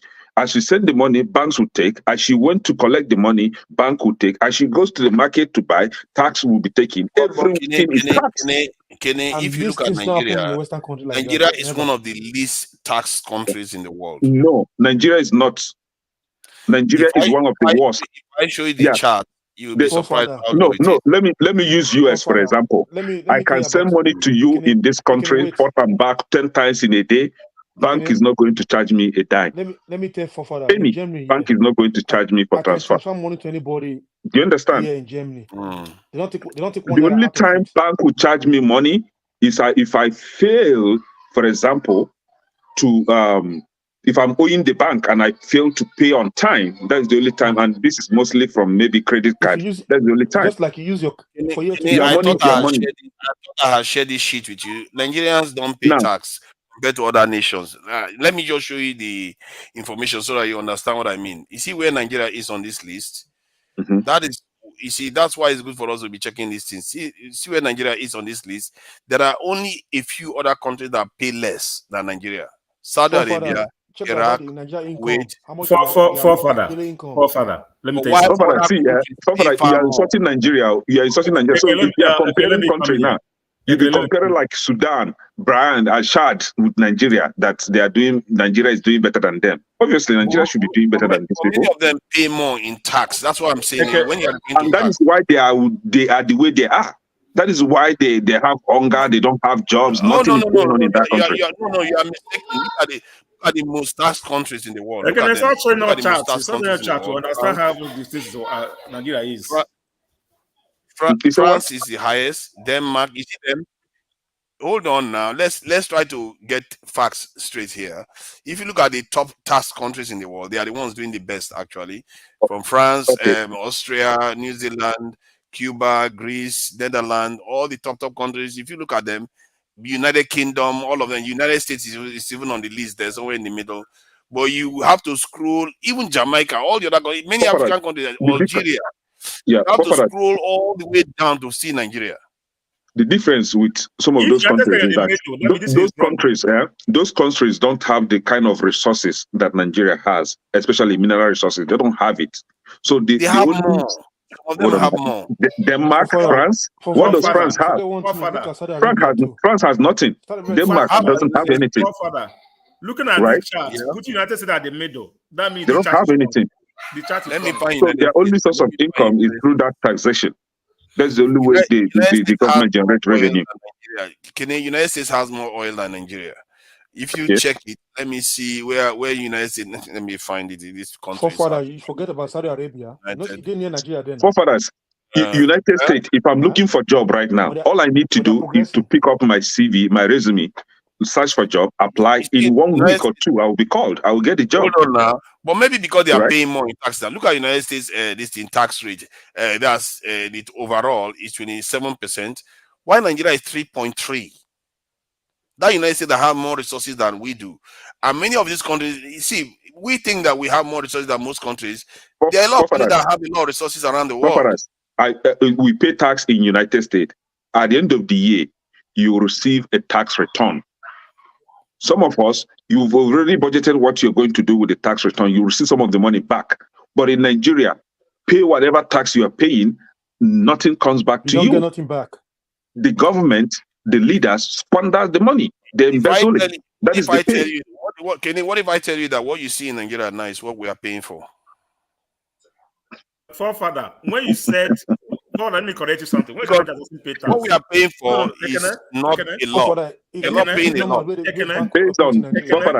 Based on our economy, what we are paying right now is too much. When Forefather said Nigeria doesn't pay tax, I say it's wrong. Let me tell you what's going on in Nigeria. Have you owned a business in Nigeria? Like you don't own a shop. Real business. You rent a shop. All right. Do you know that you end up paying three different type of tax, 4 or 5 in that shop? Local government will come with their tax. State will come. The street will come. You end up paying like 7 times tax than what you are paying here. But the issue is that those money is not being remitted. It's not being recorded by the state or anybody. It goes to the individual. That's the problem we have. More people are not paying tax. Each shop that is in each shop, you end up paying tax to the area boys in that control that. You allow that they collect tax money for your hand for renting a shop, selling market. You allow that they collect tax money. Tax is called that not be saying. I think you may have a point there. There is tax even in Onisha market and some parts of Nigeria. But the problem is that it's not going to the center. The 3 point something that you are seeing on that. Important. Sorry, let me just 30 seconds. Let me explain why it's important. 30 seconds, Kenny. The reason why it's important that it goes to the center is because the center, when that money comes to the center, the financial institutions around the world use that to grade the country's ability to get more money. Most countries live on debts, but to be able to get that debt, you need to be able to show that you can raise money. And if you don't show you can raise money, Nigeria is at the bottom. Hence, you can't get money to do things you want to do for your country. That is one of the problems we have. Okay, Forefather, please go ahead. One of the problems that we have in Nigeria. Yeah, call me Kenneth. It's fine.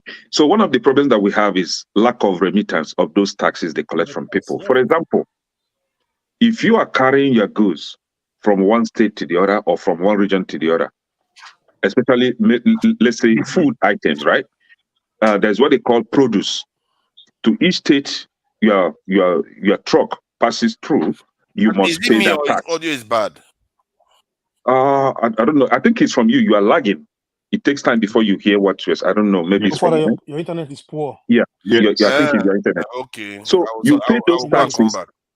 Those taxes, those revenues are not being remitted to the state because an individual is a contractor to the collection. You know, he's being contracted to collect those money.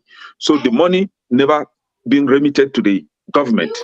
And also that particular goods, as the goods gets to your store, you pay about 3 or 4 taxes on each item, right? Those money are not being remitted to the state. It goes back to the individual. So if those money that are being taxed on those commodities are being remitted to the state, I bet you it is not that 3 point something that you will be seeing. You see more, right? So it's not remitted. And that is why this incompetent criminal government is finding other avenues to tax the people more because they think that the people are not paying enough, when in actual sense, the people are paying more than they should be paying. So the problem is lack of the right mechanism to collect those taxes and making sure that those taxes are being remitted to the government portfolio purse is the problem. They don't have the right machine. They don't have the right tools to collect the tax. But rather what they do is they give it as a contract to their brothers, to their friends, to be as a form of contract job, collect tax, give me the one you can give me and keep the rest. Nothing is being documented. That is the problem in Nigeria. And was it not what Tinubu did in Lagos State? Right? He gave his friends and brothers the contract to collect tax in Lagos State. And that is actually what he's doing in Nigeria right now. So the tax is too much on the people. Forefather, let me blow your mind there. Every Thursday in Lagos State, every pure water seller is the cheapest. Okay, pure water seller is a pure water seller. Every Thursday, pay tax for hawking pure water. I don't know. I think it was KJ. Yeah. I don't know what is happening to Mute KJ. yourself, please. Mute yourself. It's okay. Please go ahead. So during Tinubu regime, when he was, I don't know if it still happen right now. Every Thursday when he was the governor, everybody in every market in Lagos State pay tax. Even pure water seller, newspaper vendor, they will come there, collect the tax. All right, controlled by one person. When the person will take the money, take his own cut before he reaches the government's hand. Maybe it's like chicken change. All right, but if you don't pay that tax money for that day, you won't be able to sell or hug anything. So when you say we don't pay tax, people pay tax, but this issue that I Kenneth said is not being limited to any place. Until recently, Excuse me, if you have Amadioha, let's not confuse tax and rates. Even in this country, United Kingdom, people that have restaurant or sort of thing, they pay rates. Regardless that they pay their income tax. Rates. So let's just mix it not up. Business rates. I said tax. What is tax? What is tax? What is rates? Tax is what they take from your profits. Business rate, you pay it nonetheless. People pay tax.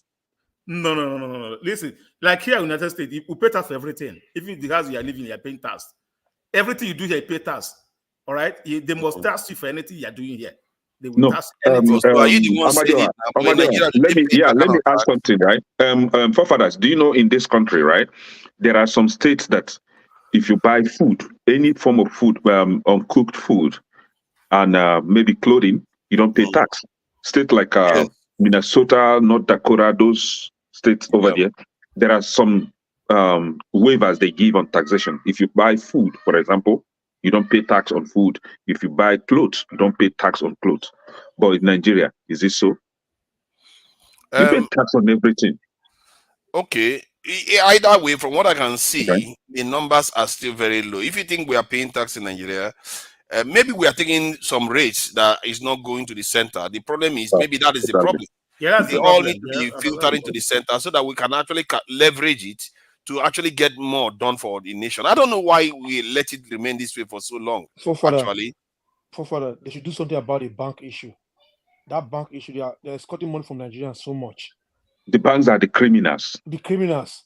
This so-called $30, what they call this people, what they call the man who first bank. What is his name? All those men who say they are billionaires. These are the people they are eating from managers. Yeah, but the percentage you are taking is less than 0.2%. No, it doesn't matter. If you send money to persons, they take money from you. If you can't even contest it. They take from you. But here in Western country, every 3 months, I get my banks. Every 3 months they pay. I pay 15 euro, including my credit card, everything. 15 euro every 3 months. Every 3 months. Hold on. Let's do that calculation. 3 months, 15 euro, so 5 euro per month. Yeah. So depend on the number of transactions my credit you card make. Is there. Everything is there. Yes, but depend on the transactions you make. It might actually be more expensive than Nigeria. It might actually be more expensive than that money you just quoted just now. May actually be more expensive than Nigeria because the Nigerian one, they take is 20, 50 naira. Listen. You make mistake. Think about it. The income for Nigeria income. Think about it. No, I'm thinking about it. Yeah, that's what I'm thinking about. I'm taking that into account. If it's 50 naira, before that 50 naira goes to 1,000 naira, to even come close to even start competing with your 5 euros, it's going to be very slim. Okay, for the 15 naira for over more than 100 million people. How much I want to give you? Yeah, but they have to get money to run the business that they are running. For that, not every month, every transaction they do. That is how they do.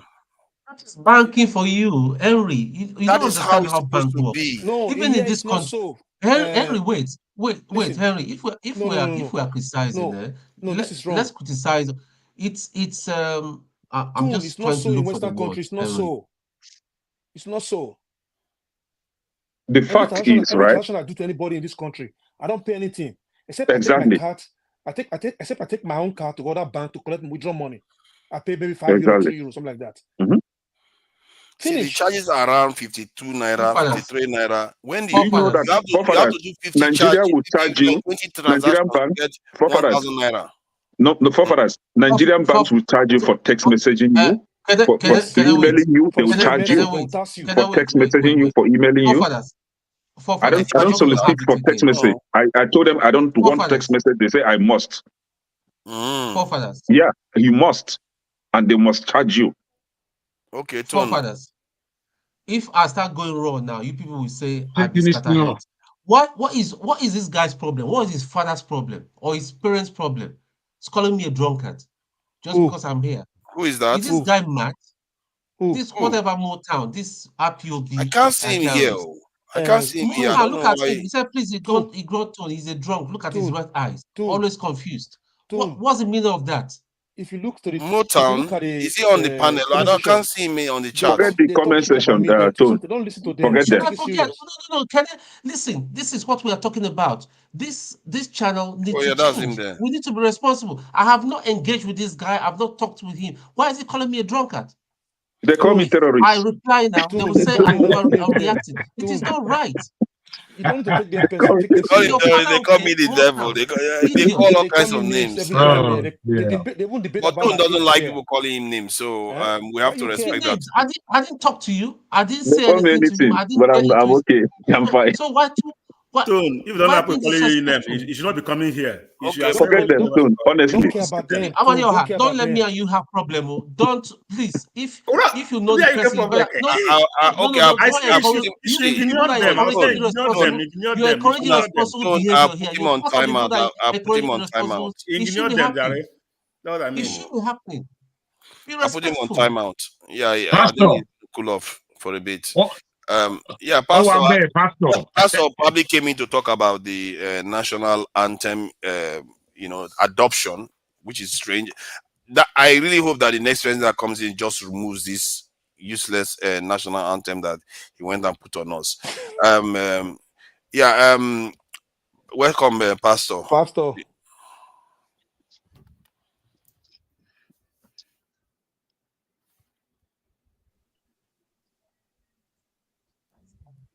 Welcome, Pastor. Say something. I think he's having network glitch. Okay. UK, or maybe UK. All UK is having more problem. No, it's not that. He's mute. He's muted himself. He won't unmute. Come on.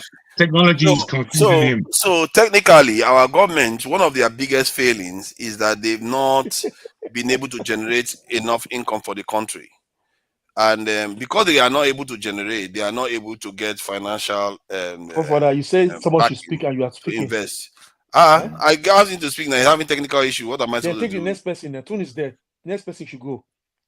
You want Tone to speak? Okay, Tone, say something. Since he wants to hear from you. Sorry, who is having technical issue? They said it was you. You now. No. Sorry, I Forefather, I've been there since I thought so. Forefather, okay, Pastor, you want to speak then? Yeah, if that's okay, if it's my turn. I've been waiting. That's fine. Go on. It's more than your turn. Yeah. Forefather, your argument that Tinubu will lose the next election, you gave reasons for it. The question is, let's argue that, let's say he's going to lose it. Who is he going to lose it to? I don't know yet. They are going to come up with something that they have to. If they don't, then he's going to win. If the parties remain divided, he's going to win. But if they unite, they will defeat him. Forefather, we are living in a real world. We are not discussing a hypothetical situation here. We just had an election that just went by. We know the parties that played in either individual or corporately. They are still the same people in us. So we're talking something real. So based on what is on ground right now, from now to 2027, who do you think he will lose to? Based on your argument. if P2B is able to create a structure where Labour Party is maintained but works with PDP, and PDP, like people like Atiku supports P2B and Kwakwanso, all of them come together, yes, they will defeat him.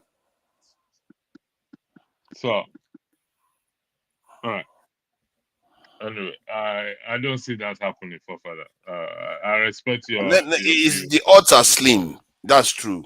Go to court, we'll be there. The That's odds for are sure. slim that all these things can happen, come together to throw him out. The odds are So, slim, but if it happens, because they can't throw him out. don't forget that it's very difficult to take out the sitting president.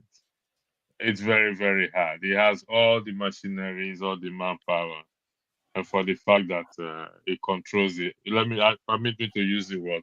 He more or less control control INEC. So who is going to do Don't that? forget the justice But system too.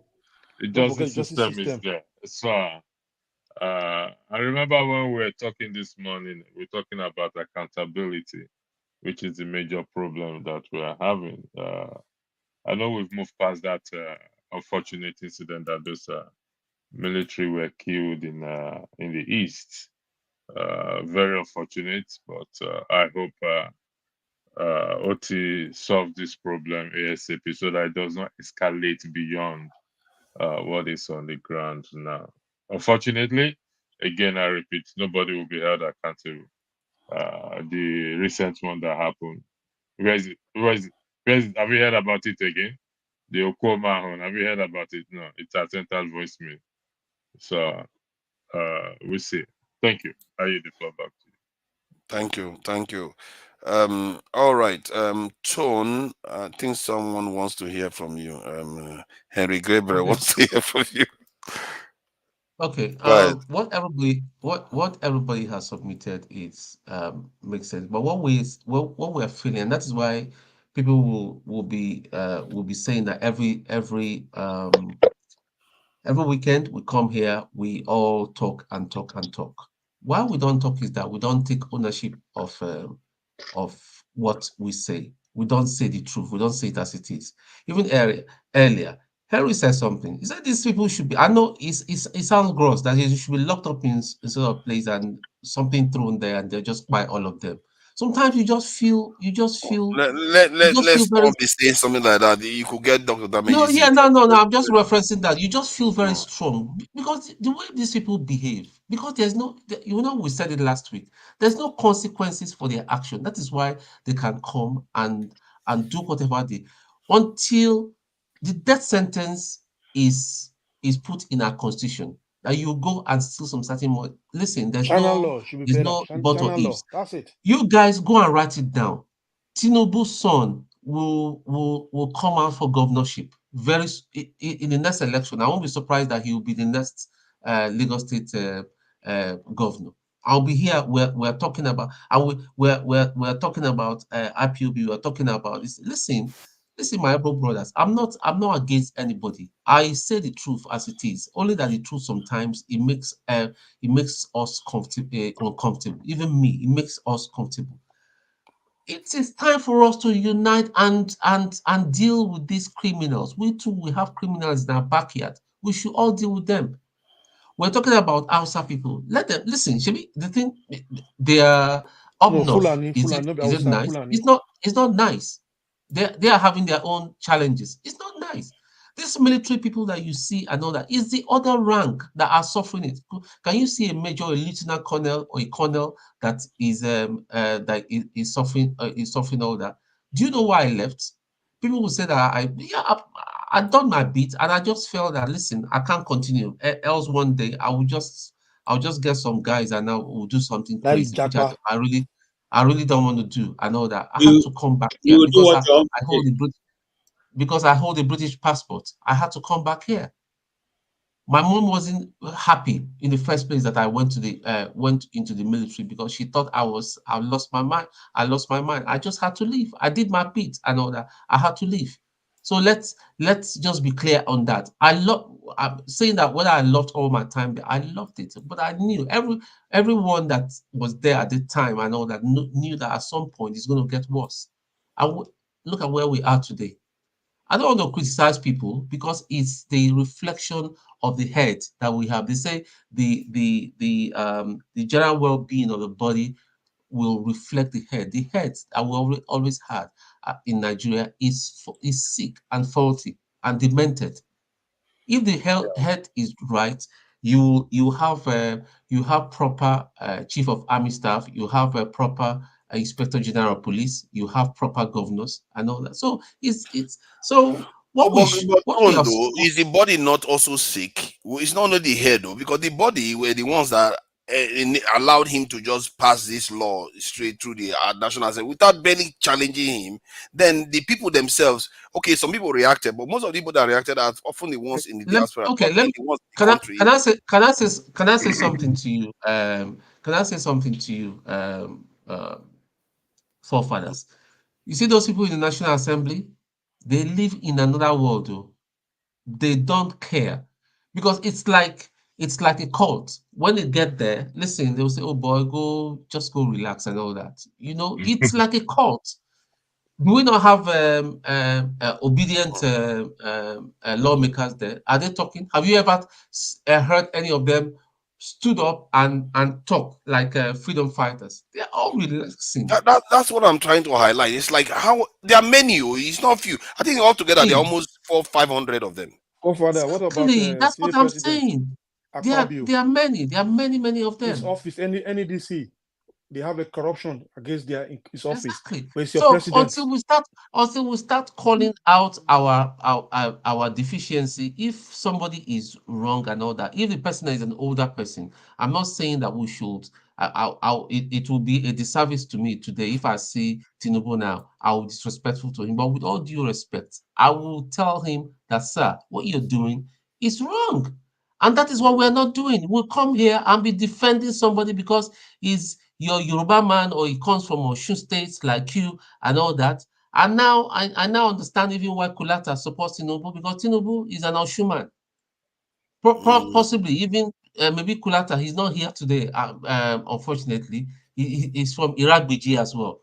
So we can't continue. We just can't continue that this way. If Obi gets it wrong, which I believe there are many things that I'll have Obi to change. Last time we had him on here, I know that the way he answered the question I put to him, I wasn't very satisfied. I just shook my head.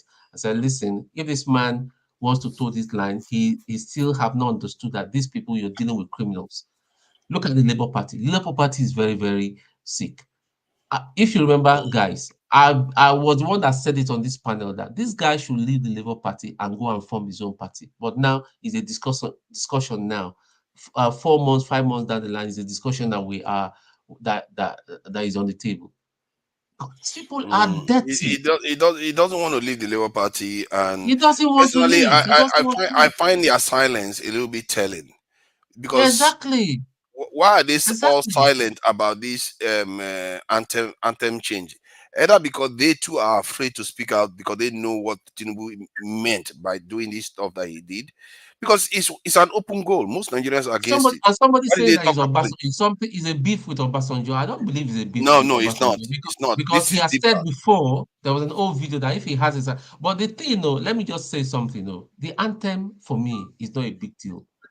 The big deal, why people are very, very annoyed is that is the issues that he should be dealing with is not what he's dealing with. He should be dealing about hunger of the nation, about how to, because I don't know the ministers. But that's what makes the anthem a big deal, because it signals to you that his mind is never in the right place to fix all this. In the right place, exactly, and that's why people are. That's what it's signaling to you. People are so annoyed, It was a big deal for going to that extent. We don't need it. We don't need it at all. We don't need it. That is the signal. When it's like, how women are going out with a man, they look for, in bad signal.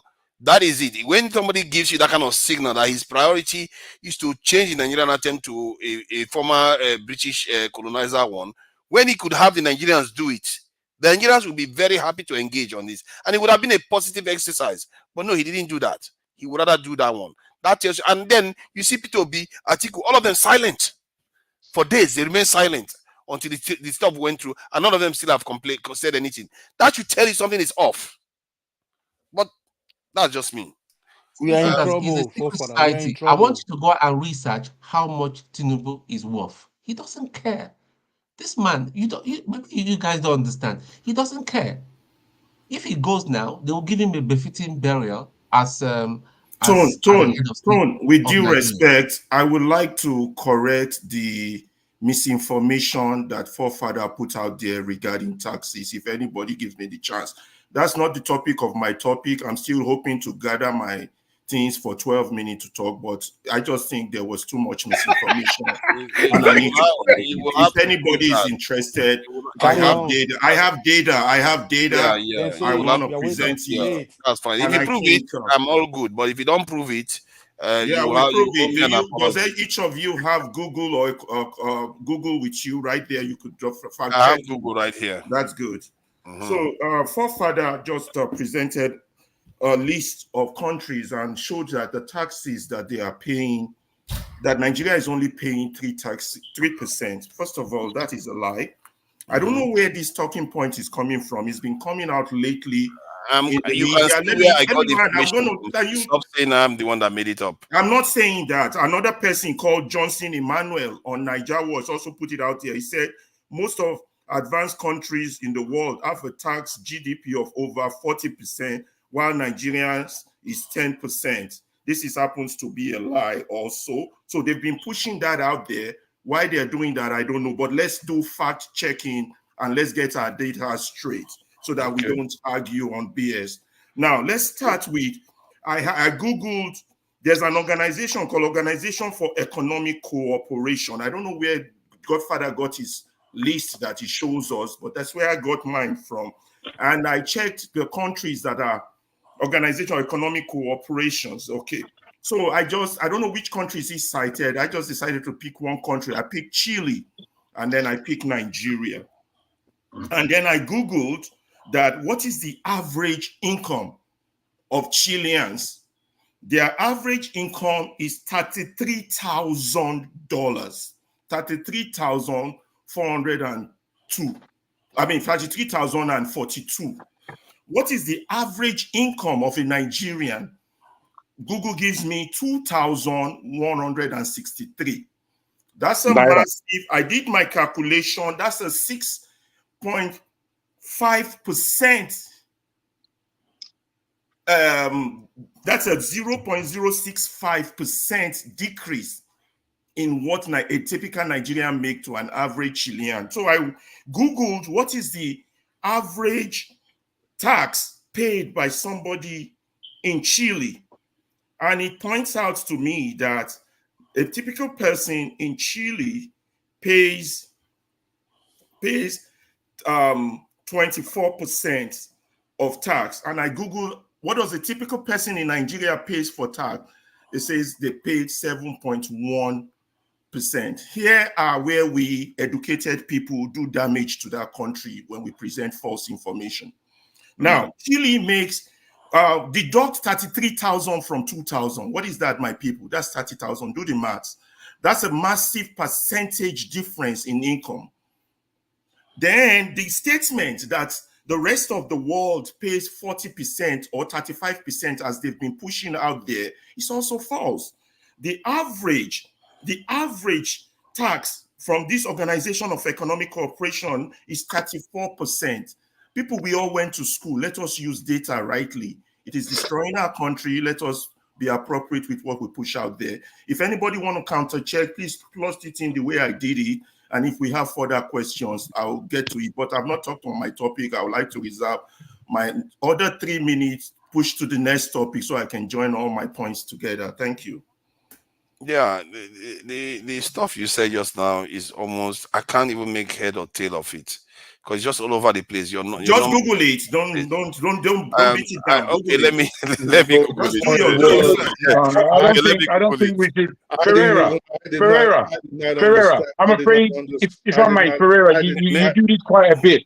You know, you bring us back to points. You know, when forefather was talking that, I didn't say a word. The reason why I didn't say a word, because he said it about 3 or 4 times, and none of it makes sense. Now he's going to engage you and take us veering to some place that no If one he wants can to be. engage me with facts, let's do that. That's No, what he's he not. He's not. challenges us. You just heard him. This is not the first time that you've heard him. He said this 3 times on this channel, and it makes no sense. But He you hasn't can't put be any spreading calculation. lies on this Oh, channel. all right. Sorry.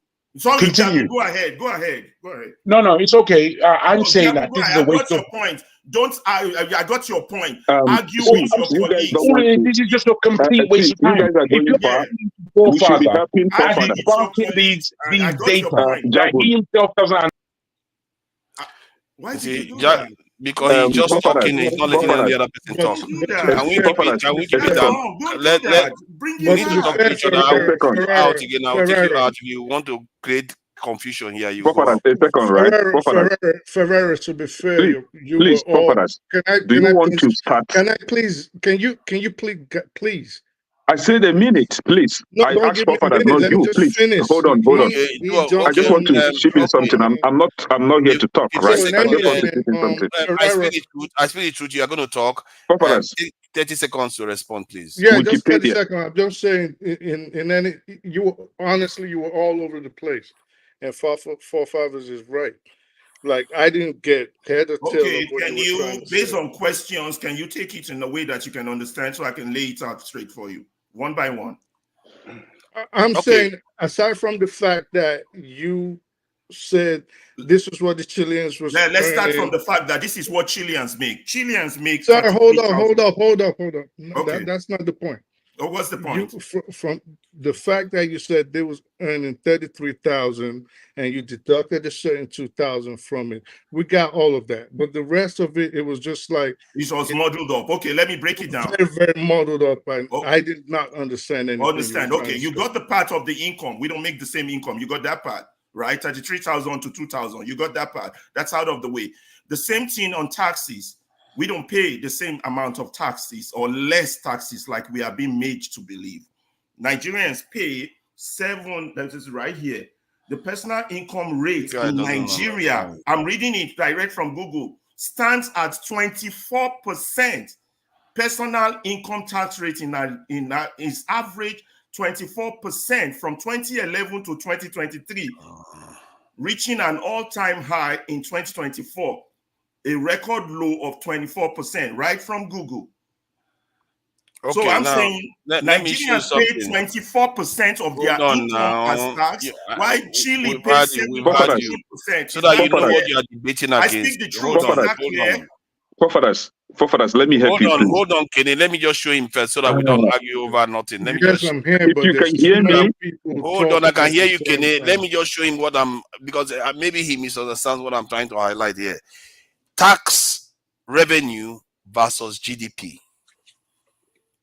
Do you understand what that means, Kenny? Ferrari? What does that mean? The total tax revenue you collect is not the tax rate that you tax everybody. The total tax that you collect versus the size of your economy. Make points of those numbers. You came and argued against a false premise. Forefathers. So your argument is misplaced. You can't use that as Nigeria. Because that is how nations check these things. Forefathers, give me 10 seconds, please. Forefathers, if I'm your instructor and you source material from Wikipedia and cite that you source this material from Wikipedia, I'm going to score you 0.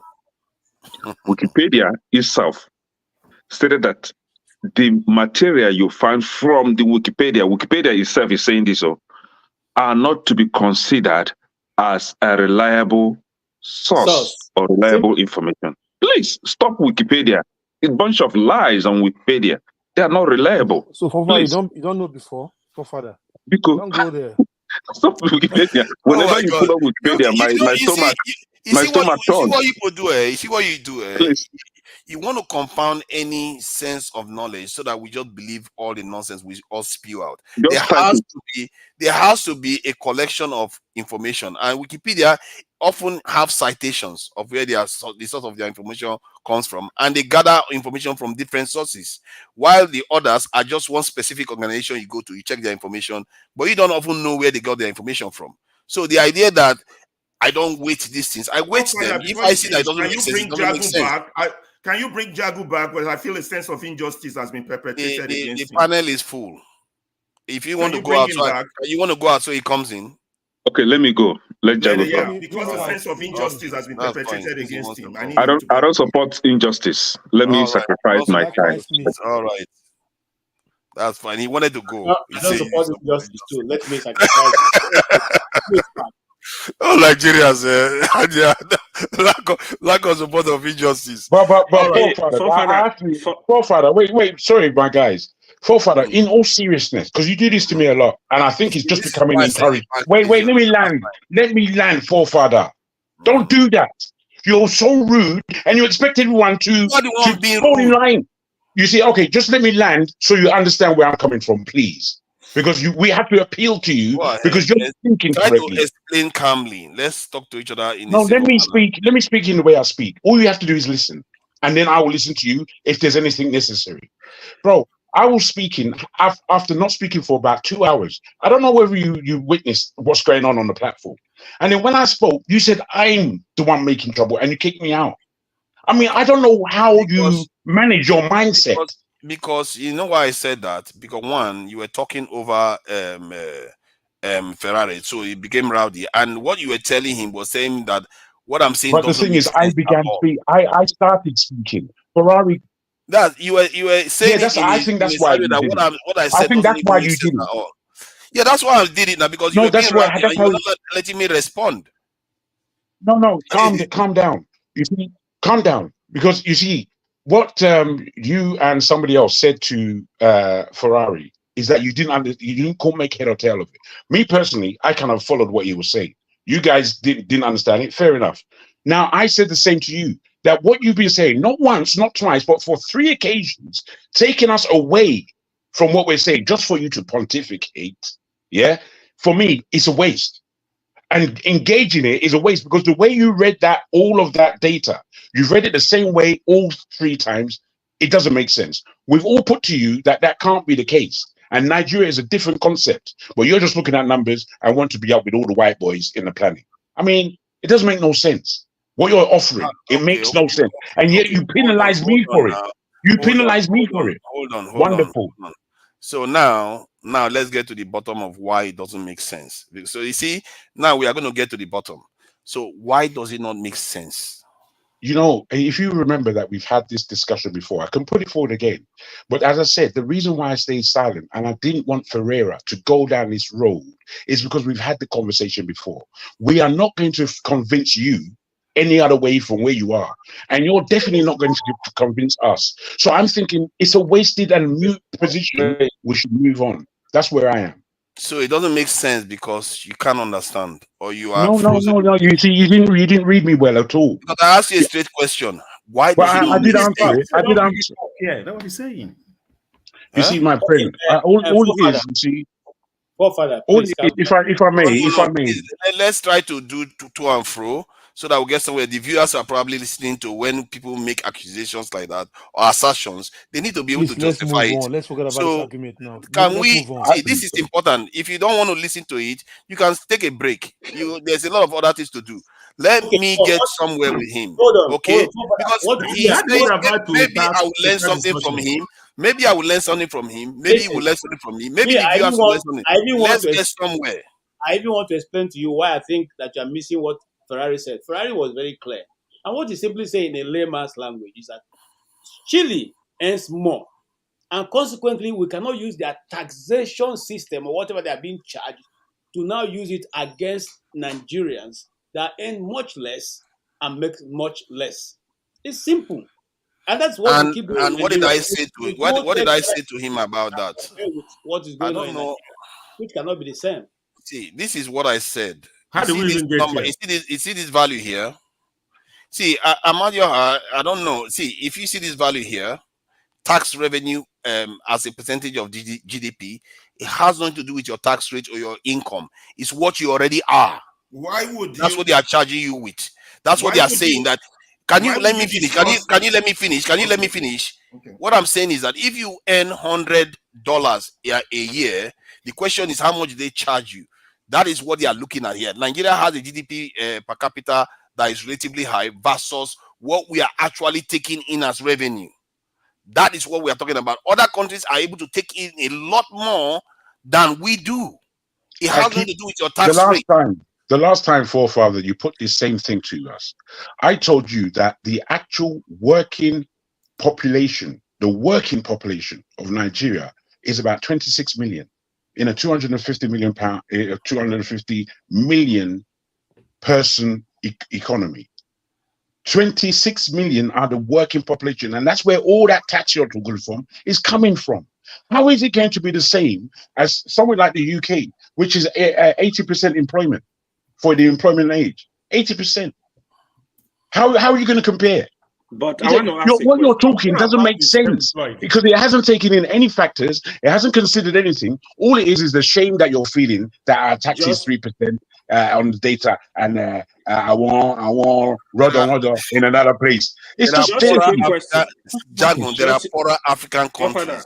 I don't need to explain to you because you are just frozen in place. Forefather, just a quick one. Okay. If this is the topic, why don't you just allow it go around? I don't understand, man. It's not a topic. Some people are just no. See, sometimes when you're having conversations, to get to a deeper understanding than everybody just saying surface stuff, you need to have to and fro. And that's something I want to also do. When other panelists are talking and maybe some other person oppose him, I will say everybody should leave them. Let them get to the bottom of it. That is very, very important. I've seen it happen, and it's actually a good thing. Problem. You don't know when to stop, forefather. Oh, stop. What should I stop? When I'm trying to show let's move to a new topic. Then start with stop moderating, Jare. Mind your business. If you want to go and moderate, if you want to moderate, go and get this thing and come on and go to damages and let you come and put you on this thing to moderate. All these people that like to pretend. See, I'm not. See, the truth is that there are different ways of doing things. Hold on, man. Let me talk. Can you let me talk before you make me put you backstage? I will put you backstage. See, there are different ways of moderating.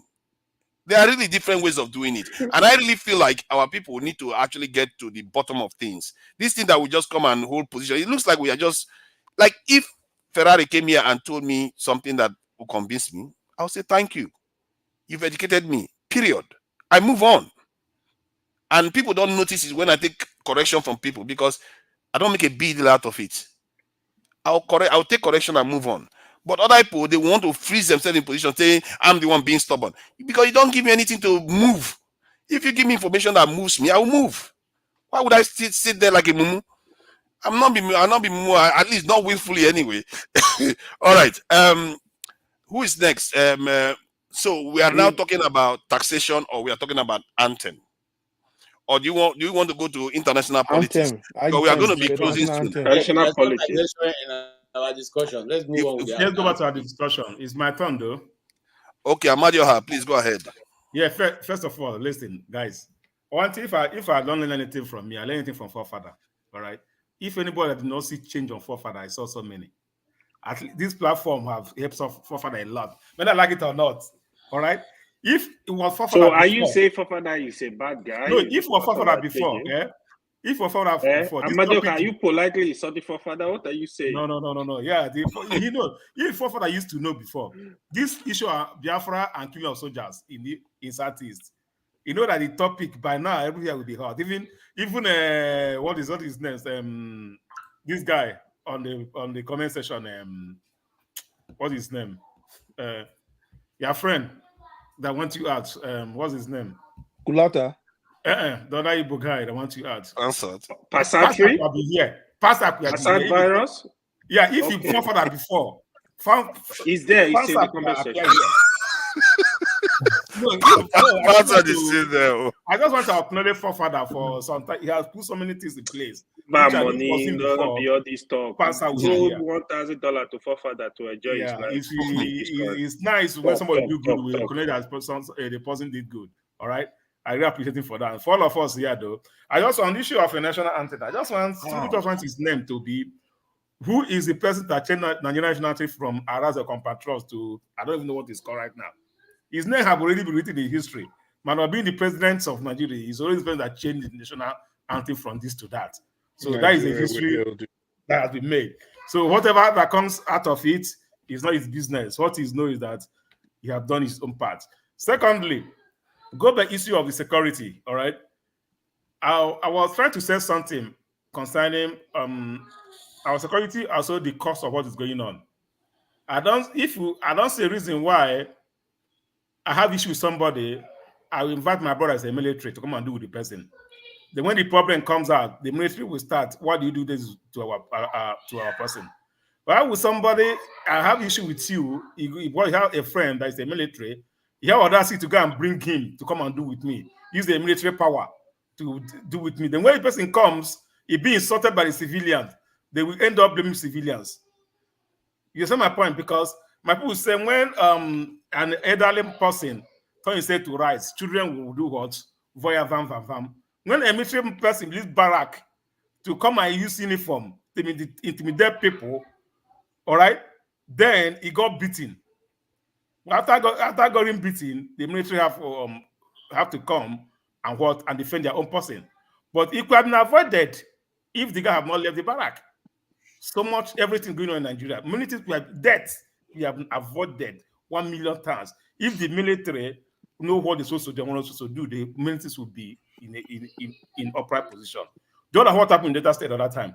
If the military know their job, those people should be alive today. If the military know their job, those ones that died in Aba will not be dead today.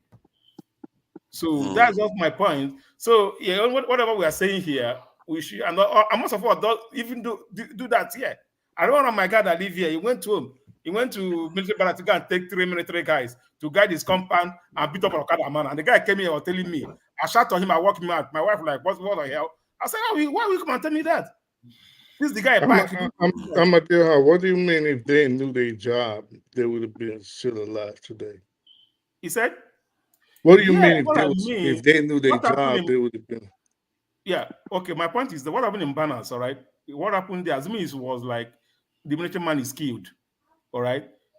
The cost would have been if he was in his place, he wouldn't come and do this the arrest of a police or a civil servant. As a military man, he take his uniform to come and intimidate because his friend bought a phone. You know that if he comes there, he come and intimidate people. The conflict will not take place. So if he was about this thing, he was killed on that process. Just like so that was why the military thing happened in Abia. Look, now the military guys, all right. If they're in their place, you understand my point now. Know what you're doing. There's military everywhere. In some places. No. You're checking points. I'm a deal. This is what I'm asking. You said if they knew what they was doing, they would have still been alive right now. Yeah. They would be so I'm saying, what did they do? Don't let them be asking questions. Let them make some. And this topic, we've already done this topic. I don't know why Amadio went back to this topic. Amadio, you have said it before. Why did you go back to it again? I'm seeking clarification. It's only right to ask questions. I was saying. All right. So it's only right to ask questions. That's what the questions that I have right now here. That's what the conversation is about. I think it's valid that he has. It's a valid question. I'm not asking a dumb question. It wasn't supposed to be discussed yet, but he made it. I mean, listen. Can I ask my question, please? So, thank you, Amadio. So I'm saying you made a statement. And I'm trying to clarify what they did wrong that led to their death. Because we're trying to justify their death. Well, not justify, because that would be a disservice to what you said. What I'm doing, let me correct what I'm doing. I don't say they are dead is justified. I'm saying prevention No, I took that back. I'm saying, what did they do prevention wrong? I mean is this: if those military on the checkpoints know that they are a target, it's not like they are targets. Where they are a target from militants. Everybody want to see a military kid and be proud of and post it on their target. Then how would somebody come and take out 5 military men if you are at alert? But They should be vigilant. That's all. They should In be this vigilant. That's all. instance, what did they do wrong? You still haven't answered what I'm trying to figure out. Because loose. They are loose. They are loose. Vigilant. They are not vigilant. That's what I'm trying to say. They're not vigilant on that part. They're not vigilant on that What, part. how do we know there wasn't? Because I've seen 2 incidents. I've seen happen 2 times. They killed the other. Have you been to Nigeria before? Yeah, Mr. Man, yeah. have you That been to one Nigeria happened before? near my place. Near my place. By No, You're I'm asking saying, him, have you been to Nigeria? what is that? Henry, let him this let me tell you why I what judge does that it. even got to do I with judge the it by question? that. All right. There have been, I'm from the Southeast. All right. There are so many incidents of killing police, military men in that a lot have come, and most of them, all right, 80% always happen that the police or the military people on checkpoint they are busy either collecting money from the motorists, forget that they are target, or they are busy drinking and eating. I know, Amadeo, believe it or not, I know all of this, okay? But I'm that's my saying, point. and yeah, I understand that. And if that was what happened, then that would explain why they was killed. I'm trying to say, because you brought it up in your statement, is that what happened in this present instance in Abia? No, I don't say that's what happened. What I say, if they are more vigilant, maybe they won't have killed. That's what I say. They should have prevented it. I'm still confused. I mean, am I Fair the only point. one being confused? Come on, I speak the truth. He's saying that he's not saying that it definitely happened, but he said if they were more vigilant, maybe they wouldn't have suffered their But fate. how do we know they? Okay. We don't know. We don't know. Yeah, what we don't know happened. that. It's a We fair we point. don't It's a know. fair point. We don't know that. So 90%. that means 90% showed that 90%. so that means we don't know, but they are taking like a goat. 90%, they're taking like a goat. Military people are taking like 90%. so basically we don't know what happened before they got killed.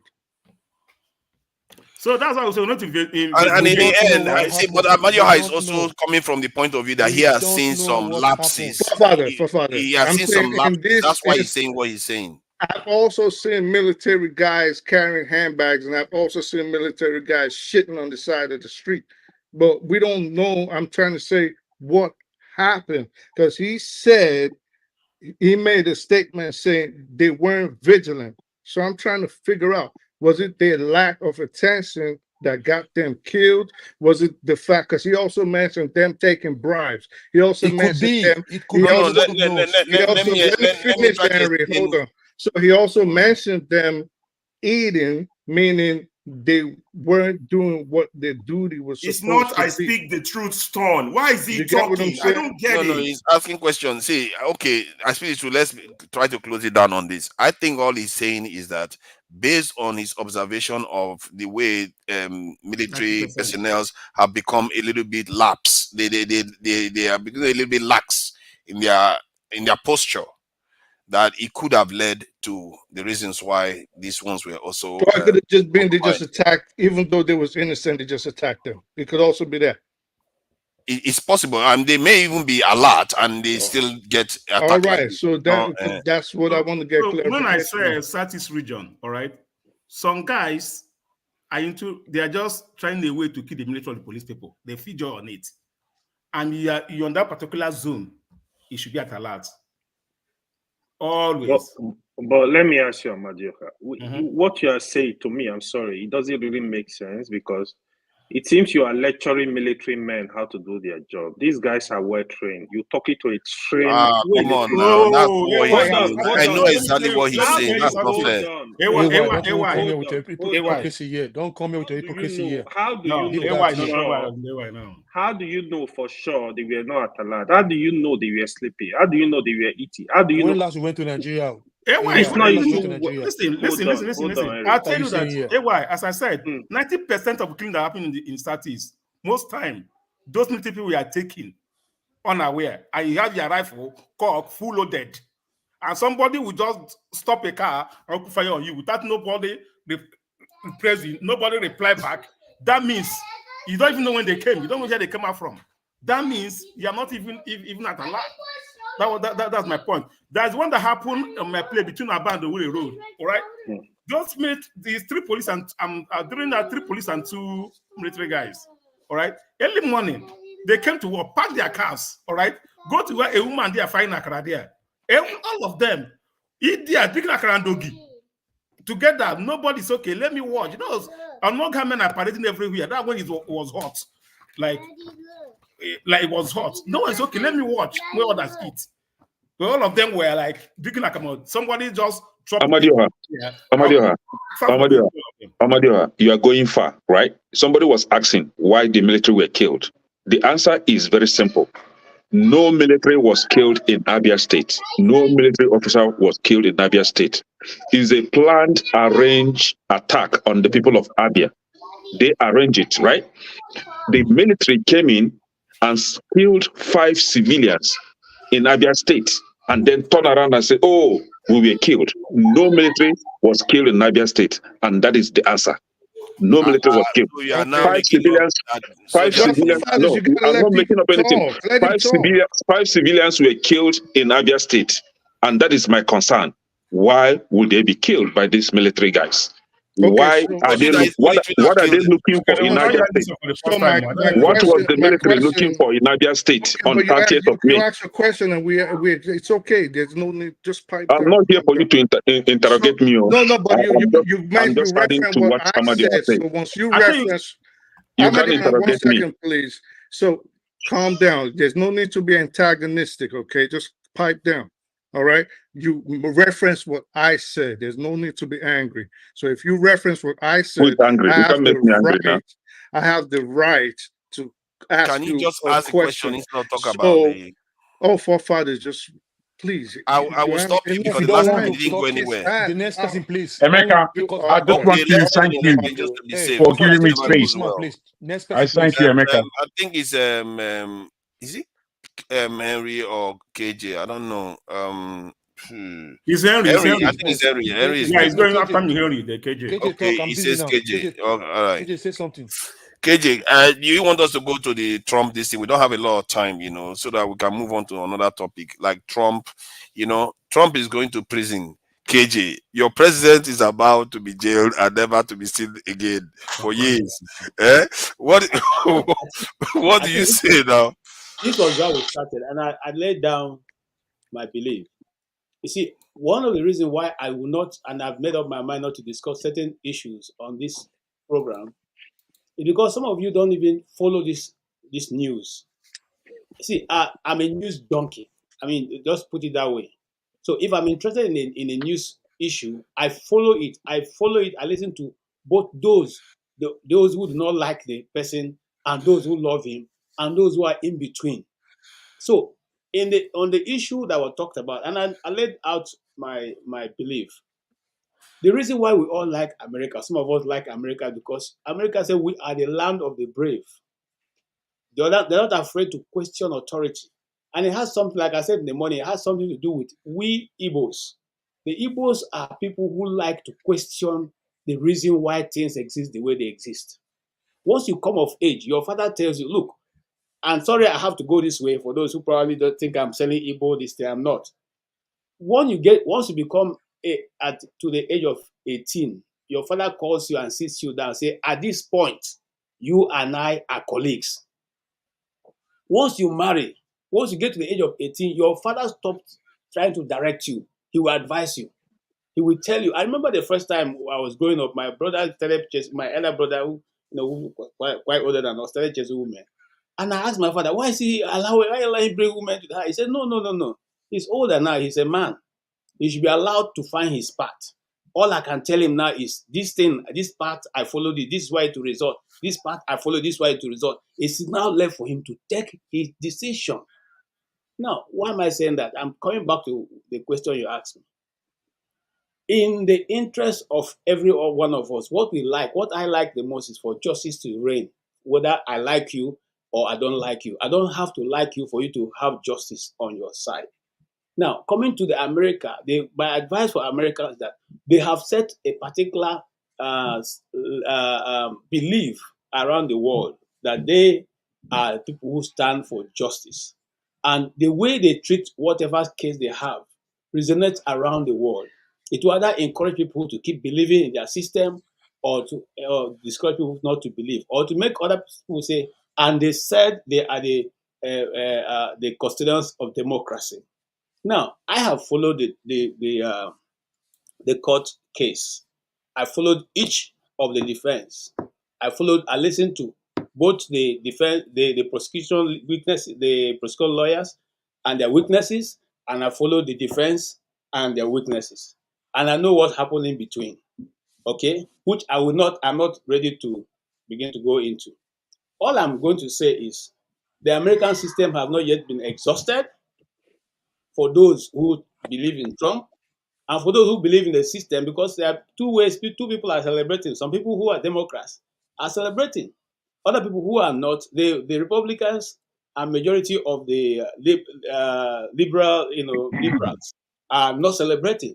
So let's leave the system to exhaust system. Let Trump do all he needs to do, and let the prosecutors do all they need to do. So, but let me ask you now: do you think if he's fully like sentenced and everything, now he's been convicted already, but if he's sentenced, let's say non-custodial sentence, he could still go ahead and win the election? Do you believe? Okay, let's say up to 100%. I'm trying to drag me to where I don't No, want to. Father, what you're supposed to ask KJ, if they send it to prison, will you be sending me food in the prison? Can you let this go? Please, do you think he will win? He's not going to go to prison. Let me go this way, Father. You see, in American politics, they say they do not interfere with the election. In other words, once the election kicks into place, they're not supposed to be able to. They're not supposed to continue to prosecute that guy. Yeah. So that law in the first place have been broken. And remember, when you break it, you're not only breaking it for Trump. There are other people that are going to come behind that will also be affected, or those who are already behind. Although they did break it against Hillary Clinton, though. They did it against Hillary Clinton heavily. She was never a president. Now, coming back to what I'm trying to say, there are many Rubicones that have been broken. We don't know how it's going. We don't know whether when they finish with him, if the Republicans take over, they're going to go back to Benghazi, because some people also broke the law. We don't know whether they're going to go back to those who also exited Afghanistan, leaving some Americans behind, who were eventually killed. Whether they're going to go behind. We don't know whether they're going to go behind to find out. See, there are many factors that people are not putting into place because they think the person they hate is the one who is receiving the fire. If he gets a non-custodial sentence, KJ, he cannot run. What I always say is, what goes around comes around. Let's be very, very careful. Secondly, what you ask, direct to the question you ask, even if he's now sentenced, he will not be in prison, because that's the system. The system didn't say he's going to be in prison, but they're going to work out something just in case. And they're even saying, but me, I believe they're going to sentence him and they're going to put him in prison, but it may not be that way. It may not just be that way. Even a non-custodial sentence, he cannot run. He's a felon. 34 times and over. No, okay. Let me you can't run. It's not what you think. It's what I know. That's why I said some of these conviction is appealable. He can appeal it, and he can still run. Even to the Supreme Court. Now, that is the system here. If they stay the appeal, listen. You get your time now. Relax. The useless conviction can be appealed. Now, the 34-count charges is appealable. Charges. How did he get it's only I said the truth. Let's allow one person to speak so that we can hear it. I muted myself. Sorry. Now, the 34 charges came because of the 34 different checks that was written. So they say once you write for, you say first charge, second charge, to 34. In the first place, it's even not true, because like they said, if it was not trumped up, it would have been just one charge. But to make it look heavy, Donald Trump, it was so much, 34 times. So the 34 different checks he wrote, each one was a charge. KJ, can he be disqualified? KJ, let me try to ask you questions so that we get somewhere. Can he be disqualified from running just because he's a convict? Earlier on, somebody said he was disqualified in 3 states. No, he's not disqualified in any 3 states. He cannot be disqualified. Okay. Yes, sir. It's not true. Okay, good. Thank you. Yes, he can. He actually can. So he was removed off the ballot. I speak the truth. It's your turn to speak anyway, so there's no need to. This is your turn to speak. So hold on now. Don't worry, it's your turn to speak. And so please go ahead. What do you want to say about either Trump or the national anthem? You know, those 8 topics are the ones you haven't spoken on. Forefathers, thanks a lot. I appreciate it. But sometimes you need to try to let conversation flow. You know, so if, for example, if 2 people, you already said that yourself. It's always cool to do that. I mean, you have done this several times. You by now you should know how it works. You're a moderator. I know. So sometimes you don't have to make a new introduction. It's already coming up. It's flowing. Just let it go like that, and then you build. I'm doing it like because there's somebody next to you that is itching to speak to. So because I don't like talking too much. I just want to. I hear what people say, and if I hear something that I think is inaccurate or I need explanation on, or I want to expound on, then I just come in. I don't have time to say, "Oh, it's my turn to talk." My turn. I don't like hearing my own voice. But in any event, so you can. He's been removed, as far as I know, from the ballot in Colorado.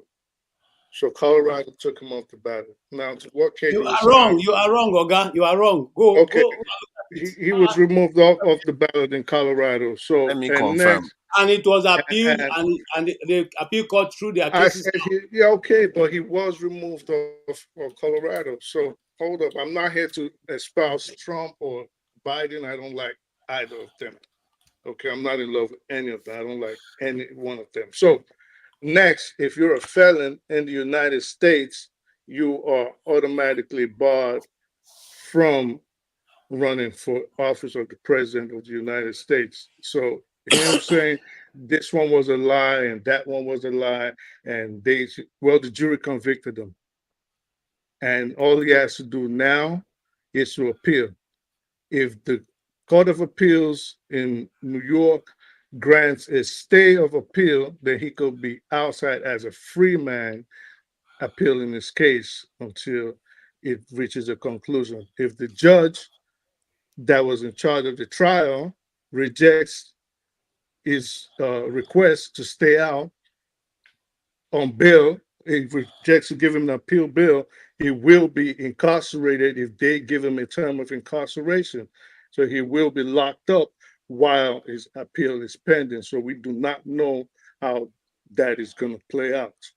And that is just the law. And to be clear, I had no interest in this case. I'm just telling you how it goes with regards to Colorado was a mistake. Just to clarify, Colorado was a mistake, and I think the Supreme Court overturned it, and is allowed to. I didn't say they didn't overturn it. I said he was taken off the ballot. No, he's back on the ballot. It was back on the ballot, like you said, but I said they took him. You see what is playing out? They tried to do it, but they failed. What is playing out in the U.S. politics should be an eye opener to each and every one of us. It's not your turn. Is it your turn? It's not your turn. All these so somebody cannot steal 5 seconds and talk. A man of justice like you, you were fighting for justice a moment ago. Now you're jumping queue. Just 5 seconds. A man of justice. No, I just wanted to tell you guys that the U.S. is a third world country. We should not be looking up to the. No, it's a third world country. Look at the jamboree that is being played out in New York. Let's not do that. Let's allow Ferrari say something because he's a lecturer. He wants to. He said he wants to. How many minutes? He did say he wants to teach us. So I need at least 12 minutes accumulated. Not 12 minutes. I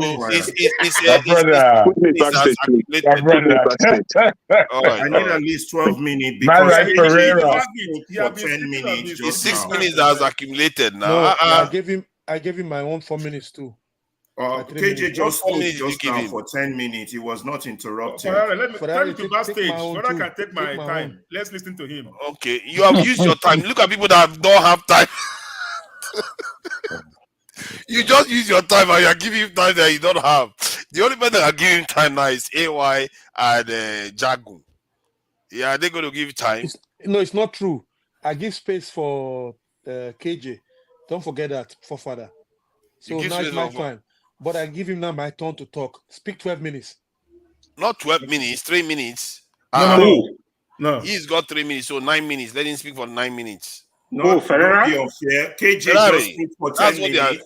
I reserved my first 3 minutes for the first topic. For the second topic, I did not speak. This is the third topic. Because it's too and fro. Hold on, Ferreira. Add my own journal. Add my 3 minutes to Ferreira. So let's give him space to speak. Give my 3 minutes to Ferreira. Add my own journal. Look at the one that don't have. You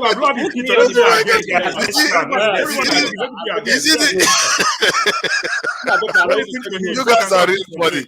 The ones that don't have time, they are the ones that no choice. Take my time, take my time. You don't have time. Give my time to him. Take my time. Guys, let's get serious. You have 30 minutes. Ferreira, I have 30 minutes. Ferreira, just keep speaking, my friend. Hold on. Let me see. Hold on, Ferrari. Just hold on. Let's not abuse this. He can't speak more than 10 minutes. That would be too long for one person to hold the whole panel. Why would you cut it to 10? Because otherwise you have 30 minutes. One person. It will be interesting. For let him speak for. No. He's not the one moderating now. KJ just spoke for 10 minutes. Ferreira. Stop arguing, Ferreira. Don't argue. It's not this. Stop arguing. Just deal with the subject, bro. Okay. Deal with Guys, it. let us start. For those of you keep on talking, nobody's going to stop you. Please don't be mad with me. This conversation is about those of us here, educated people on the panel, and about Nigeria and why Nigeria is not working. All the topic we are talking about to me are very connected. What is independence? And the question I want to answer today is, how did we get here? Somebody asked this question on Mayegun and it got me thinking. How did we get to this state of impunity, insecurity, lack of good governance, or whatever items we IPOB, whatever items we want to list? I want to be very honest with you guys. I don't think we got here by accident. I think we got here in what this is my opinion, call the failure to react. What is the failure to react?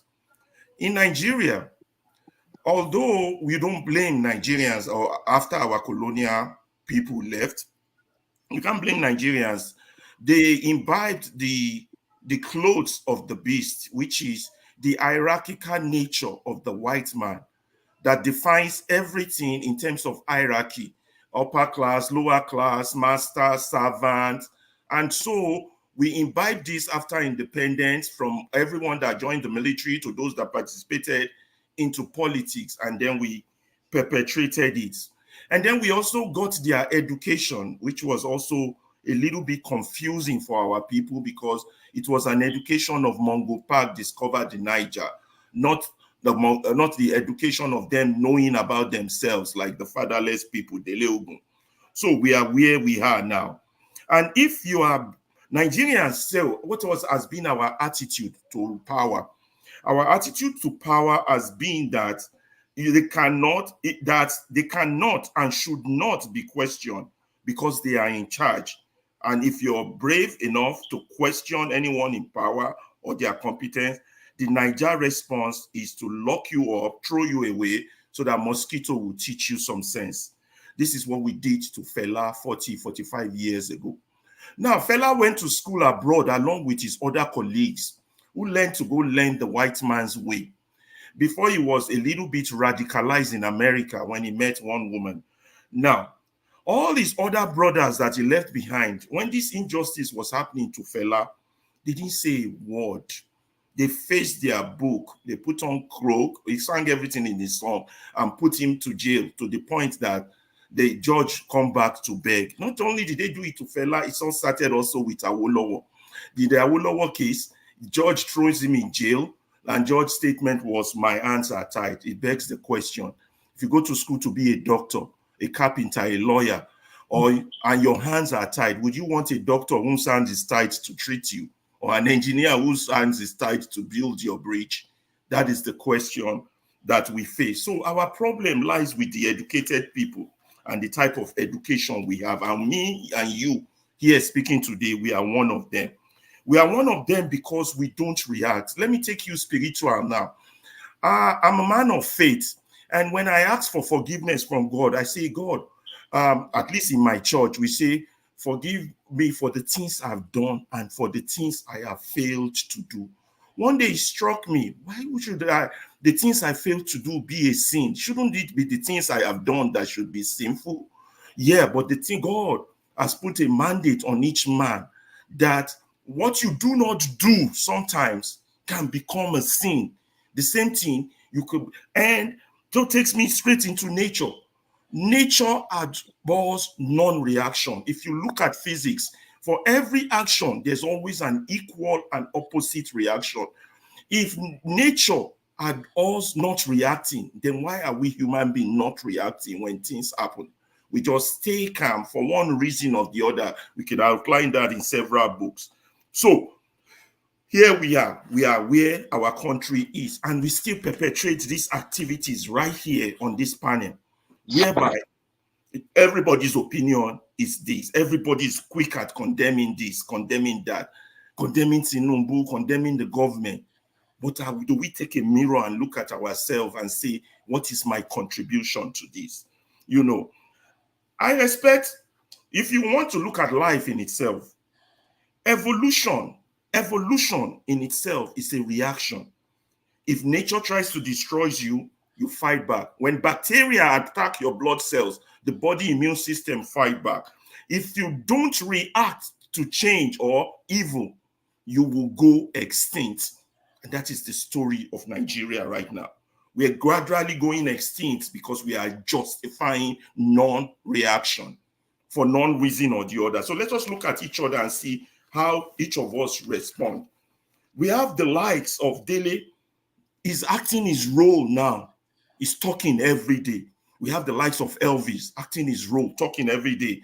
The likes of Omoye Kona talking. The likes of Rudolph talking, and the likes of those of you here talking. But the fact is that sometimes, even while you're talking, you see this very little injustice in front of you and you still don't react. This is part of it. And there are those that are reacting, but they are reacting in the wrong direction. They are reacting in the direction of the storm. The storm is coming, they are reacting, they are heading the storm. They call themselves intellectuals. And I attack those ones, not attack them. I mean, I attack their point of argument, the attack of issues that, don't you know that position you just held contributes to the oppression of my people? Well, everybody's educational level is different. You might be thinking as a professor, but they are still at elementary level. So you got to come back to that level. That's why my colleagues, I debate, others I teach. We have to teach ourselves as Nigerians that this issue of not reacting, particularly those of us who are privileged, we need to check our privilege, and we need to examine our sense of privilege and say, what am I reacting to? Is the reaction enough? Should I react more? Should I react less? Now, don't react to the point of killing yourself. That might be dangerous. Obi in his position is reacting. Like I said, Fela has reacted, he's gone to his grave now. Nigerians that are jackpying, they are reacting. They are escaping from something. And the Nigerians that are already jackpot, but yet could still find mentally in their head to defend the insanity that is Nigeria currently, or justify the action of the morons that are ruling us, they have a problem. I can't define their problem for them because I'm not a doctor, but the fact still remains. Reaction matters. Now, reaction doesn't come in carrying placards only. It doesn't come in marching. It doesn't come in this revolutionary thought that is in people's head. Reaction comes in having the right strategy. Reaction comes in voicing your voice when you have a voice. So go and thank somebody like Rudolph for giving Nigerians a voice, because that was what has been missing since the beginning of independence. Nigerians have no voice. Their voice has been taped and solidly quieting. And we need to emphasize that we need to take a mirror and evaluate ourselves. Each time we talk, Each time we push the tribal agenda, the political agenda, whatever agenda we push, is it fair to all concerned? Is it good to all concerned? Is it punishing to all concerned? You understand? It's like a preaching, I know. But somebody got to say this, because if you don't react to evil, that evil will consume you. Eventually, I can list leaders that didn't react when they were supposed to do. The evil consumed them. Unrosi did not react. Evil later consumed him. Muritala did not react. Evil consumed him.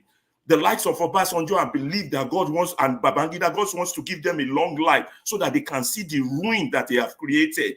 If not, that evil too will still consume them. All these Nigerian big men, rich people, and those that are making it today that are not part of this struggle to say, let us change Nigeria, sooner or later that evil will consume them. We have to react. If it is just saying the truth. And reaction is not lying. Reaction is not embedding figures. Reaction is not trying to justify insanity. That is not reaction. That is aiding evil. That is aiding evil. I hope we will reflect on this small speech I have made. But I want to thank the likes of Rudolph. Like I said, I didn't even know you were going to bring up the issue of numbers and banking. I was on that guy, Johnson Emmanuel, yesterday on Niger World. Keep saying Nigeria is paying less than 10%. That's a lie. When educated Nigerians put out lie to justify the need to collect more when we've not justified the ones we have collected, that is evil. All this political problem and security problem is as a result of the evil of the educated people, the lawyers, the doctors, not speaking when they should have. I want to stop there because sometimes I think I talk too much. Thank you all for giving me audience. Wow. Well, Ferreira, well done, Ferreira. I agree with that very last statement of yours, though. Can you hold on, please? I think that was quite good. The timing is impeccable. It's quite impeccable. Please go ahead, Jagun. No, just like yourself, I was just commending what was said in many ways. I would just like to ask a question, however, as to I do take on board that you would like to have a different way of discussing issues on this platform, and I think that's part of the reason why you're doing what you're doing. But is there a secondary reason why you have put things in the way you have put to the panel today? Yeah, there are always secondary reasons. You know that they'll learn every day. Even as you react with this panel, you learn every day, and then you say, "Oh my God, what just happened to me was what happened to Fela." And Fela said, human rights are my property. You can't dash me my property. You do that parallel thinking and you say, that is why Nigeria is fucked up. You understand? You do that parallel thinking, not just until they shoot you down. You understand? So that's the underlining one. But the super underlining word goes from the words of Martin Luther King, the urgency of now. The urgency of now. Jagun, you know what got me thinking? There were so much of my colleagues that we fought Babangida together. They're professors now. Why are they quiet? Why is it only Dele that is talking? Is it because they're making millions? Why is everybody quiet? How can we be quiet? Because what we are doing now is worse than what Babangida did to us. But I understand. I'm not blind to the cultural perspective of things. Back then, the students were the conscience of the nation. The workers were dead as wood. They don't react. It was only student activity that we served to conscientize the country. And so we were radical students. We reacted, we marched. But over time, they killed that radicalism and brought over the student body. So nobody in the society talks anymore. The workers just goes along. Everybody goes along. The journalist goes along. The lawyers goes along. The judges goes along. Professors that are supposed to build the future generation, they go along. So think about the Jagun. What are we building now? What are we building? Well said, bro. Well said. Forefather, can I ask you? I know you began, but I would like to know what your feelings were about what was just said, please. Most of the stuff he said before, he has said it. That said now, he said it before regarding criticizing and making sure you respond to the injustices you see on the ground in Nigeria. The one that jumped, because I know all those already, which I agree with. The one that jumped out is the one that he still repeated that people are lying about the tax, when clearly the information that we are sharing is a totally different one. The information is about tax revenue, money you get from tax versus the GDP of the nation. It's not about individual tax. It could be from anywhere. The tax could come from anywhere. That's what we're talking about. Yeah, please go ahead. Data was to compare tax revenue to GDP. Let me ask you this simple question. Where does GDP revenue comes from? Is it only from tax? No, it's Exactly. from transactions. So why are you presenting that data? GDP revenue comes from, GDP is not revenue. It could come from resources. It could come from so many areas. So it's not just for. So that data is telling us that we're collecting less because GDP revenue comes from tax, which is a lie. Eh? You didn't get me. Let me repeat GDP revenue doesn't come from tax. It does, but that's not the only GDP thing revenue. that makes GDP revenue. Tax is not. Sorry, Ferrari. GDP is so way larger than tax. I know, we're saying the same thing. GDP, not the other way around. So tax why would you? Can you just listen, please? Tax has to come from GDP, not the other way around. That's how it works. I never heard that before in my life. Go on, we can move on. You didn't know that? No, tax doesn't come from GDP. I'm not agreeing with you. GDP encompasses all economic activity. No, GDP is all the income your nation gathers. That's your GDP. All of them, isn't it? All the income, taxes, then they take tax from selling them. Materials, resources, everything your nation gathers. That's your GDP, gross domestic product. Exactly, all the financial and economic activity. So don't connect tax and GDP because tax is Why not the only thing that generates GDP. Let's just stop there and move on. I don't know whether you understand the concept. We might have to have that another day, bro. Yeah, please. yeah. He doesn't understand the concepts we are talking about. Eagles Air, please go ahead. What do you think about Trump? Is he going to go to jail? And is KJ going to cry all the way? Follow him. No, KJ, sorry. This is not, KJ has been very, very measured about this. Huh? Speak on national anthem too. I don't think so. I don't think so that Trump will go to jail. Yeah. Do you think he's going to win the election? Do you think he's going to win the election too? It depends on the citizens of the University of America. It depends on them, who they choose. The reason why I say that Trump is not going to go to jail, number one, is that all the charges is appealable. And Trump do not accept that he's guilty of it. That's another thing you need to bear it in mind. And it's on an appeal right now. Now, there's something that I found out in the US. As long as Trump is concerned, a judge may decide that fine is going to pay over so and so charges. Because each charge is carried for, if you check very, each charge is carried for 4 years imprisonment. Now, the way it is, they are going to allow him to say, okay, pay so and so fine. And you're going to pay for it. And when you pay for it, it's over. But this judgment can never stop Trump from running this election. It will not stop him. Okay, let's ask more pertinent and maybe even more important questions. So, given where Trump is right now and how crossed he is, and Trump has, he does hold a grudge, and if he goes on to win the election, do you think America is going to be stable? I want you to understand something. I just want to understand something. There's something I know about America, and that is this. America, even they have internal problem within themselves. An outsider want to fight America. The two people who are fighting themselves will join hands together and fight the outsider. When the fight them finish, they come back again and face their own issue. See, now that is interesting. Now, America, what I'm trying to say in effect is that America Eagles Air, hold on. What you just said just now is very interesting. I asked you whether America could become unstable. Then you went straight and said if people try to destabilize America or attack America, America is going to unite and go after them. Is that not indicating what could happen? That something may happen in the world that America needs to go into a major war. Otherwise, America itself may become unstable if they don't have a war to go to. Basically, America, in a way, that's what you are implying. The way America is existing, America will not go directly into a war with any country because they don't want to lose the position they occupy in the world. Rather, they will instigate problem in your country, and you begin to have problem with your country with another country.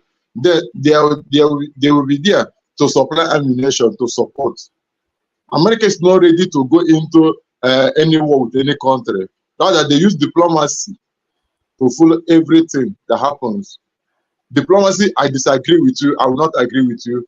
I will follow this. But they go at the back, behind, and instigate problem between you and another country. Now they will come in. America is not ready to go to lose that position to sure? China or Russia. Are you sure? Let me show you. 120% sure. 120% sure. Let me just give you this indicator so that you can decide. You see, the First World War, Second World War, Vietnam War, Korean War all occurred while a Democrat was in office. And now this Democratic president has decided that Ukraine can use their weapons and attack inside Russia, something that Russia has warned them against doing. And First of all, you didn't accept it. You didn't accept it all the way, forefathers. You have to say that the way it happened. It happened. They didn't accept to use their weapon inside Russia. But now people are they are debating there. Like no. They said they have already given them this, even on the down low. They've already given them permission to use it inside Russia. Yeah, but in a limit, in a special, what do you call it? Special way to attack a country in a special way. What kind of special attack is that? What do you expect? You can't fold your hand. What do you expect? Forefather, I want you to understand something. There is a statement Joe Biden made when he was giving his speech. He said that to attack is a form of defense. If you listen to some of his statements, he said attack is form of defense. Now, if they be able to attack some area like Kharkiv, where Russia have a strong power to attack Ukraine, he found out Russia will go back. Because when you attack, it will make an opening to draw back more. But if we watch this scenario, this war that's going on in Ukraine, the fact that Ukraine is fighting right inside their own country, they are not fighting outside Ukraine. So they need to make a move to make sure that if they attack and destroy some certain things in Russia, it makes Russia to draw back some more. Russia has been very a kind of measured in the way they are going after Ukraine. If you look at the way Israel is going after Hamas, Russia is nowhere near that. Russia has been very measured. If they start doing this, Russia could escalate it.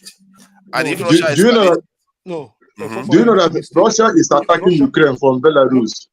Do you know that? Russia came to invade Ukraine. Don't go there. What do you mean came to invade? Do you understand? Yes. It came do you know to invade Ukraine. That is besides the nature of the war I'm talking about. So they have the right to defend themselves. They have the right to attack. I want you to understand that Russia is attacking Ukraine from Belarus. And as long as Russia is attacking Ukraine from Belarus, now I want you to understand what Biden is trying to do now. If any attack come from Belarus, attack direct to that direction. That's the strategies now. They are coming now. Any attack that comes from nearby country, attack that I don't know if you're aware, forefather. I'm not sure if you're aware. You know, the French, the Germans, the British, they have a lot of ammunition on the ground in Ukraine. And they're not saying that they have men on ground. But the Russians know that they have men on ground because there are certain artillery that are being used right now, British artillery, that the Ukrainians have no way of operating. They don't know how to operate it. And these bombs are ending up in Russia right now. So the thing is getting more complicated. Don't get it twisted. It's not getting any easier. It's getting more complicated. Yeah. What you see? This is weird statement. Look at this. I don't know. Can somebody, Jago? Maybe you can understand it. I don't know who is better at English. He said U.S. President Joe Biden has secretly given Ukraine permission to strike inside Russia, solely near the area of Kharkiv, with American weapons. What does that mean? I thought Kharkiv is in Ukraine. How is that inside Russia? Talking about Kharkiv, I want you to understand something. That is Where is confusing. Kharkiv? Where is Kharkiv? Kharkiv is When you talk about Kharkiv is Ukraine. Kharkiv is Ukraine.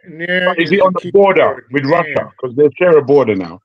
But Kharkiv is a border. Inside Ukraine. It's inside Ukraine. Kharkiv is inside Ukraine. Kharkiv is a part of Ukraine, but it's a border between Russia and Ukraine, like a Crimea. Do you understand? Now, Russia has been using Kharkiv as a stamina, as a base to attack Ukraine. Then what they need to do is attack, because when they attack inside Russia, it will make some Russia to withdraw back some more. It will make them to withdraw back some more, so they will attack them very. See, they want to destabilize Russia now. You know, Russia has given China power. That you see the way we invaded and want to invade Ukraine. He can do that to Taiwan. Yeah, I think now they want to destabilize. Sorry, go ahead. They want to destabilize Russia, and bear it in mind before Joe Biden dropped such statement, give that power. You remember that some time ago, Poland gave them fighting jet, gave the Ukraine fighting jet up to 13 or 15.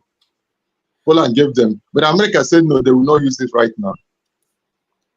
Okay. Because they are waiting for something. They are waiting for a time, and the time has come right now. Remember, there's when the America gave Ukraine a long range missile. America told them that don't use it inside Russia, but use it to defend themselves. But they found out that the weapon is given to them. They are wasting it by defending the Russian strike. Now, don't waste it in defending Russian strike now. Use it to attack. So that Russia will do what? Will defend themselves with their own they have. So they'll be able to make in other words, escalate this conflict to a full-blown major war. Can I say something? Go ahead. It's not as easy as you're making it look. Ego air. You see, Russia all this while Russia's intention has never been to destroy Ukraine, because both Ukrainians and Russians are from the same. In fact, majority of part of Russia and Ukraine speak Russia. They are Russians. So the war has been fought on, or rather the conflict, as they call it, the military action, as the Russians call it, have been done on a way, as they call it, military action. They've never really gone out to deal with the issue, as they will call it, war. But you see, all the factors coming in now is going to change the whole thing. And it's not only going to be a situation for just Russia and Ukraine, but for the whole world. Because remember, if you've been following the development, and like I said, sometimes I don't intervene because not everybody follows these things. If you've been following the development, you will have found out 3 weeks ago, Putin made a statement that if NATO gets involved, then it is a different ball game altogether. Everything they have is going to come out. And he has, that's the third time he has made that statement. He has said to NATO and America, keep off. Even though it's been proxy that these people have been doing now. Now, if they put boots on ground, it's going to be a different thing. And if you want to know more about this, what's going on, you can follow a group I follow. It's called Redacted. Redacted is, they are experts in they analyze these things, and they bring in defense attachés who are working in Russia and in Ukraine to analyze what's going on. Now, it's not now that this thing started. It's not now. The problem, and this is the reason why some people have been saying that, America should be very careful. It's not like, okay, now you're giving this direction. Now, the question they were asking yesterday night is, so what next? Because it was after the Trump's ruling that they quickly put in this information you're giving now. So the question now they are saying is, what next? Are you now saying that we are getting into this full blown? And what will be the consequence of our getting into it full blown? because you're not going to strike inside of Russia and they will keep quiet. Mind you, Russia has over 2,000 very capable warheads that can get America to over 2,000. Okay, and remember also that China is in bed with Russia, and remember also part of India. Okay, North Korea. North Korea. All of So them. it's not going to be Iran. easy. It's not going to be like I somebody. mean, don't trust India. Don't trust India. India is not the country I can trust. They can betray you tomorrow. It does not So matter. remove India from it. What matters is that Forget about China, India. I know what I'm saying. China is not the pushover. So let's not make it look as if, look, there are many situations on earth right now that we cannot just decide to get into anything. Because remember, there's the Chinese and there's the Taiwanese issues hanging on the side.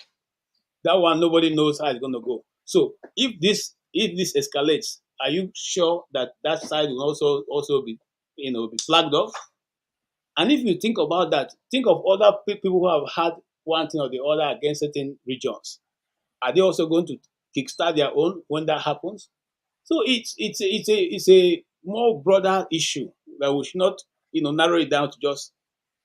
By the way, have you ever asked yourself, the president of Russia of Ukraine, was he elected? No, he wasn't. He's not elected. Was he not?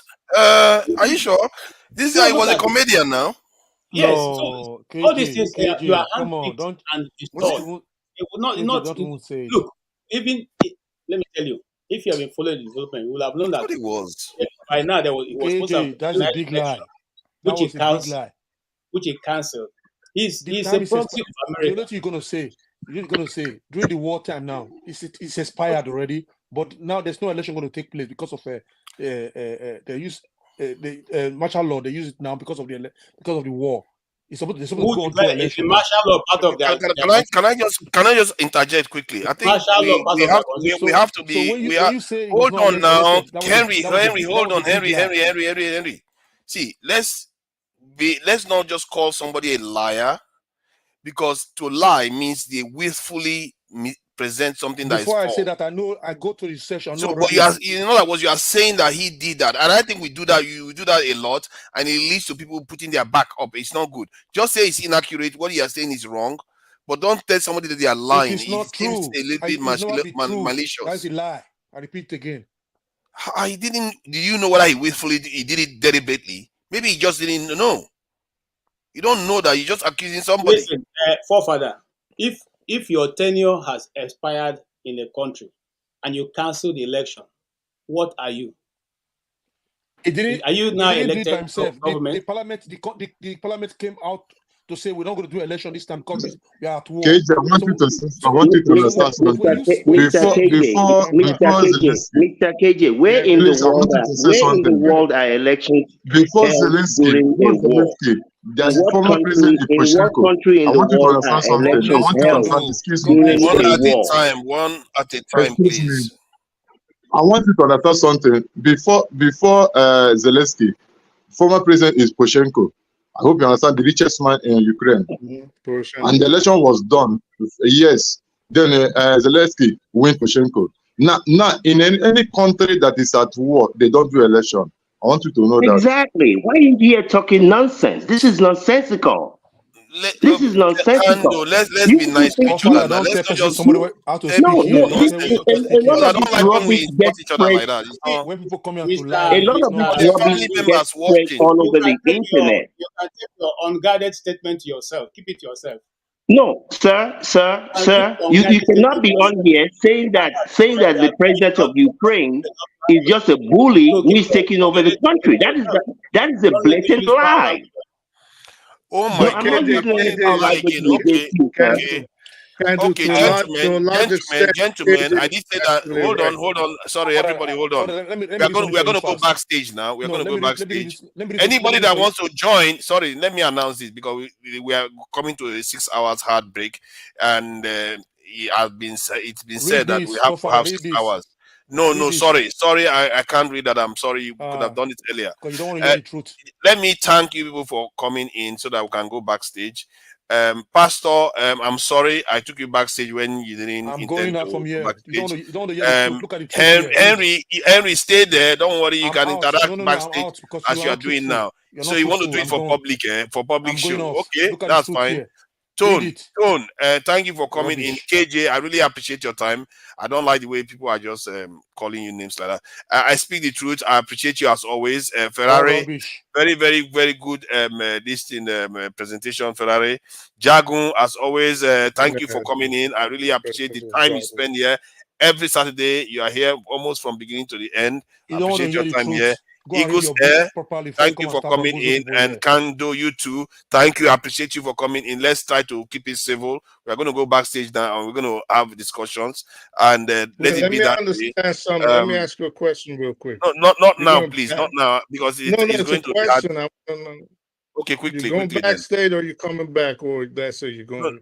Once you go backstage, that's it for the night. Is that what you're doing? That's it for the night. They are saying 6 hours now that they are trying to save me. That I shouldn't go too long. They're trying to save you. They are trying to save me. Yeah, they care about my health, so I have to do 6 hours. But sometimes maybe we'll do longer. Who knows? Nobody forced you to stay 6 hours. Want to go? Nobody, don't try to be like a diva here. Nobody forced you to stay here. 6 hours don't make sense. If you, Harry, I don't know what's wrong with this, Harry. Let me man. ask you a question, fathers, real quick. If you get more traffic and more exciting stuff, especially in the later times of the night, because usually you notice there's a different set of people that walk during the day, and there's a different set of people that come in at night. So you got to take that into consideration when you're doing things. Like you just don't. Yes. You know what I mean? Yeah, I think one of the things we can also do if we want to do it like is when other moderators come in. I think Ferrari was looking to be a moderator. Then we can swap. You see that then you go longer. And then we can also have a situation by when we go backstage, we'll put the link in the front of the video so that they can be able to come in backstage to have conversations with everybody. Then later on, it's taken off. Okay, so that is one of the ways. Let me thank the people that donated. I really appreciated my fellow Nigerians today. I called them to donate. They decided to start donating. That's very, very nice of them. One man went to Mwadi, didn't ask him. He just decided to volunteer to donate. First man to donate. And Alexander Gomez, we appreciate you for the donation. And Alexander Gomez again. Then our fellow panelist, Olumide, he didn't even come on today. He just flashed us 140 Canadian dollars. That is beautiful. Can you hear me? Yes, loud and clear. Hello. Can you? Yeah, I speak the truth, and in the interest of health and safety, Forefathers' hours was cut down. For its own good and for the good of the channel as well too. So until such time that we have people who can split the program with him, then it will be. But 6 hours is enough for anybody to sit down for his own health. So that's the reason why it's not whether traffic or not. It's not the issue there. So.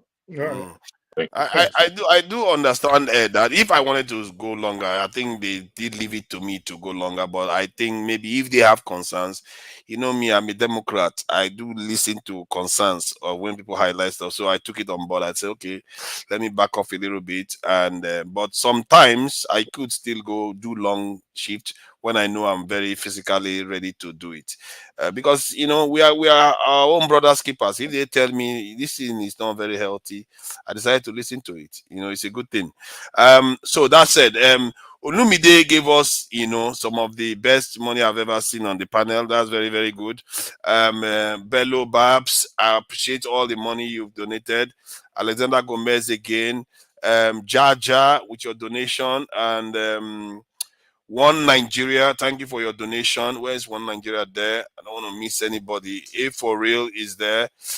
AY is backstage. They are all coming on now. Man, the panel is going to be full for backstage. Henry Gabriel, thank you for your donation, Henry Gabriel. We really appreciate that. Real K, thank you for the donation. Chuk Onu Ogu. What kind of pronunciation? I'm trying now. Chuk Onubogu. You don't spoil people's name with that, though. Wow. I'm trying here. Juk Onubogo, thank you for the donation. We really appreciate it. And Multifarm TV, thank you for the donation. You did that twice.